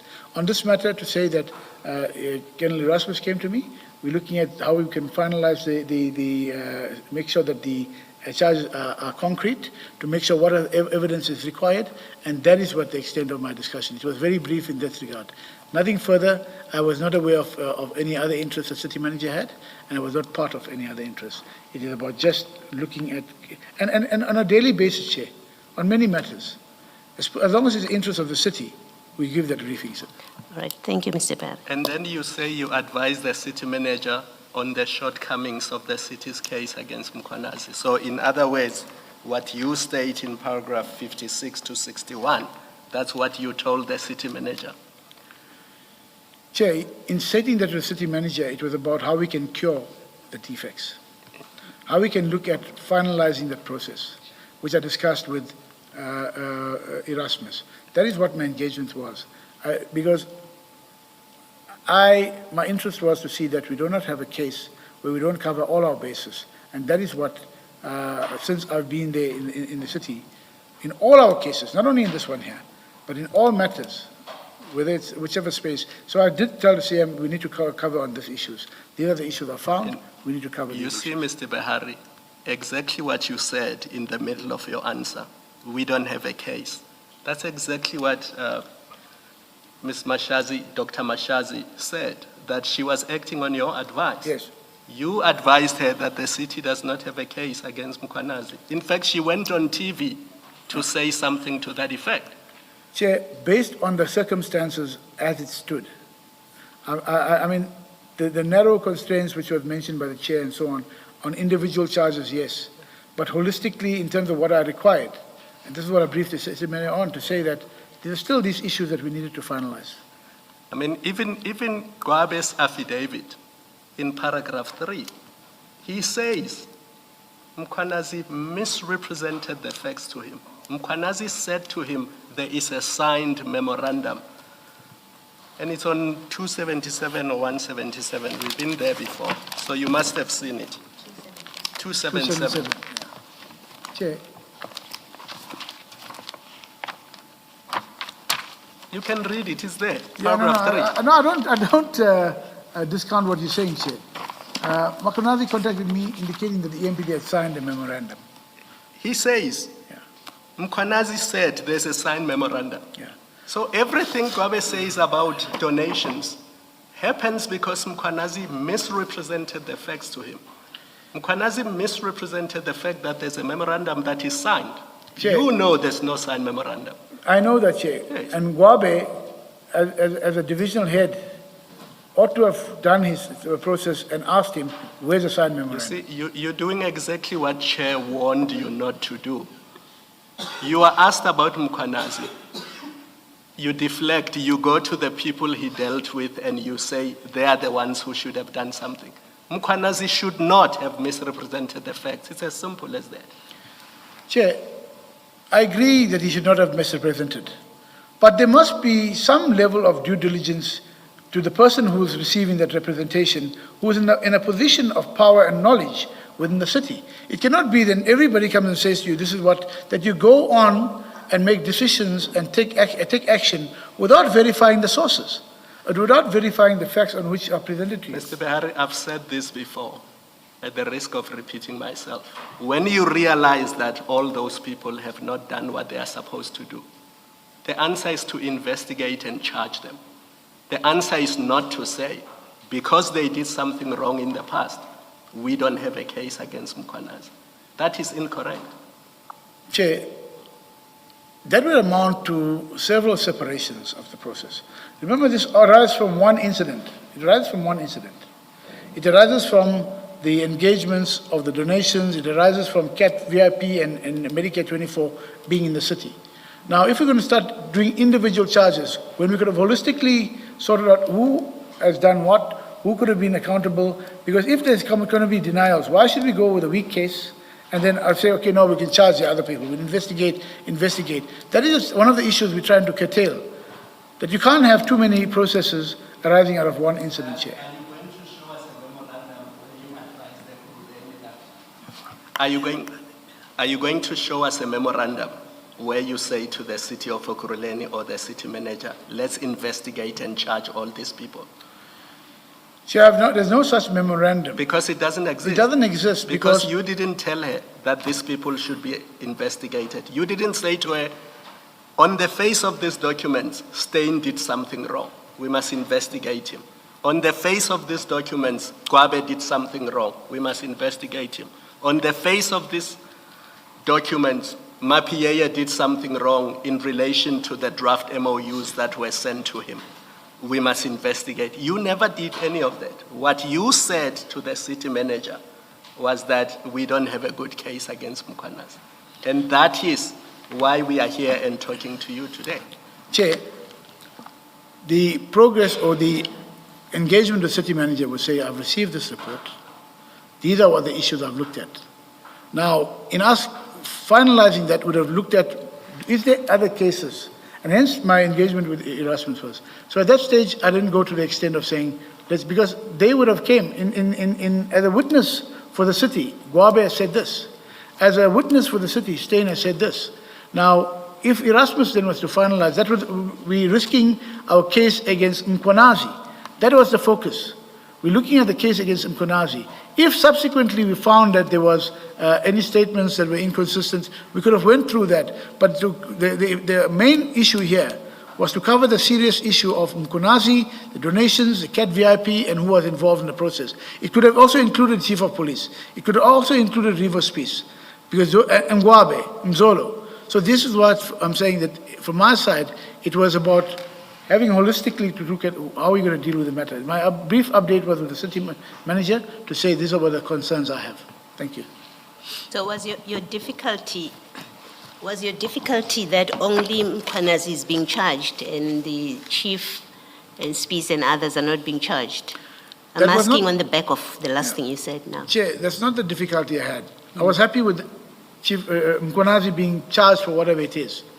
But there was much more serious, and I said, Mkhwanazi, but what else? Because there's much more incidents of... Why are you asking what else when an individual is being charged? Sorry, I don't understand. An employee is accused of serious misconduct, and the process has started. According to you, the city manager supported it at the beginning, and indeed, that's the evidence of Mr. Ngiza and Chief Mapieya, that before any steps were taken against Brigadier Mkhwanazi, they went to speak to the city manager, and when they were asked the question, both witnesses, when they were asked, why did you do that? They said, we did that because we know that they're close, they have a close relationship, and we didn't want to get into trouble about it. We wanted to inform her in advance, and she was supportive of whatever action we are going to take. So we know that, and you've just confirmed she knew from the get-go. Disciplinary, certain steps are taken against this one employee. Why do you now, when you are asked by Mr. Erasmus to guide him about an extension, you now go and speak to the city manager? Why in that speaking to the city manager do you now start saying, what about the others? As if it has any consequence whatsoever for disciplinary steps being taken against the individual? It had no consequence, and I didn't raise that with the city manager.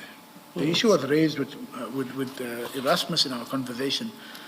Which are the other witnesses that are outstanding? Because the evidence is pointing, or to say that CAT VIP and all were in the city. And I'm taking it back to the issue of the State of the City address. Who was involved in the State of the City address? It was also Mkhwanazi that was involved in the State of the City address. And that is why I'm saying it is a very serious issue, but you're focusing on a donation issue? Yes, by all means. You're focusing on the MOU issue? By all means. But then what is the process that was followed from the State of the City address? Who are all the people who should be informed? That was never discussed with the city manager. The city manager gave an update as to accordingly, Ngwabe, we need to sort this matter out, we need to finalize this. So we concretize our case against Mkhwanazi. If it came up later on, there were other officials involved from the further investigation, then so be it. It could have taken place. I didn't give a comment or a memorandum to city manager in that regard. Okay. So when you spoke to the city manager, you told her that the case against Mr. Mkwanazi is not good? You would have said that because that's what you advise Ms. Erasmus. I said there was concerns that I had on these issues, yes. Okay, thank you. Thank you, Commissioner Baloy. Mr. Behari, I think we can probably move on to your evidence earlier on when you were leading your own evidence. You had said that after the 22nd of June 2023, when you engaged with Chief Mapiyeye, you didn't have any further involvement in this matter until 2025, with the exception of the IPID issue. Is that correct? No, IPID issue happened in 2023, November, I think it was a November period. It was September, yes, that's when yes. But other than that aspect, you had no involvement in Commissioner Mkwanazi's disciplinary issue for 2 years, until 2025? Yes. Okay. Now, we know that in May, the suspension is then not extended, and Commissioner Mkwanazi comes back to work. And what happens to the disciplinary process? See, I didn't, because it was gone into the HR space. I didn't go back further and look at it. Erasmus didn't come back to me. Chief of Police, I think on the 22nd, sent me a letter. 22nd of June, 2023. 21st of June, yes.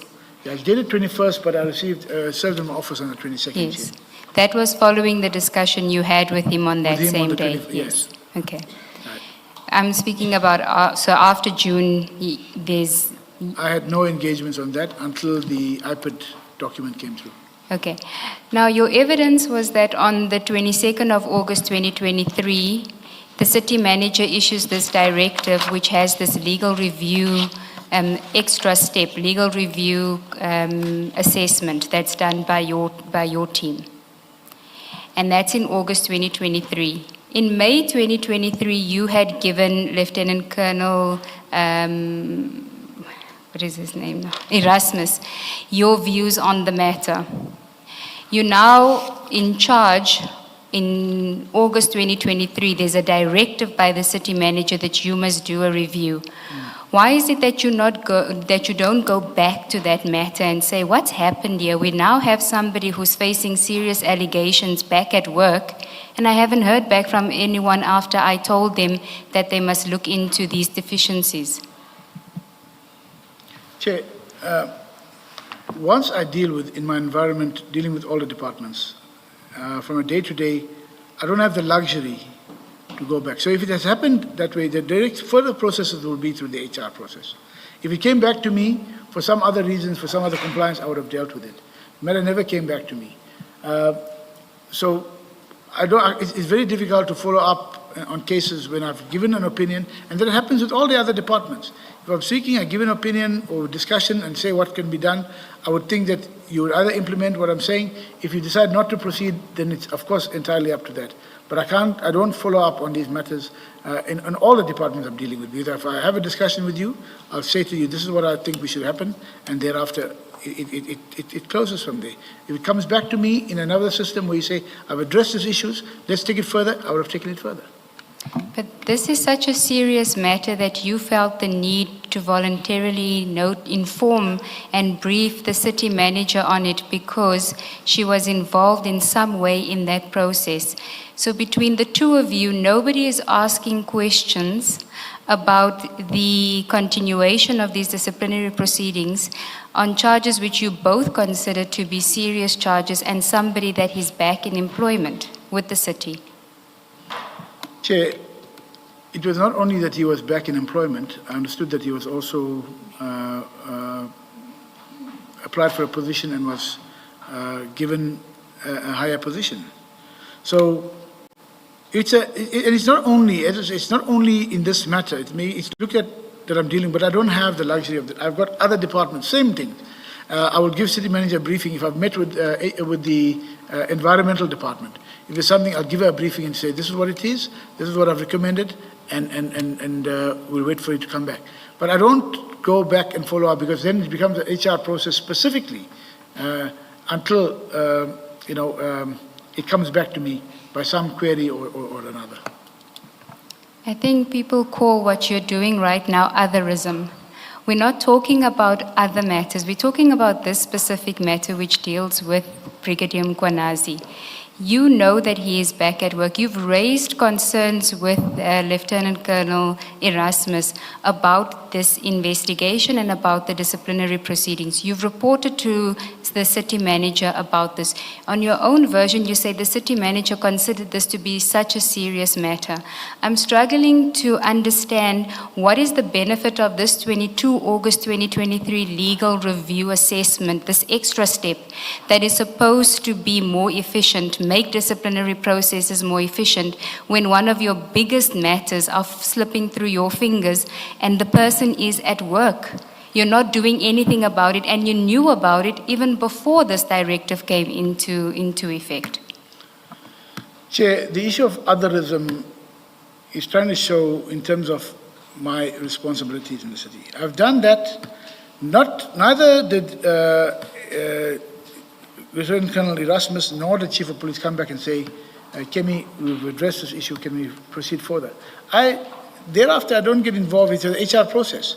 So, to what extent do I have to go into every matter where another HOD is being fully briefed of what is required, doesn't do anything further, and the matter doesn't come back to me? It moves on. When you talk about otherism, I'm trying to give you the reality of the environment that I'm in. Thank you. But you did get involved in this matter, even after that. You did get involved. Are you talking about the iPad? No. The email, the anonymous email. It raised the very same issues, and it caused you to cause a forensic investigation. So you got involved with the Mkwanazi matter. You did.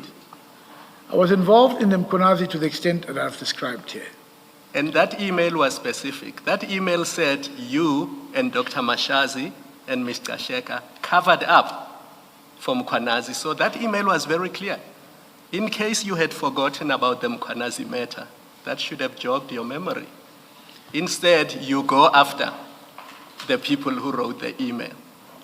You don't deal with what happened to Mkwanazi. These were such serious allegations. Prima facie on the documents, he was guilty of misconduct. 2 instances of misrepresentation. According to you, unprompted, unlawful behavior.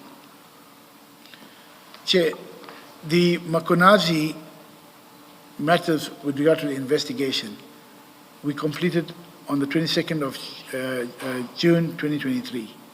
Thereafter, an email came through, the BX email, which made the allegations of cover-ups, which gave information on that.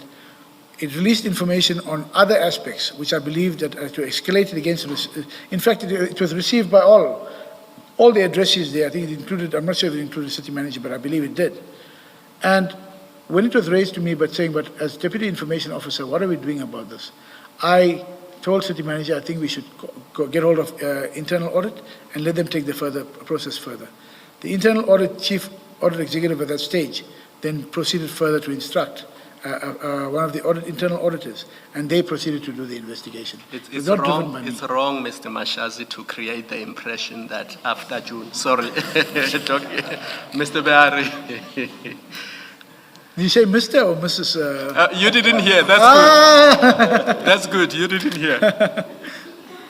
That's good, you didn't hear. I was simply saying it is wrong of you to say after the June meeting, you never got involved until the IPID or in 2025. No, Chair, the BX came in, but not to the extent of engaging with the matter. The BX email, when I say I didn't get involved again. I think they are coming to that later on. Maybe let's just pack it there to say it is wrong that you never got involved in anything related to the charges against Mkwanazi. Maybe it was for different reasons, but... Yeah, it's not dealing with what I've dealt with Erasmus and so on. It was a separate process thereafter.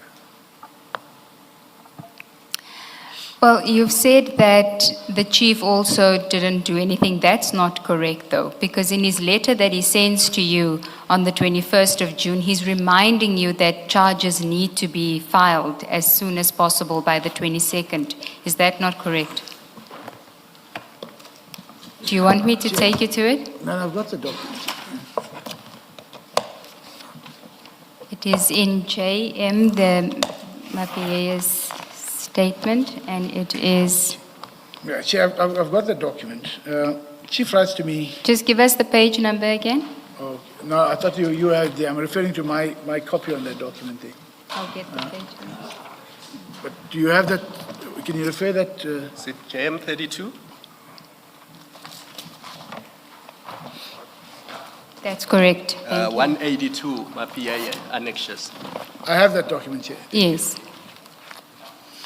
So this is the letter that you were referring to earlier on, that you had received on the 22nd of June, even though it's dated the 21st. Yes, sir. And if we look at, I think it is at the second page, the second paragraphs undated. This indicated period of 3 months must be before the 12th of July 2023. Taking into consideration the charge sheets needs to be served as per. And then he says section 7.8, the employer representative shall within 5 days of his appointment formulate and serve the charges to be brought against the employee. So he's setting out for you the steps that must be followed. And then he says the delay is of great concern as the alleged misconduct was exposed by the media. A very senior officer is involved and is of such a serious nature that it will permanently damage not only the reputation of the EMPD, but also of the city of Ekurhuleni should the postponement of serving the charge sheet be furthermore postponed.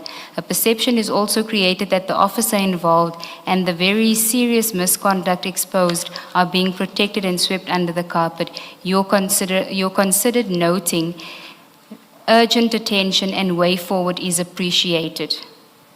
What did you do about this letter? Chair, on the 21st, I had a 1 hour, or approximately 1 hour engagement with the chief. And we got all the information where I explained to him, Chief, firstly, on paragraph 3, Chief, 24th of May 2023 is when it expired. The suspension would have expired. But give me the timelines, because what happened is if you want me to deal with the issue, I've told you what are the problems that I think, and I think this is how it could also expose in terms of you getting involved in different areas. The MOU came to your attention. I heard later on he denied it, but the MOU came to your attention. There's no explanation what happened. Other issues of the State of the City address, you noticed that there was other companies or other employees from other companies there. Mr. Behari, you're doing it again, and I don't mean to interrupt you. You can explain yourself afterwards. I just want to know what was your response to this letter, because you're telling me about your discussion before the letter comes. So if you look at the first paragraph of the letter, on page 182, it says, further to our discussion regarding the above matter. So this is after you had told him all of what you're telling us now. He sends you the letter because he says, as discussed earlier today and agreed upon, that I shall provide you with a copy of the internal dossier listing all the documentary evidence whereupon the decision to proceed with the disciplinary matter has been based, and that you will peruse this during the 22nd of June 2023 and provide a way forward urgently as per the background listed here under. So what was your response to this letter? I did not respond to the letter because the dossier did not come to me. The documents, it says here, on the 21st, which is served to me, I shall provide you with the dossier of the documents. So he didn't send me all those documents. There was other explanations which you have fully in the meeting which we discussed, the timelines that were followed and so on. So I did not respond further because I've explained to the chief what needs to be done and how we can address the matter. There was no need for me to go further to tell him again, to respond to another letter to him to say how it can be. All the things the chief has said to me here was contained in the discussion on the 21st as well. Mr. Behari, I think you're going to be hard-pressed to convince 4 lawyers that you as a lawyer didn't respond to this when you didn't receive the documents. So you don't get the documents back from him, and you're not requesting it. I did not get the documents from Chief. He needed me to respond by,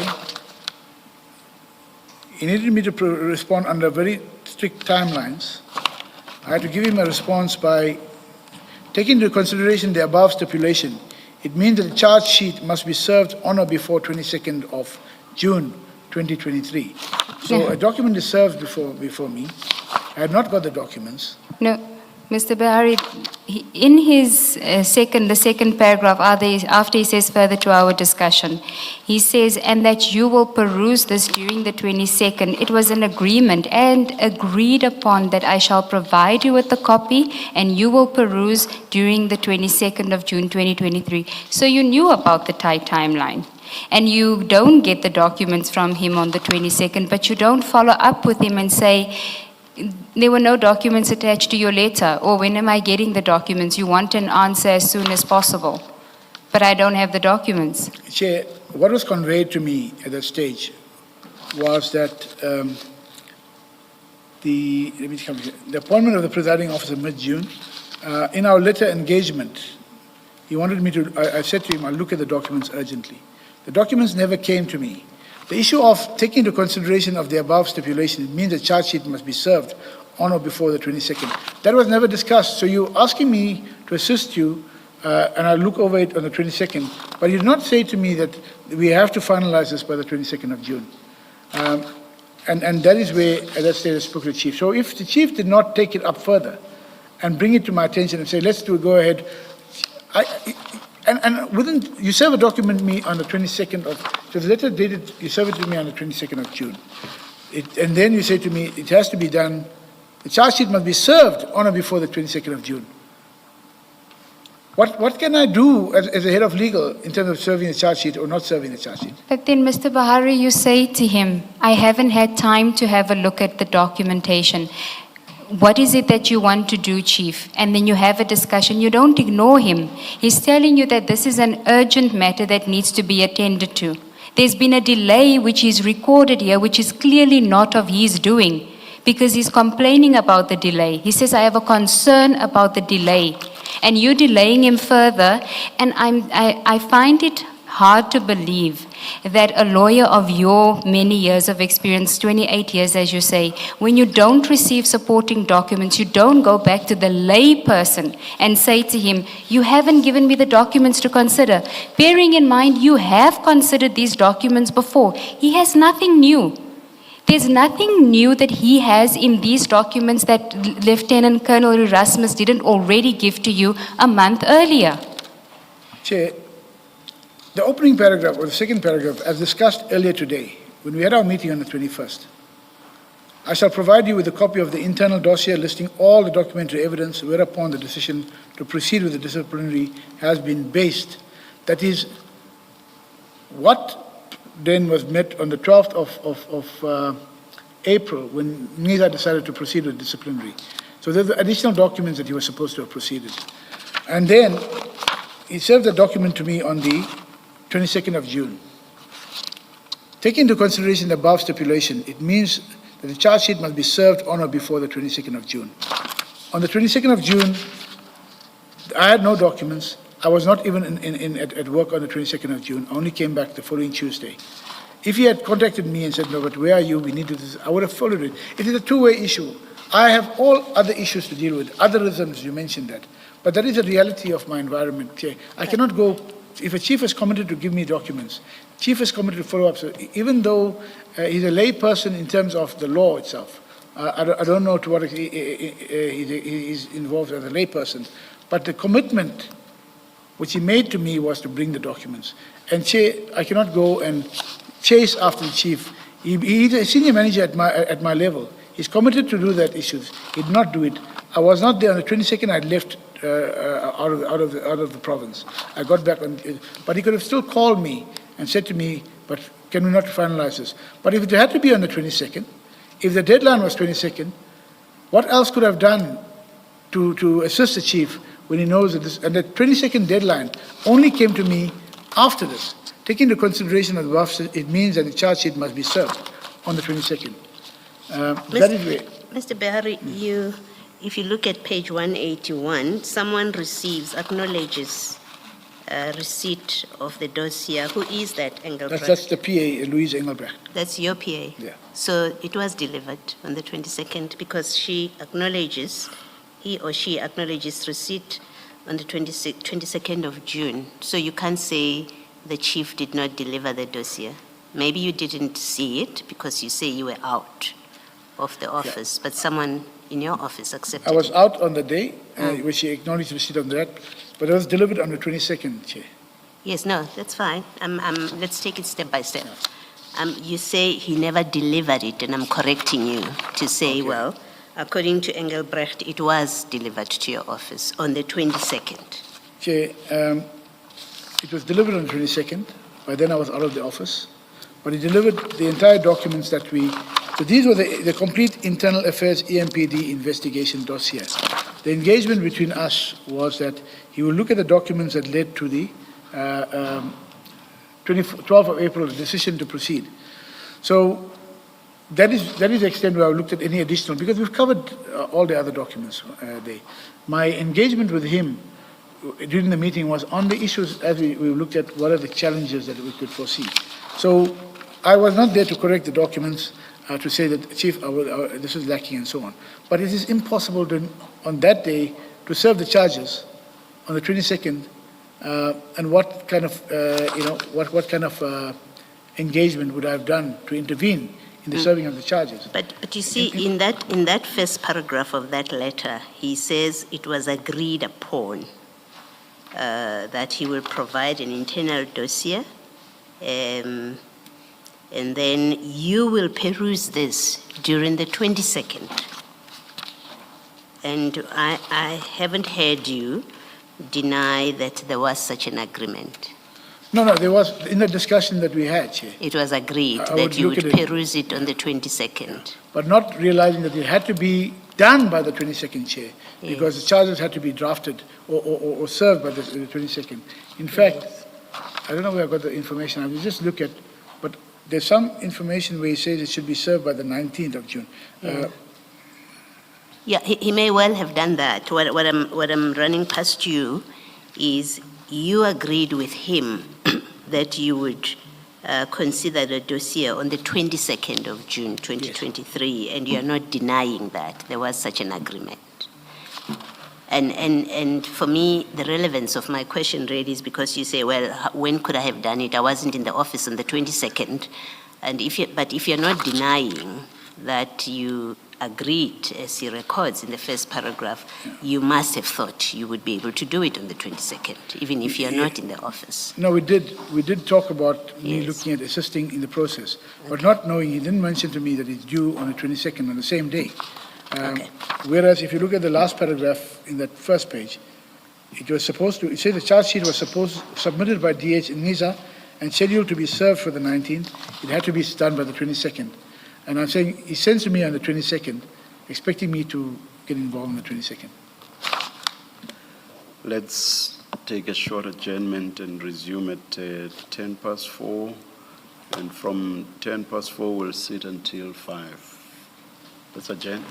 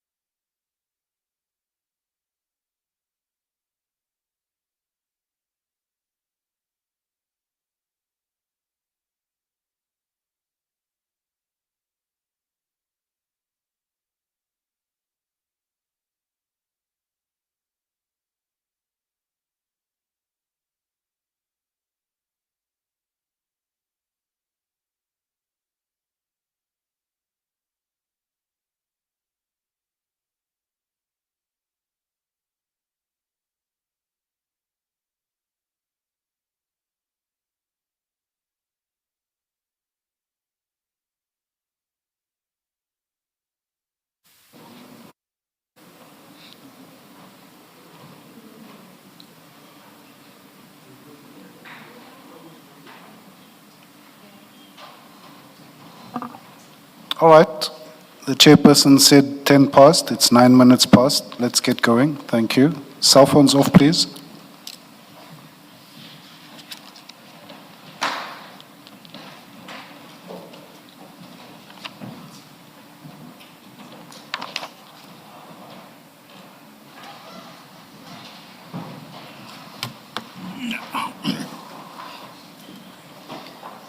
Ms. Sigels-Nube.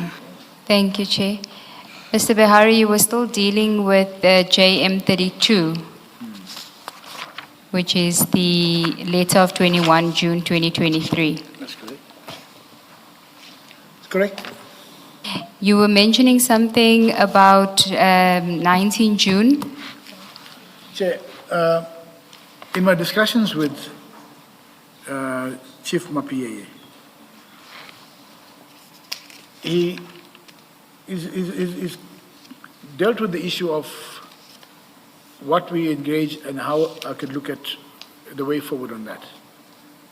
The appointment, he said the appointed presenting officer, Advocate Sabisi, compiled 6 charges after perusing the investigation docket.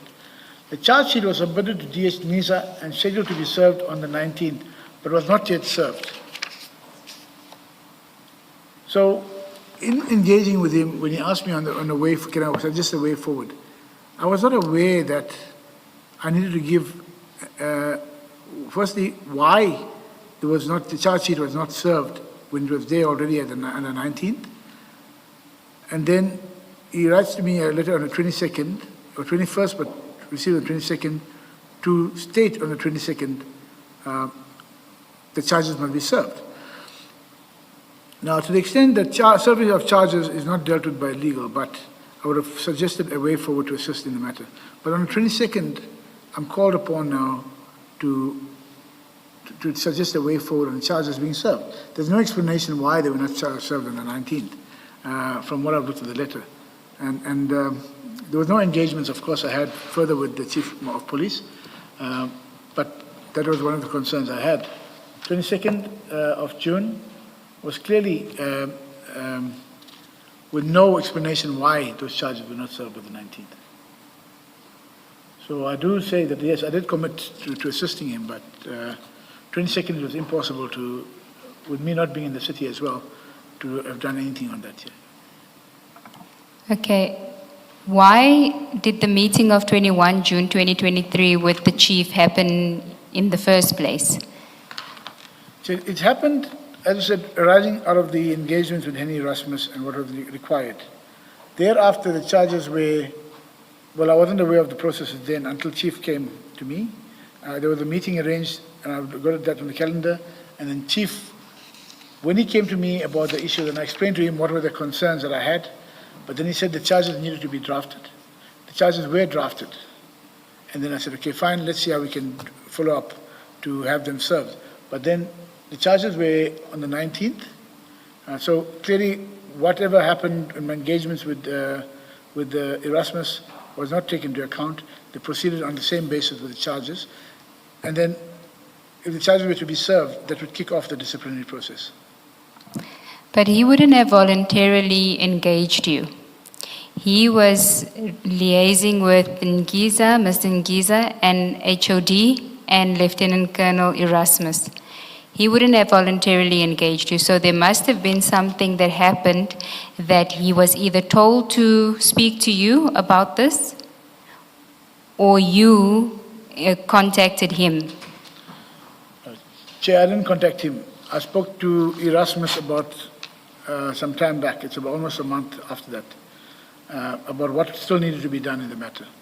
So when Erasmus moved forward, it seemed that whatever I said to him, he decided to go ahead with the charges. Right. And then Chief of Police came to me thereafter. I didn't make an arrangement for a meeting for him to come through. I just got a calendar invite on my thing to say Chief of Police meeting. Why he came through for me, because the service of charges is not my area. We discussed the issues which are raised as a concern again, and with him in terms of what were the implications, some of the implications of not having the witnesses. Thereafter, I see the document to say that I must assist with the charges, with the serving of the charges. But that is an HR function, Chair. If it's an HR function, why didn't you just say that to him? Why didn't you just say, this is not a legal function, it's the 22nd of June 2023, I don't need to be involved? Chair, he came to me after my engagement. So the full discussion, which what I had with Erasmus as well. He came to me to see if I could, let's say, assist in processing that. By that time, he never informed me that it was due on the 22nd. He says it was supposed to have served on the 19th. It was not served. That's a letter he showed me afterwards. But on that date, he wanted to know how can I assist in the process forward. But the letter that he sent to me shows it was supposed to be served on the 19th. And then he says, okay, it was not served, without explaining to me what the situation was. Okay, so when did you tell him that it's not a legal function, it's an HR function, and it can go ahead without your involvement? No, I didn't tell him that because he was dealing with NISA. You see, all the stuff is about NISA and so on. He was dealing with NISA, but he came to me after I met with Erasmus, and I explained to him what the situation. I discussed the same things that I discussed with, I think, on the concerns of that. But it seems that they had continued to proceed, to process the charges and proceed. So I didn't have any engagements then on that. My issue was then, okay, let's see how we can finalize. You come here, let me see how it goes. Because the service of the charges is not with me, it's with EMPD. It's with EMPD and with the HR. So the dossier gets delivered to you on the 22nd of June, like Commissioner Baloy had indicated to your office. It's sitting there, you do nothing about it. See, I wasn't around on the 22nd. I got back on the Tuesday, the following week. And then? Sorry? Did you follow up? No, by that time, the date, when I looked at the date, it had already gone past for service of the document. I didn't do anything further. I didn't follow up. Okay. So that was one of the instances that what Commissioner Kumalo was saying, well, you were involved. There was another trigger event, which was the IPID report. And before we go to the report, can I just understand how you got sight of the report? How did you get into possession of that report? So the IPID report comes through to the ordinary, all reports from regulatory bodies come through to the Office of the City Manager. I would get involved in the matter from a compliance to look at what are the issues, whether it's a public protector, IPID, any report. That's what my role was. When I received the report, it was addressed to the Chief of Police, so we didn't get involved in that disciplinary processes there. But I engaged with my DH to say, DH, can you look at the fraud and corruption issues? And then how do we interpret the issue of, however, what must we do? Because the engagement with Mr. Kanye, where I got called by the city manager when she arranged a meeting with him, was to say that we're still finalizing the investigations, because the question was, why have they not arrested him? They could not give a response. He said, we'll inform you when you're arresting him. And that is where I got involved in it. Now, can we just take a step back? If we go to your statement, page 37, at paragraph, you deal with it from paragraph 179. This year. Page 37. At paragraph 180, you say, on or about September 2023, IPID delivered a report to the city containing preliminary findings on various EMPD matters. The report contained disciplinary recommendations and referred to potential criminal conduct. Several of the findings were framed in broad terms, pending prosecutorial direction from the National Prosecuting Authority. Now, you say various EMPD matters. What are you referring to as various EMPD matters? Are you referring to more than one employee involved in here, or one employee but various matters relating to just that employee? The matters related to Mkonazi, and there's various other, fraud, corruption, and so on. So that is what we're referring to. Okay, so it was just related to Brigadier Mkonazi. Okay. Is that the report that's at JM 19? So JM would be Chief Mapie's annexures, page 103.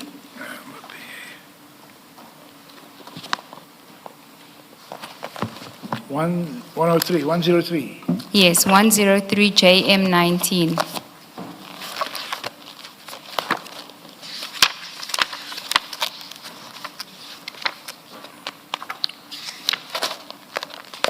Mm.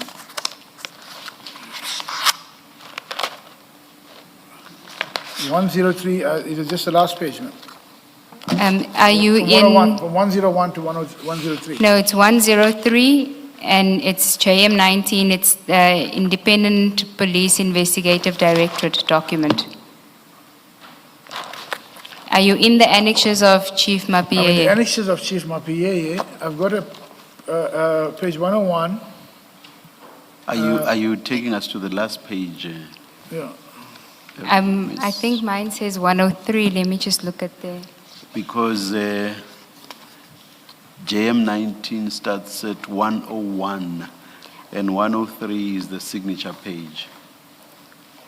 Chair, then I think we're It's working off it's the, an- not the same It's an bundle. iPad letter.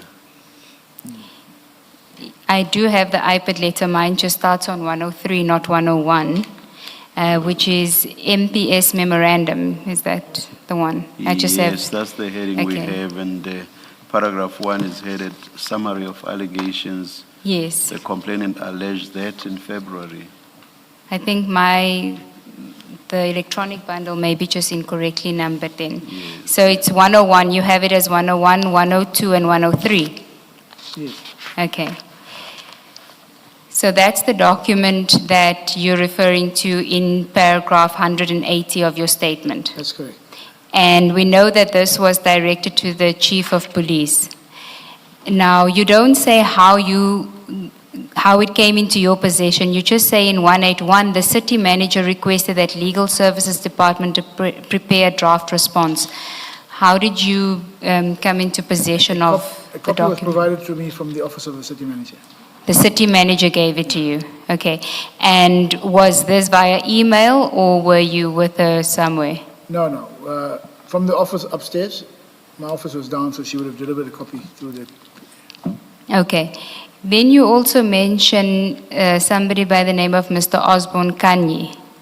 What is the relevance of his involvement? So after the documents were received, remember it was served on the executive mayor and chief of police in a meeting. After the document was received, I was called, I'm not sure exactly, but I was called to the office by Ms. Naika to say that city manager has arranged with Mr. Osborne Kanye. Osborne Kanye is from IPAD. I think he's from what I understood, he was a high commissioned officer. And that is when we had the engagements of, because in terms of the classification of the matter on corruption, and we asked Osborne, but why have you not arrested him because of the serious fraud and corruption allegations? And then we were informed that no, you will give us information in terms of us going forward further with regard to the case. But I wasn't aware in terms of what the discussions they had with the HR processes and with Chief Mapie and so on. The only, from our side, was looking purely at the fraud and corruption in terms of further processes that we need to initiate from the legal department, which would included, other remedies that we needed to include. Okay, so were you in a meeting with Mr. Kanye? I was called to that meeting. The city manager and Osborne Kanye were already there, and I was called to that meeting. Okay, so you were present in that meeting. And in that meeting, he's presenting this report. Yeah, we already had received the report, remember, through the office of the executive mayor. So city manager called him in for a meeting. When I called in the meeting, the document was already there. And then I asked him, but in terms of fraud and corruption, there is a case number as well. Why have you not arrested Mkonazi already for the fraud and corruption? Then he mentioned to me, no, but the DPP is still dealing with the matter. We will give you a progress as soon as that happens. Okay. And was the MMC community safety in that meeting? The MMC community safety was in a previous meeting with the executive mayor when the report was first delivered. Chief of police was in there with the executive mayor and certain office bearers from IPAD. So there were two meetings with Mr. Kanye. Yeah. One you were not part of? Yeah, the first meeting, Mr. Mkhanye was part of a meeting that was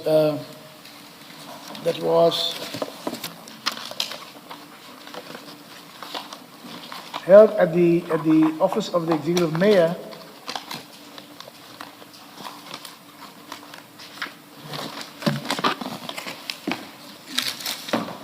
on the 9th of November, 9th of November, September, sorry. The meeting seems to have been on the 9th of November. The report, IPOD report is dated 1st of September 2023. Yes. But the meeting and handover with Klaseng, who was the IPOD head, was at the mayor's parlor on the 9th of November 2023. The other meeting was the MMC, Masuku. It was the executive mayor Ngodwana. It was Mr. Osborne Kanye and Robbie, I can't make the clear name, Tuso Kiafele, the author, and Songi Palmer was from the mayor's office, and Yolelwa. So that's the copy of the register that I have. But at this stage, the chief of police had already received the letter. It was addressed to him earlier on, or was that also where he received the letter, at that meeting? I don't see the chief's name here, but no. So there was, I know I received a copy to deal with my issues. I'm not sure what happened with chief of police, with the entire document was given, because there the chief of police, the report was addressed to him. And I received a copy for my issues in terms of the compliance issues that we need to look at. And you would have received that when in November? It would have been after the 9th of November. It was the mayor's parlor. I'm not sure when the mayor delivered to the city manager, but it could have been in the week or so of that 9th of November. Okay. Now, in that meeting, you meet with Mr. Kanye and he's telling you that they are still busy with investigations. That's what he mentioned to me, that they referred to fraud and corruption in terms of the recommendation.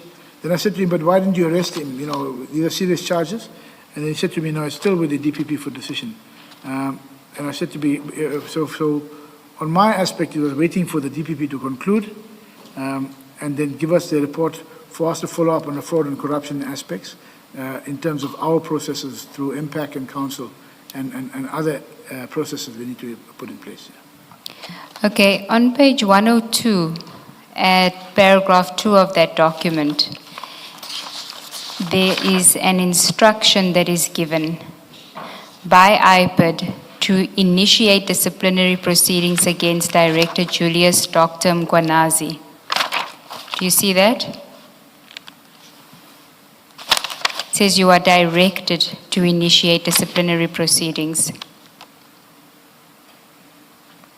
On page 102. 102.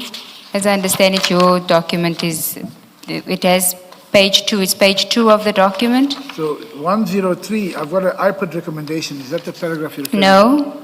I'm looking at the one that says, it's your page 102. It's internal page 2, and the heading is 2 case docket contents, right at the top. Okay. Do you see case docket contents? Yes. In terms of Section 30 of the IPOD Act number 1 of 2011, read with the SALGA Disciplinary Procedure Collective Agreement issued on 1 February 2018, you are hereby directed to initiate disciplinary proceedings against Director Julius Dr. Mkwanazi. Do you Yes, see I that? see that, yeah. And it says the investigation into this matter is complete. Yes. Okay. Now, when you're having this meeting with Mr. Kanye from IPOD about Commissioner Mkwanazi, what are you asking him about these disciplinary proceedings, because you are directed to initiate it? I've never asked him about the disciplinary proceedings, ma'am. This letter was directed to the chief of police.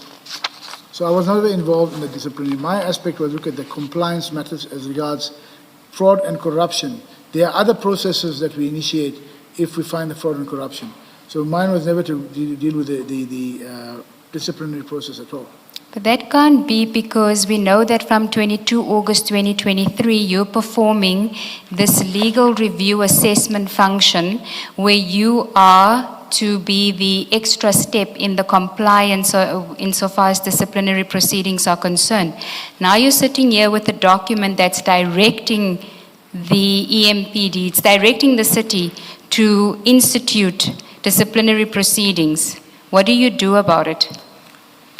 Chair, the 2022 letter from the city manager. 2023. Sorry, the 22 August letter from the city manager was to talk about our internal processes, our internal investigations.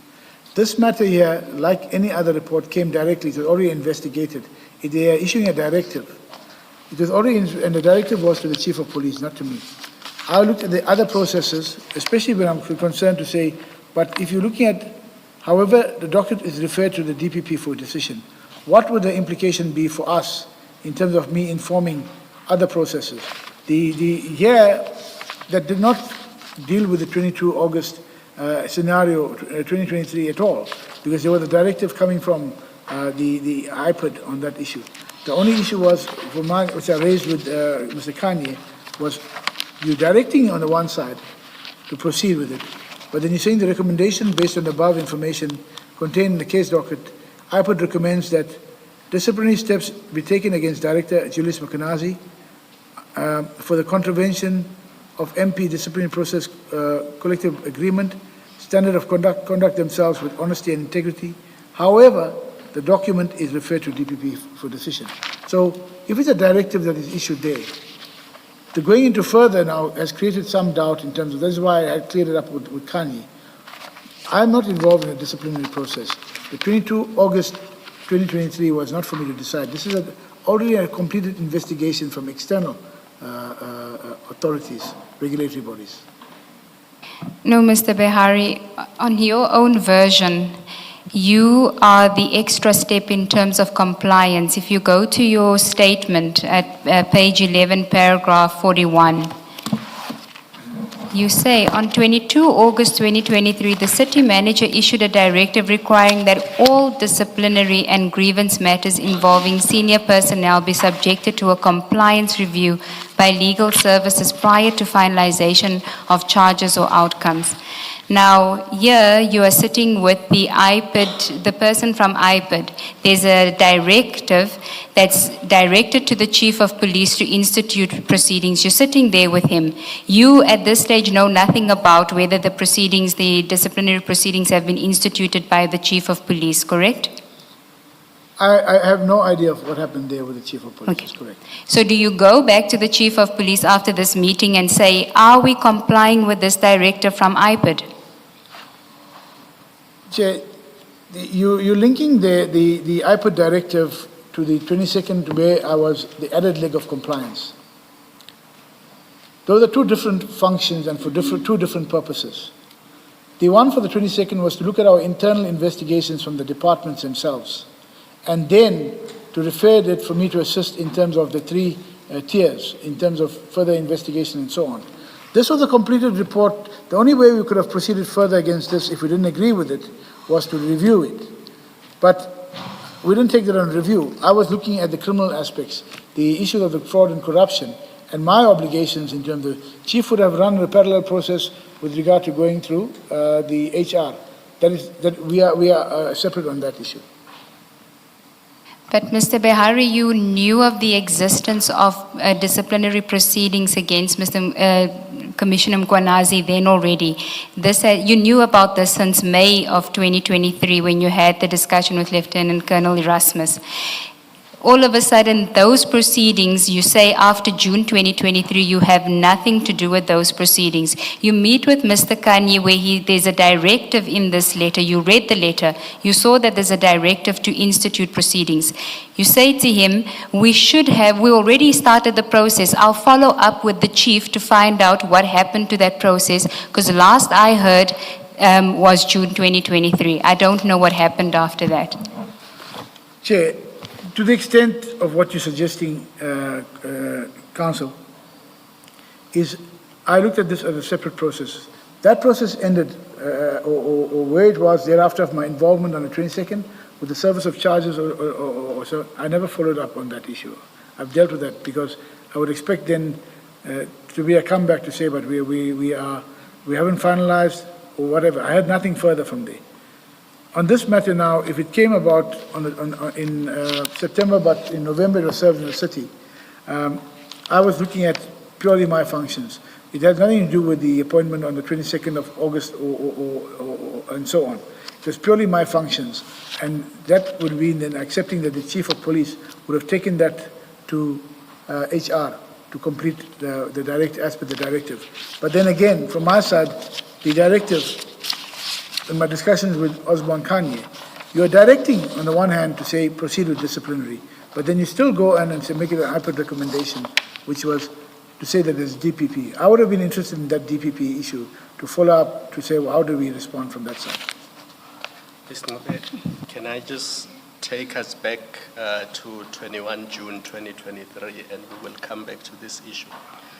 I must get your surname right. You know, late in the afternoon, I might get it wrong again. Mr. Behari, page 28 of Chief Mapiaya's statement. Paragraphs 102 and 103. You would have seen it before because you referred to it in your statement. 28. Paragraph 102.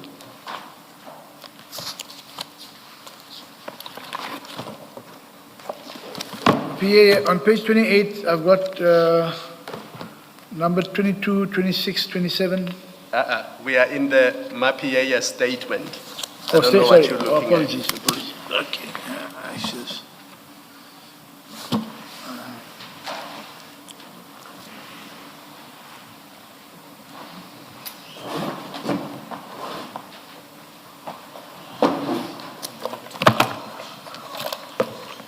You have it? I've got it, Chair. Yes.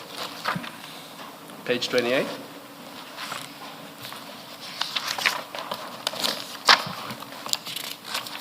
Yes, Chair. Yes. Remember, Ms. Ngube asked you about that meeting of the 21st of June, 2023, and how it came about. And you said you didn't know. You suggested that it may have been initiated by Chief Mapiaya. This is what he said in his statement. On 21 June 2023, and following discussions initiated by Mr. Sheka and Advocate Behari, HOD Legal Services, I was pressured to hand over the docket dealing with Brigadier Mkhwanazi to Advocate Behari. This I did as per my memorandum to Behari dated 21 June 2023. So it's that memorandum we looked at. And then he says, I was instructed to withdraw the charges against Brigadier Mkhwanazi. So that was the outcome. Chair, The outcome was that he was instructed to withdraw the charges against Mkhwanazi, and in fact he did. Was he instructed by me? You Chair, might- firstly, the meeting of the 21st of June only involved Chief Mapiaya and myself. So I deny that it was involving Gasheka as well. I know that it was myself and Chief dealing with the issues of what I discussed with Erasmus. I'm not aware that Gasheka was there for any reason, and that I was forced to withdraw subsequently. I didn't ask them to withdraw any charges. I'll tell you why Gasheka was involved. Because a week earlier, on the 15th, she had given an instruction that Mkhwanazi must be returned to his position. And arising from that discussion, this meeting took place. And in this meeting, he was instructed to give you the dossier. So the agreement to give you the dossier was in the form of an instruction, which he then did. But the reason why you did not take the matter further is because you are aware that on the 22nd, he accepted or followed the instruction and duly withdrew the charges against Mkhwanazi. And that's on page 182 of our bundle, the Mapiaya JM section. It's JM 33. 182, he withdrew the charges, Chair. 182 of Mapie's Bano. Yes, 182 Mapieye JM33. That was the outcome of that entire exercise. He was instructed to withdraw the charges, and he did. So if you read that with 103 of his statement, I've already taken you there. Chair, on 182, I've got here to 2nd of February, allegations are very serious against that, correct? To date, the matter has not been concluded. I, as a municipal police commissioner, have taken a charge. This is to withdraw the internal investigation process under case number. Is that including the charges, Chair? Yes. So this is the outcome of the meeting on the 21st. Chair, but is withdrawing the internal investigation from what I'm reading here? Is the internal investigation now, and it doesn't make sense because the internal investigation was completed. No, Ms. Berry, you know what the internal investigation is. This matter was at the stage where a charge sheet was prepared. Yes. You've been taken to page 180. Advocate CBC was instructed, together with attorneys, they prepared 6 charges. So when the discussion is taking place between you and Chief Mapieye, you are aware of those facts. Chair. Now, he's asking you on page 180 for urgent guidance. Yes. He said so. I'm seeking urgent guidance on way forward. It's on page 180, the very first paragraph. Yes. He says in his statement, the outcome of that meeting was that I was forced to hand over the dossier, and then I was instructed to withdraw the charges against Brigadier Mkhwanazi. Chair. So the reason why, this is what I'm putting to you, the reason why you didn't follow up is because you know that he was instructed to withdraw the charges, and he did. Because otherwise you would have asked him, what happened to the charges?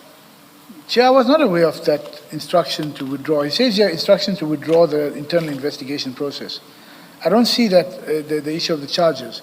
And I spoke to Advocate Sanele Sebisi, Chair, when we were looking at that after the BS. Can we please not talk about Advocate Sebisi? Yeah, but what I'm saying, Chair, is this document talks to withdrawal of the investigation process.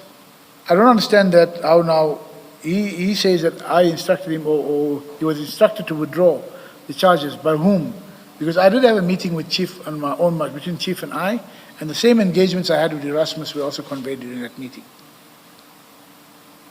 So when you say instructed to withdraw the charges, I'm not sure who instructed him because this letter talks to withdrawing of the internal investigation process, Chair. Yes, but you know what that process is because the day earlier you were discussing the process, and the process was that a charge sheet had been prepared. It was just awaiting service.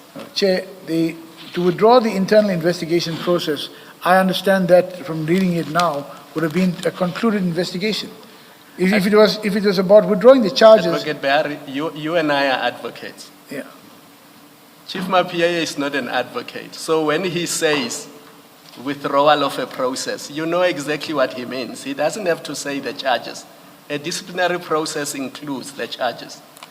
You and I as lawyers should understand that when a layperson speaks, they won't use the exact language that you and I use when we engage with each other.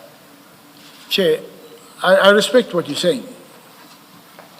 The issue for me is, from what I'm looking at now, it's not clear because I didn't give any instructions on withdrawing the charges. I engaged the Chief of Police, and I had no involvement in any withdrawing of charges.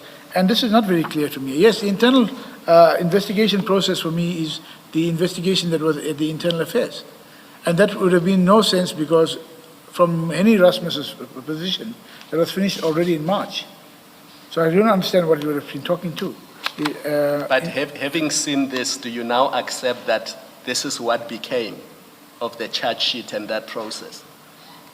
But there was there any withdrawal, formal withdrawal of charges? I can't see that anyway, because it's Chief of Police writing to Brigadier Mkhwanazi.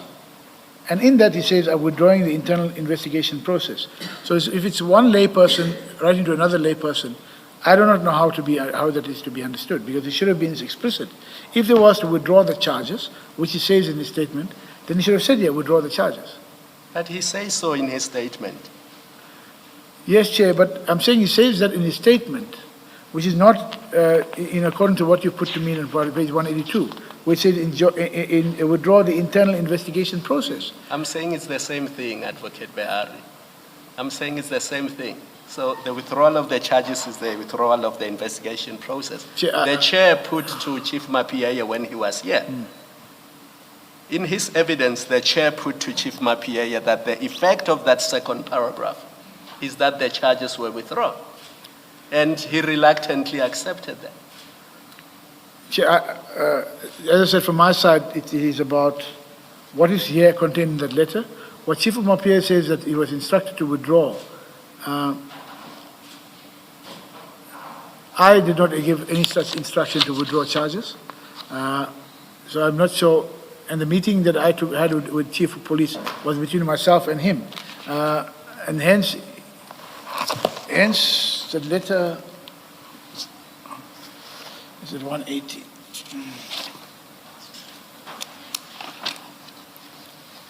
The letter he writes to me speaks about, as discussed earlier today and agreed upon, I shall provide you with the comments. It was between myself and him. He copies HOD Gasheka. In the two I can see there, but I was the one with him in the meeting.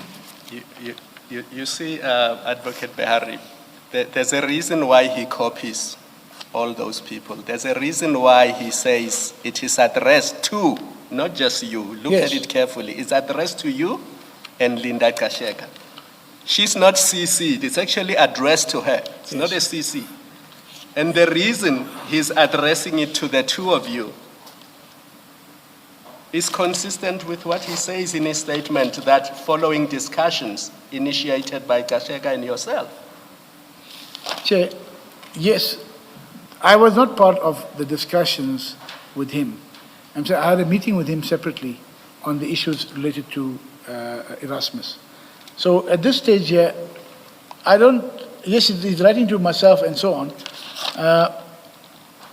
but again, and then he's asking them to be done before 22 June. So if he addresses it to Gasheka, actually Gasheka as well, then again it's not clear who needs to be doing what, because I'm not involved in the withdrawal of charges.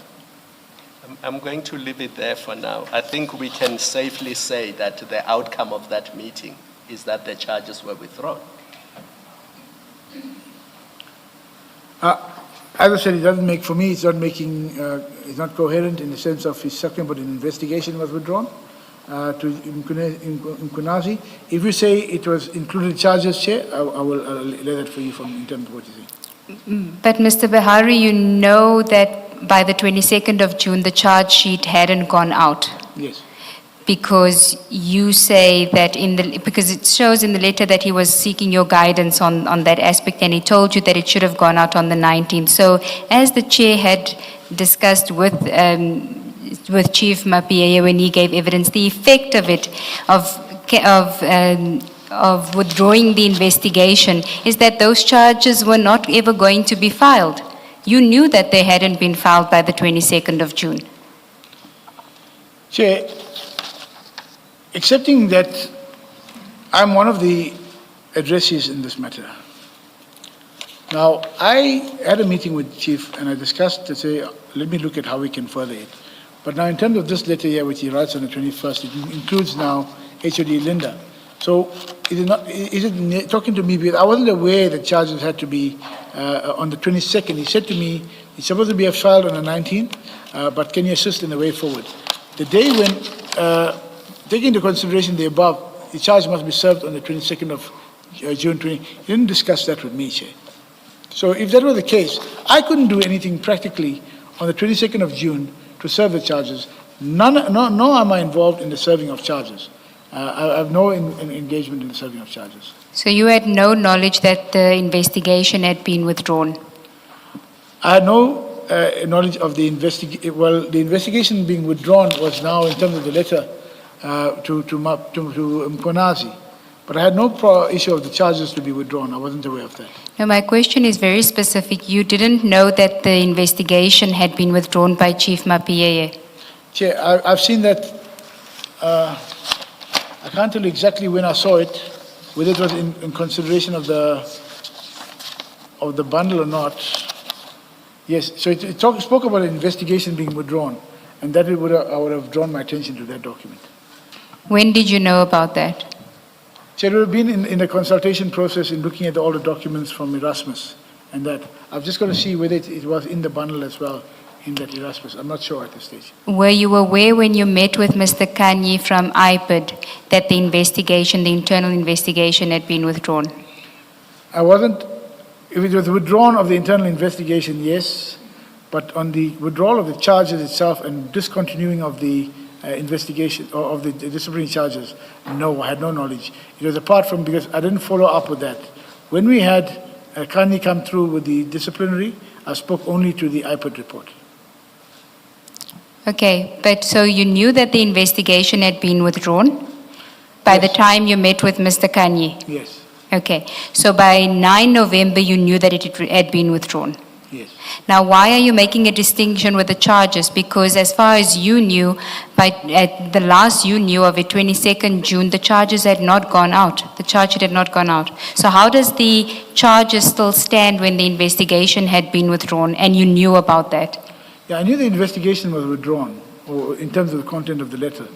I'm not sure who withdrew it and who did what. I didn't follow up on that process. So when I spoke to Kanye, of course, I know that the city's processes had not proceeded with the charges being served and so on.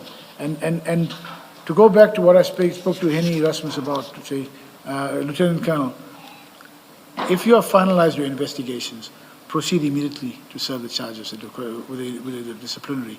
It wasn't about me getting involved in the process, because if they hadn't done that, that is what I spoke to Henny Erasmus, all of this matter would have been addressed. Okay, so if I am to understand then, insofar as the IPID report or memorandum directed the city to institute disciplinary proceedings against Commissioner Mkwanazi, you didn't have any involvement to that, you didn't follow up on that, you didn't have a discussion with the Chief of Police about that? No, it was a process for disciplinary, for the directive you mentioned, was on that side. Mine was only on other processes when I engaged with my divisional head to look at fraud and corruption. Okay. Now, were you aware of what the consequences for the institution, for the city would be if they don't comply with the directive from IPID? Yes, in terms of the legislation, I didn't deal with it specifically, but again, it was a directive from IPID which would have been followed up between IPID and the Chief of Police and HR. I wasn't involved in that process. Okay. But are there consequences for the accounting officer who, as you said, is your accounting officer? You are the person that's seized with giving her legal advice. If she doesn't ensure that these charges that the disciplinary proceedings aren't instituted? The accounting officer would have been, yes, accountable overall. She would have engaged with, or should have engaged with Chief of Police and HR to look at whether the charges, that process has taken place. Mine was on the issue of interest was on the DPP instructions, if there were criminal prosecutions, and then how we dealt with that in terms of going forward in other processes. Okay, so now when there's a directive that there must be proceedings instituted, you withdraw yourself from that process. But when it was an internal investigation, you inserted yourself in the process. When there's a regulatory body directive, that is a directive, unless we're deciding to take that on a review process or something like that, then I would get involved in it. It's a directive to the EMP, to Chief of Police, served on the Executive Mayor and then to the City Manager's Office.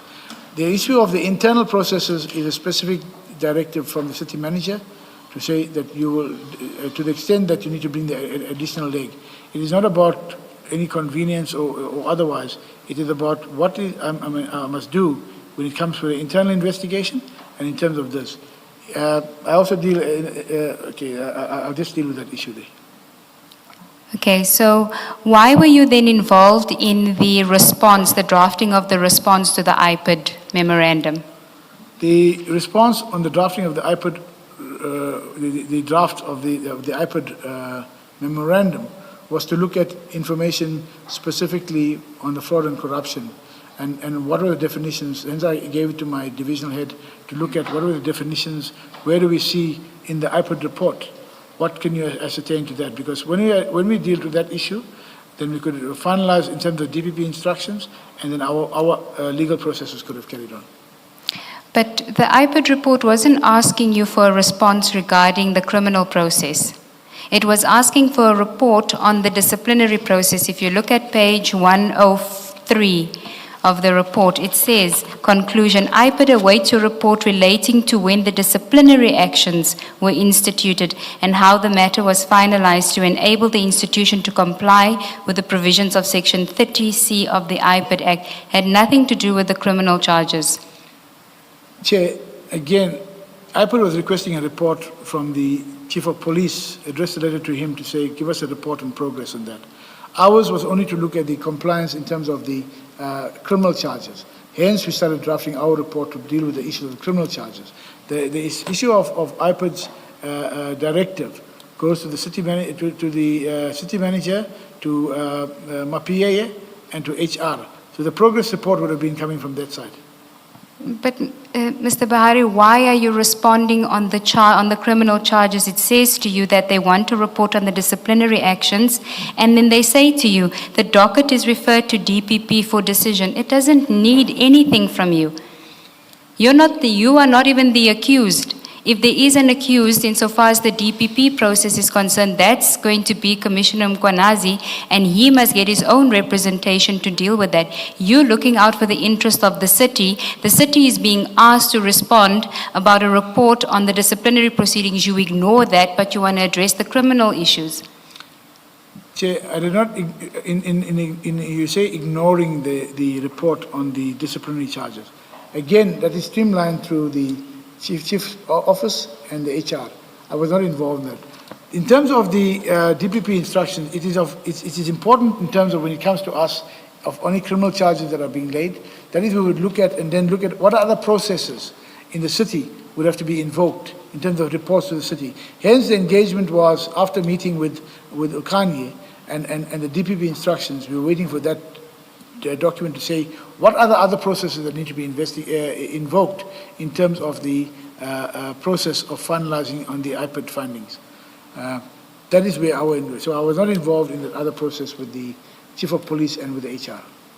Mr. Barry, this report contains only one instruction, and it is that you institute disciplinary proceedings. That's the only instruction there is. Yes. And then in page 103, it says a docket is referred to DPP for decision. That's it. The rest of it summarizes what their investigation has. It analyzes, that's what they use, the word they use, what the investigation has found. So you are not required by this report to do anything at all. No. In the line of what you've done, the municipality was called upon to conduct a disciplinary process against Mr. Mkwanazi. You tell us in paragraph 181 of your statement what it is that the city manager instructed you to do. You don't claim that it came out of the report. You say the city manager said to you, you prepare a draft response acknowledging receipt of the report and addressing certain technical issues that IPOD had not clarified, including the status of matters referred to the Director of Public Prosecution for decision. That's one that your city manager said you should look at. The scope and confidentiality of the report. And 3, the distinction between preliminary investigative observations and findings capable of immediate implementation. So you've told us what it is that the city manager wanted you to look at and prepare a response. That has nothing to do with what is contained in this document. And so the question is, what relating to the instruction from IPOD were you dealing with? Did you want answers from IPOD about? Chair, The clarity was sought, it's not got nothing to do with the disciplinary directive. This was in terms of us checking on the issues of the corruption, the fraud, and the status of the report, which we would then get further information from IPID as regards the full DPP deciding to arrest or proceed with the case. I would have to give a report on that basis to the MPAC and to Council. So that is the aspect where my part, which I spoke to City Manager about. Why did you care? Why does it matter to you what IPID is doing with the DPP? I mean, the report doesn't ask you to do anything at all. In fact, it's not even the municipality that is being referred to the DPP, it's an employee. Why does it matter to you what is happening at the DPP, and between the DPP and IPID? Chair, if it's an employee that's been involved but concerns the city, And you are told to discipline that employee, Yes. and that's the one thing you don't do. Chair, it's not about me not doing the discipline. I think I've addressed that issue. There was processes that I followed and what needed to be done between HR and all the other parties. But you've So- also told us that you now have the power to review processes, and that was Mr. Ngiza's evidence as well, that things, you're restructuring the powers that you got now were such that things have to come through you. He could no longer prepare charge sheets and just discipline people. You had to do the approval. So we know as a date of this report, you now have that power. Chair, the power was not for me to discipline.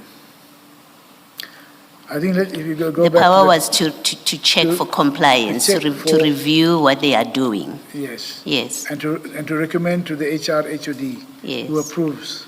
So the internal process, this was already a finalized report by a regulatory body. Sorry, bye? It's by a regulatory body. Yes. Now, that does not come into the scope of what Nisa mentioned, that its powers were taken away, because if in this matter here, the HR has already had a directive from IPID, proceed with that disciplinary. Mine was looking into my other processes to impact to council, to report on this employee that has been now charged, or has been arrested because of the serious issues with regard to IPID. Chair, if I may, I think it was somewhere in Nisa's document. IPID seemed to have been involved in this matter from about April 2023, which I only saw in the transcript. But here, dealing purely with what my obligations in terms of the criminal aspects, it is still an obligation from the compliance aspect. What is your obligations in terms of the criminal aspects, as you put it? Chair, if there was an employee arrested for the serious corruption and fraud, the obligations would be for me to do a report to MPAC, Municipal Public Accounts Committee, to say that this is what we're finding, this is what arrested thing. We need to consider then to council, how do we, if it implicates aspects in the city, then do we need to do anything further in respect of a pension retention or whatever if there's loss? Sorry, in terms of what? A pension retention, if there's loss of the city, to calculate our losses, and then we will claim that from the pension and so on through the HR process. But mine was to report on the issues to MPAC and to council, to say that these are the issues of compliance or non-compliance that we are finding in the city. Okay. Mr. Behari, you'll recall that earlier I reminded you what part of the context is, and that is what Chief Mapie, Commissioner Spies, and Mr. Ngiza are complaining about concerning you is that you were protecting Brigadier Mkhwanazi. That's the context. Now, the issue, Commissioner Baloyi, is raising with you, which is IPID recommends that Ekurhuleni must institute disciplinary proceedings against Brigadier Mkhwanazi. What do? You do nothing about that, but what you do instead is to try to respond blow by blow to the criminal process that's been instituted and which has not been referred to Ekurhuleni, and indeed it ought not to have been referred to Ekurhuleni. It has been referred to the Director of Public Prosecutions. That indeed is where a process of that nature resides. And you then try to respond to that process which is with the DPP, instead of responding to the recommendation to Ekurhuleni. That, I suggest to you, ties in with a complaint made against you by the Chief of Police, Chief Mapieye, Commissioner Spies, and Mr. Nkiza. It actually ties in with that. Because you say, this one is within what we as Ekurhuleni can do. They recommend to us to discipline Brigadier Mkhwanazi. We are just going to be silent about that. It's within our control. What's not within our control is the criminal process. Let's go for the criminal process. Let's try to stop that criminal process. Let's try to show why it is unfounded. It ties in with a complaint by these three employees of Ekurhuleni. What's your comment to that? Chair, firstly, on the IPID report, the departments were addressed to deal with it, the disciplinary directive. My issue was not about challenging the DPP instructions or whatever against the employee. Ours was to look at, from Mr. Kanye, when you say DPP is dealing with them, why are you not arresting them? If I was going to be protecting Julius, as the environment created, why would I look at, why don't you arrest him quickly? Why don't you arrest him in terms of the process? Even up to now, Chair, I'm not aware of the DPP having finalized those instructions. So it wasn't about challenging and protecting anybody from being charged. It was purely to look at what are my obligations I've got to respond to, because the implications of an officer or official that's been charged in terms of fraud and corruption, there are other implications in terms of which I will have to do a report to impact and so on. It was never, and in no way did I speak to Kanye to say that we want to challenge the investigation or the part of the DPP. That's their stories. That's there for them to deal with. But what is concerned is then when are we expecting, because we would have proceed with that from the directive to Chief of Police and then to the HR. That's a disciplinary process. Mine was to see that bid in. How do we, for my purposes, in reporting to MPAC and Council, to give a full understanding of what is going on and what could be the other measures we implement to deal with it. So it's not about challenging, I agree, it's not about challenging any report. Let's look at the heading of the letter written by Mr. Zulu and Mr. Mahwiting, which had your full support. You said so earlier. You said yes. You even took it to the municipal manager, but that you wanted to correct some little administrative thing, but not so much the content of what the letter raised. Look at the heading, Volkswagen CAS 262/03/2023, corruption, fraud, and corruption, and then in brackets, Julius Dr. Mkhwanazi. The reference to the CAS number, CAS number, that's clearly the criminal process, and it is only that criminal process that this letter addresses.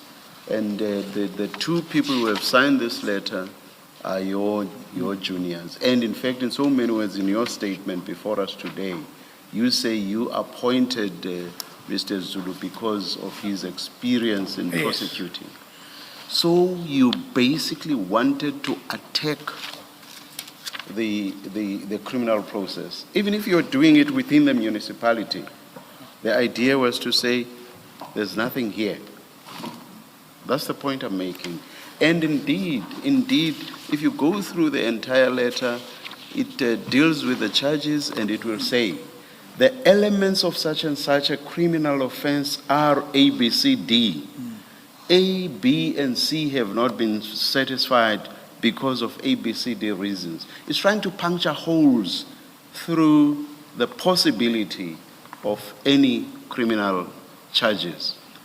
So it's on that basis, and you identified with this. You identified with this letter.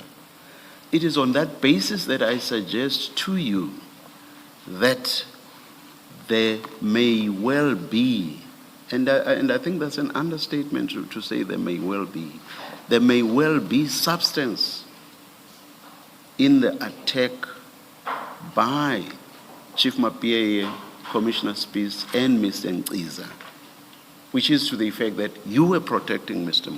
Brigadier Mkhwanazi. Chair, the issue of that letter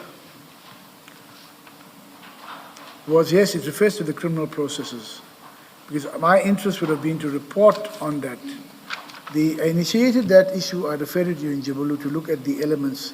What do we need to look at in terms of my report to MPAC and to Council, where we cover this and we say to them, this evidence is linked to that. The DPP process can never be a challenge for us internally. The only issue we get involved in terms of the city is any of the city officials who are charged as a result of their holding an office representing the city. But not, if the cases were against Julius Mkhwanazi, it should have been then proceeded by the DPP. Mine and my interest in the team, and speaking to Jabulo specifically, was to say, let's look at the issue, because when we do our report, and that is why the document never went out. It was in preparation for engaging with that once we received the DPP, to look at our finalization in terms of what report do I have to do, from a compliance report to MPAC, and to that to say that this is what the engagements are, this is how the fraud is covered, this is how the corruption issues are covered. And that is the report we did. We have no power to engage with and nothing at all about the recommendation which concerns something that was within the remit of the municipality, the recommendation to discipline. Completely silent on that. Chair, because that was the process in terms of the directive by IPID to the Chief of Police for the disciplinary process. That would have been accepted, would have continued that way. My interest was then to look at then what is our reports in terms of compliance. One of the delegated functions is for me to report on compliance of non-compliance issues to council and to the mayor and to the city manager. So those are the functions I was looking at from the criminal aspect. I suggest again that you were not in the least bothered by that recommendation because you knew that, this doesn't bother us. It's within what we can do within the municipality that doesn't bother, and we know what we are going to do about it, which is nothing. Chair, I was not aware, I don't know where that process has taken or what. I was not involved in that HR process or the issue of MPA in terms of the IPID report. I did not accept there was going to be nothing because mine was focusing on the other aspect. That departments, they are responsible for that. They got the directive on the disciplinary process, and they ought to have done that. It's not about me knowing that there was going to be nothing. Mine was to say that this is what our purposes are. I was very clear to DH Zulu, let's look at these charges, because there'll have to be a report for me to counsel to deal with those issues. I find it strange. I find it, this is one document from IPID. It deals with the criminal process which has been referred to the DPP, and then the recommendation to IPID. You have instructed Mr. Zulu to deal with this, and he's assisted by Mr. Mahweting. on that document. I do not understand this thing about that document being completely silent on the issue about the recommendation to discipline. Because if in your mind that was an issue that had to be attended to by Chief Mapia, I would have imagined that this document should have said so. We have dealt only with the criminal process because I, as the head of legal, Mr. Behari, believe that the recommendation to discipline falls within Chief Mapia and that he is going to attend to that. So I'm going to be silent on that. This document does not say, it's just silent on that. You see, it is silent on the disciplinary process because the directive came there from IPID. The parties who it was addressed to the Chief of Police to continue with that process. Mine was only focusing on the criminal aspect. Hence, it's silent in that document that we didn't want to cloud the issues about seen to be attacking that the finding or the directive on the disciplinary process.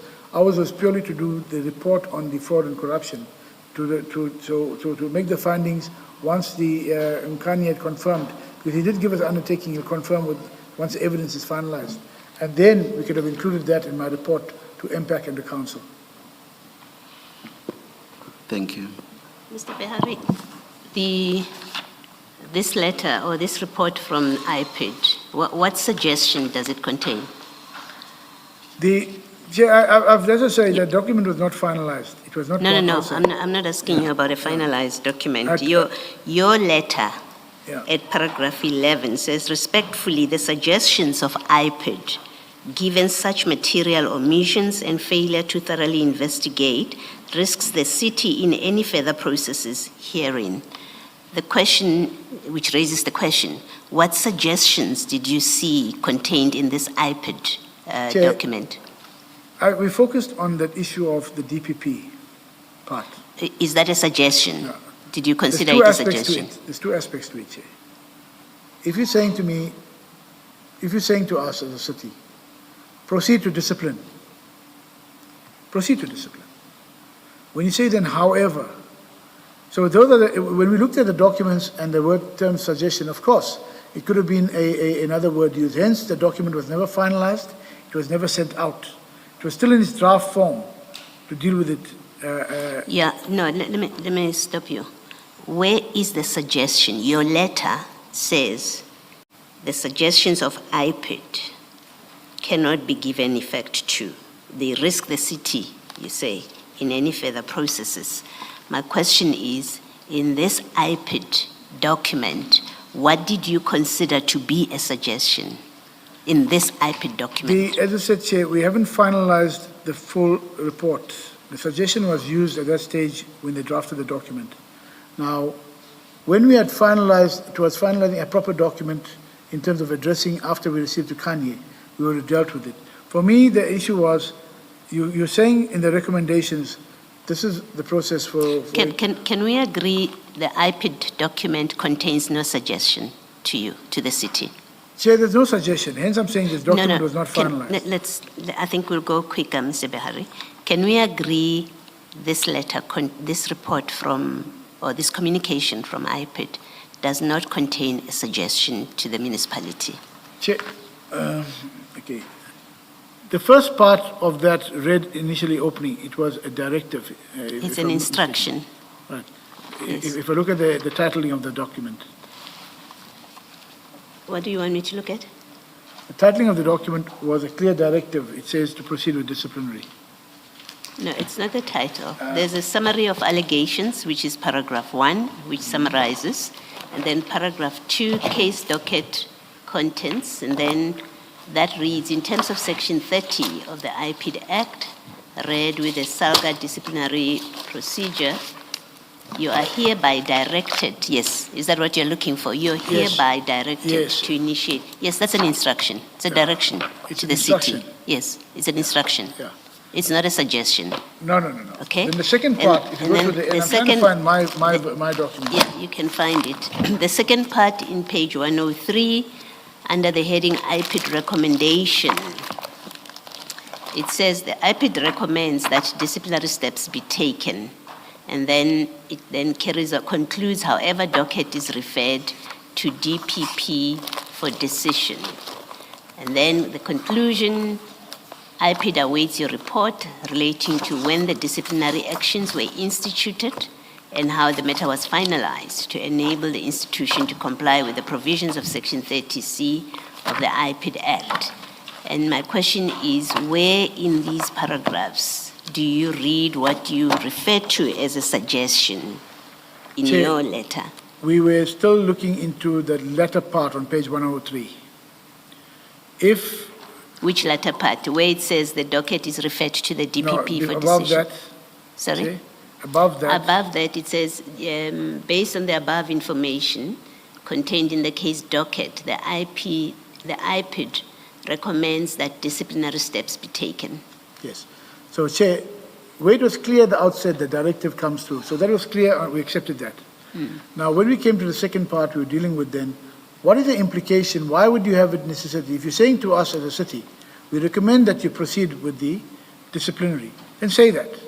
Why was it then to come and say that, however, the document has been referred to? So we were still looking at that, Chair. That is why we did not finalize that document, to get the additional information. So that is what I'm saying. If So there's something- you wanted IPID to give you what they gave to the DPP so that you do what with it? No, Chair. The issue was, if you're recommending disciplinary, Yes, recommend it. they've done so. Right. It's So- very clear. Yeah. They've directed and they've recommended And in they the recommend it. concluding Then paragraphs. the aspect of then, however, what must I, so you're saying to me, I'm recommending, I don't want to go into definitions of how we understood it, but it just means it gives a different, for me it meant that the word however actually contradicts what was being said above. No, it doesn't. You see, you can't read this document selectively. The concluding paragraph says you must submit a report.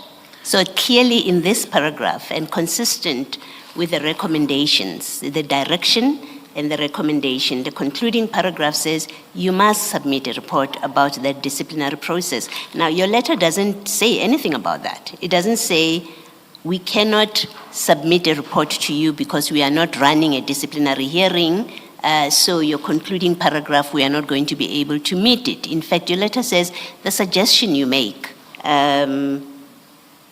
after all these material omissions, your suggestion, right, will create problems for the city.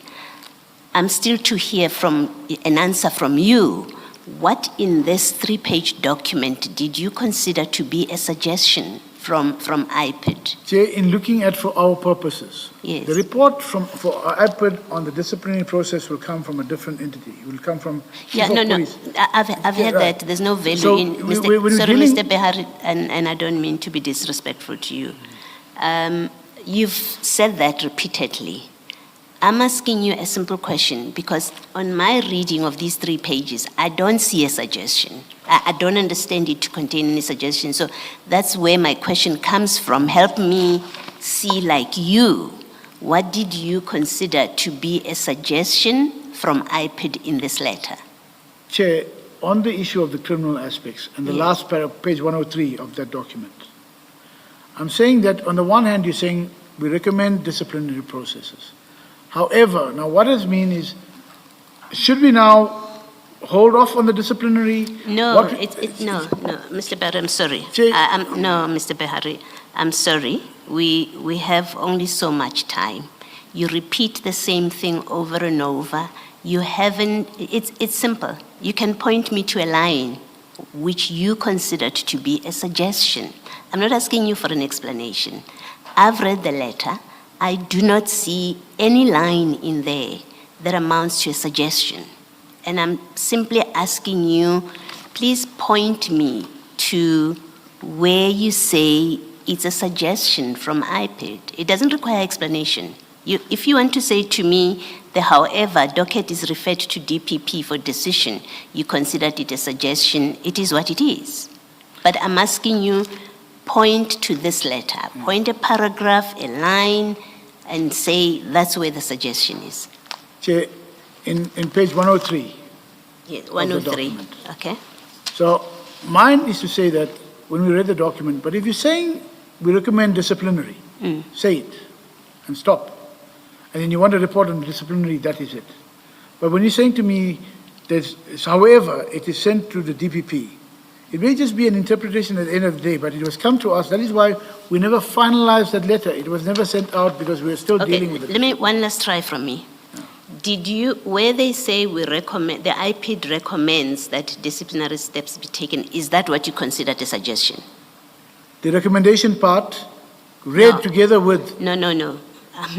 I remember it's me who's trying to understand your evidence. So my question is formulated so that I can understand what it is you're saying. It doesn't help to say more if that's not what I'm trying to get clarity on. Am I to understand you to be saying in that paragraph where it says IPID recommendation, that paragraph is what you understood to be a suggestion, or it's a suggestion you are referring to in your letter? Chair, as I said, we had not finalized that letter. So we're talking to a letter that we still had to look at the full content of it. At that stage, when they use the word suggestion, it looked at as if they were not certain in terms of, by the use of the word however. Okay. So the directive on that is important. It goes through that HR process and so on. The report asks for the HR to say whatever you want with that. But from a criminal aspect, dealing with purely with the DPP, that is where our interest was. And dealing with that issue, and Mr. Kanye, tell us what So what did you understand to be the suggestion in that paragraph? I understood to be, say proceed with the recommendation is to do this, and dealing with the Kanye and the criminal process. However, it is the DPP's instructions. No, So- sorry. IPID recommendation is the heading. It says we recommend disciplinary action, and then it concludes, however, docket is referred to DPP for decision. What do you consider to be the suggestion in this paragraph? Chair, on the first part of the letter, it is a directive issued by IPID. To institute disciplinary Institute proceedings. disciplinary action. Yes, in that paragraph. In that paragraph. Yes, You're now coming to the latter part of that in the same report, yes. and you say now we recommend. We're recommending disciplinary action, which is the difference, as I read it, from directive. And you've said that has nothing to do with you, it's an HR thing. It's an HR process. Okay, so we are clear, we are sorted with the first part. You're not concerned with HR, and so not concerned with the disciplinary action. That leaves us now with however docket is referred to DPP for decision. Is that the part that you say is a suggestion? And it has to be, because it's the only part that is remaining under IPID recommendation, which has nothing to do with disciplinary action. Chair, the disciplinary action part is a directive. The document must be read holistically. So the first part you're directing to say, we're directing the disciplinary process be taken. So that will be covered between Chief Mapuyeye and HR. But then you go back in the same document and you now come and say the recommendation. So it's a softer approach to a directive. Yeah. And then you have come on the issue and say that furthermore, however, and that is why it could have been interpreted to be a suggestion. Hence, we did not finalize the document, Chair. We did not finalize it because there were other information before we gave a proper document out. Okay, all right. I guess I can't take it further, at least not this afternoon. Thank you, Chair.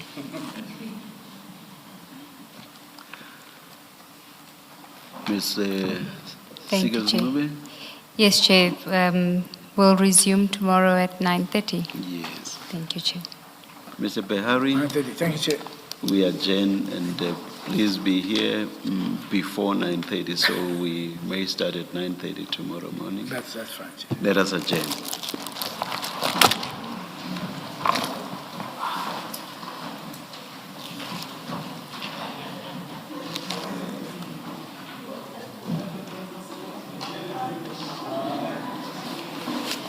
Oh, yeah.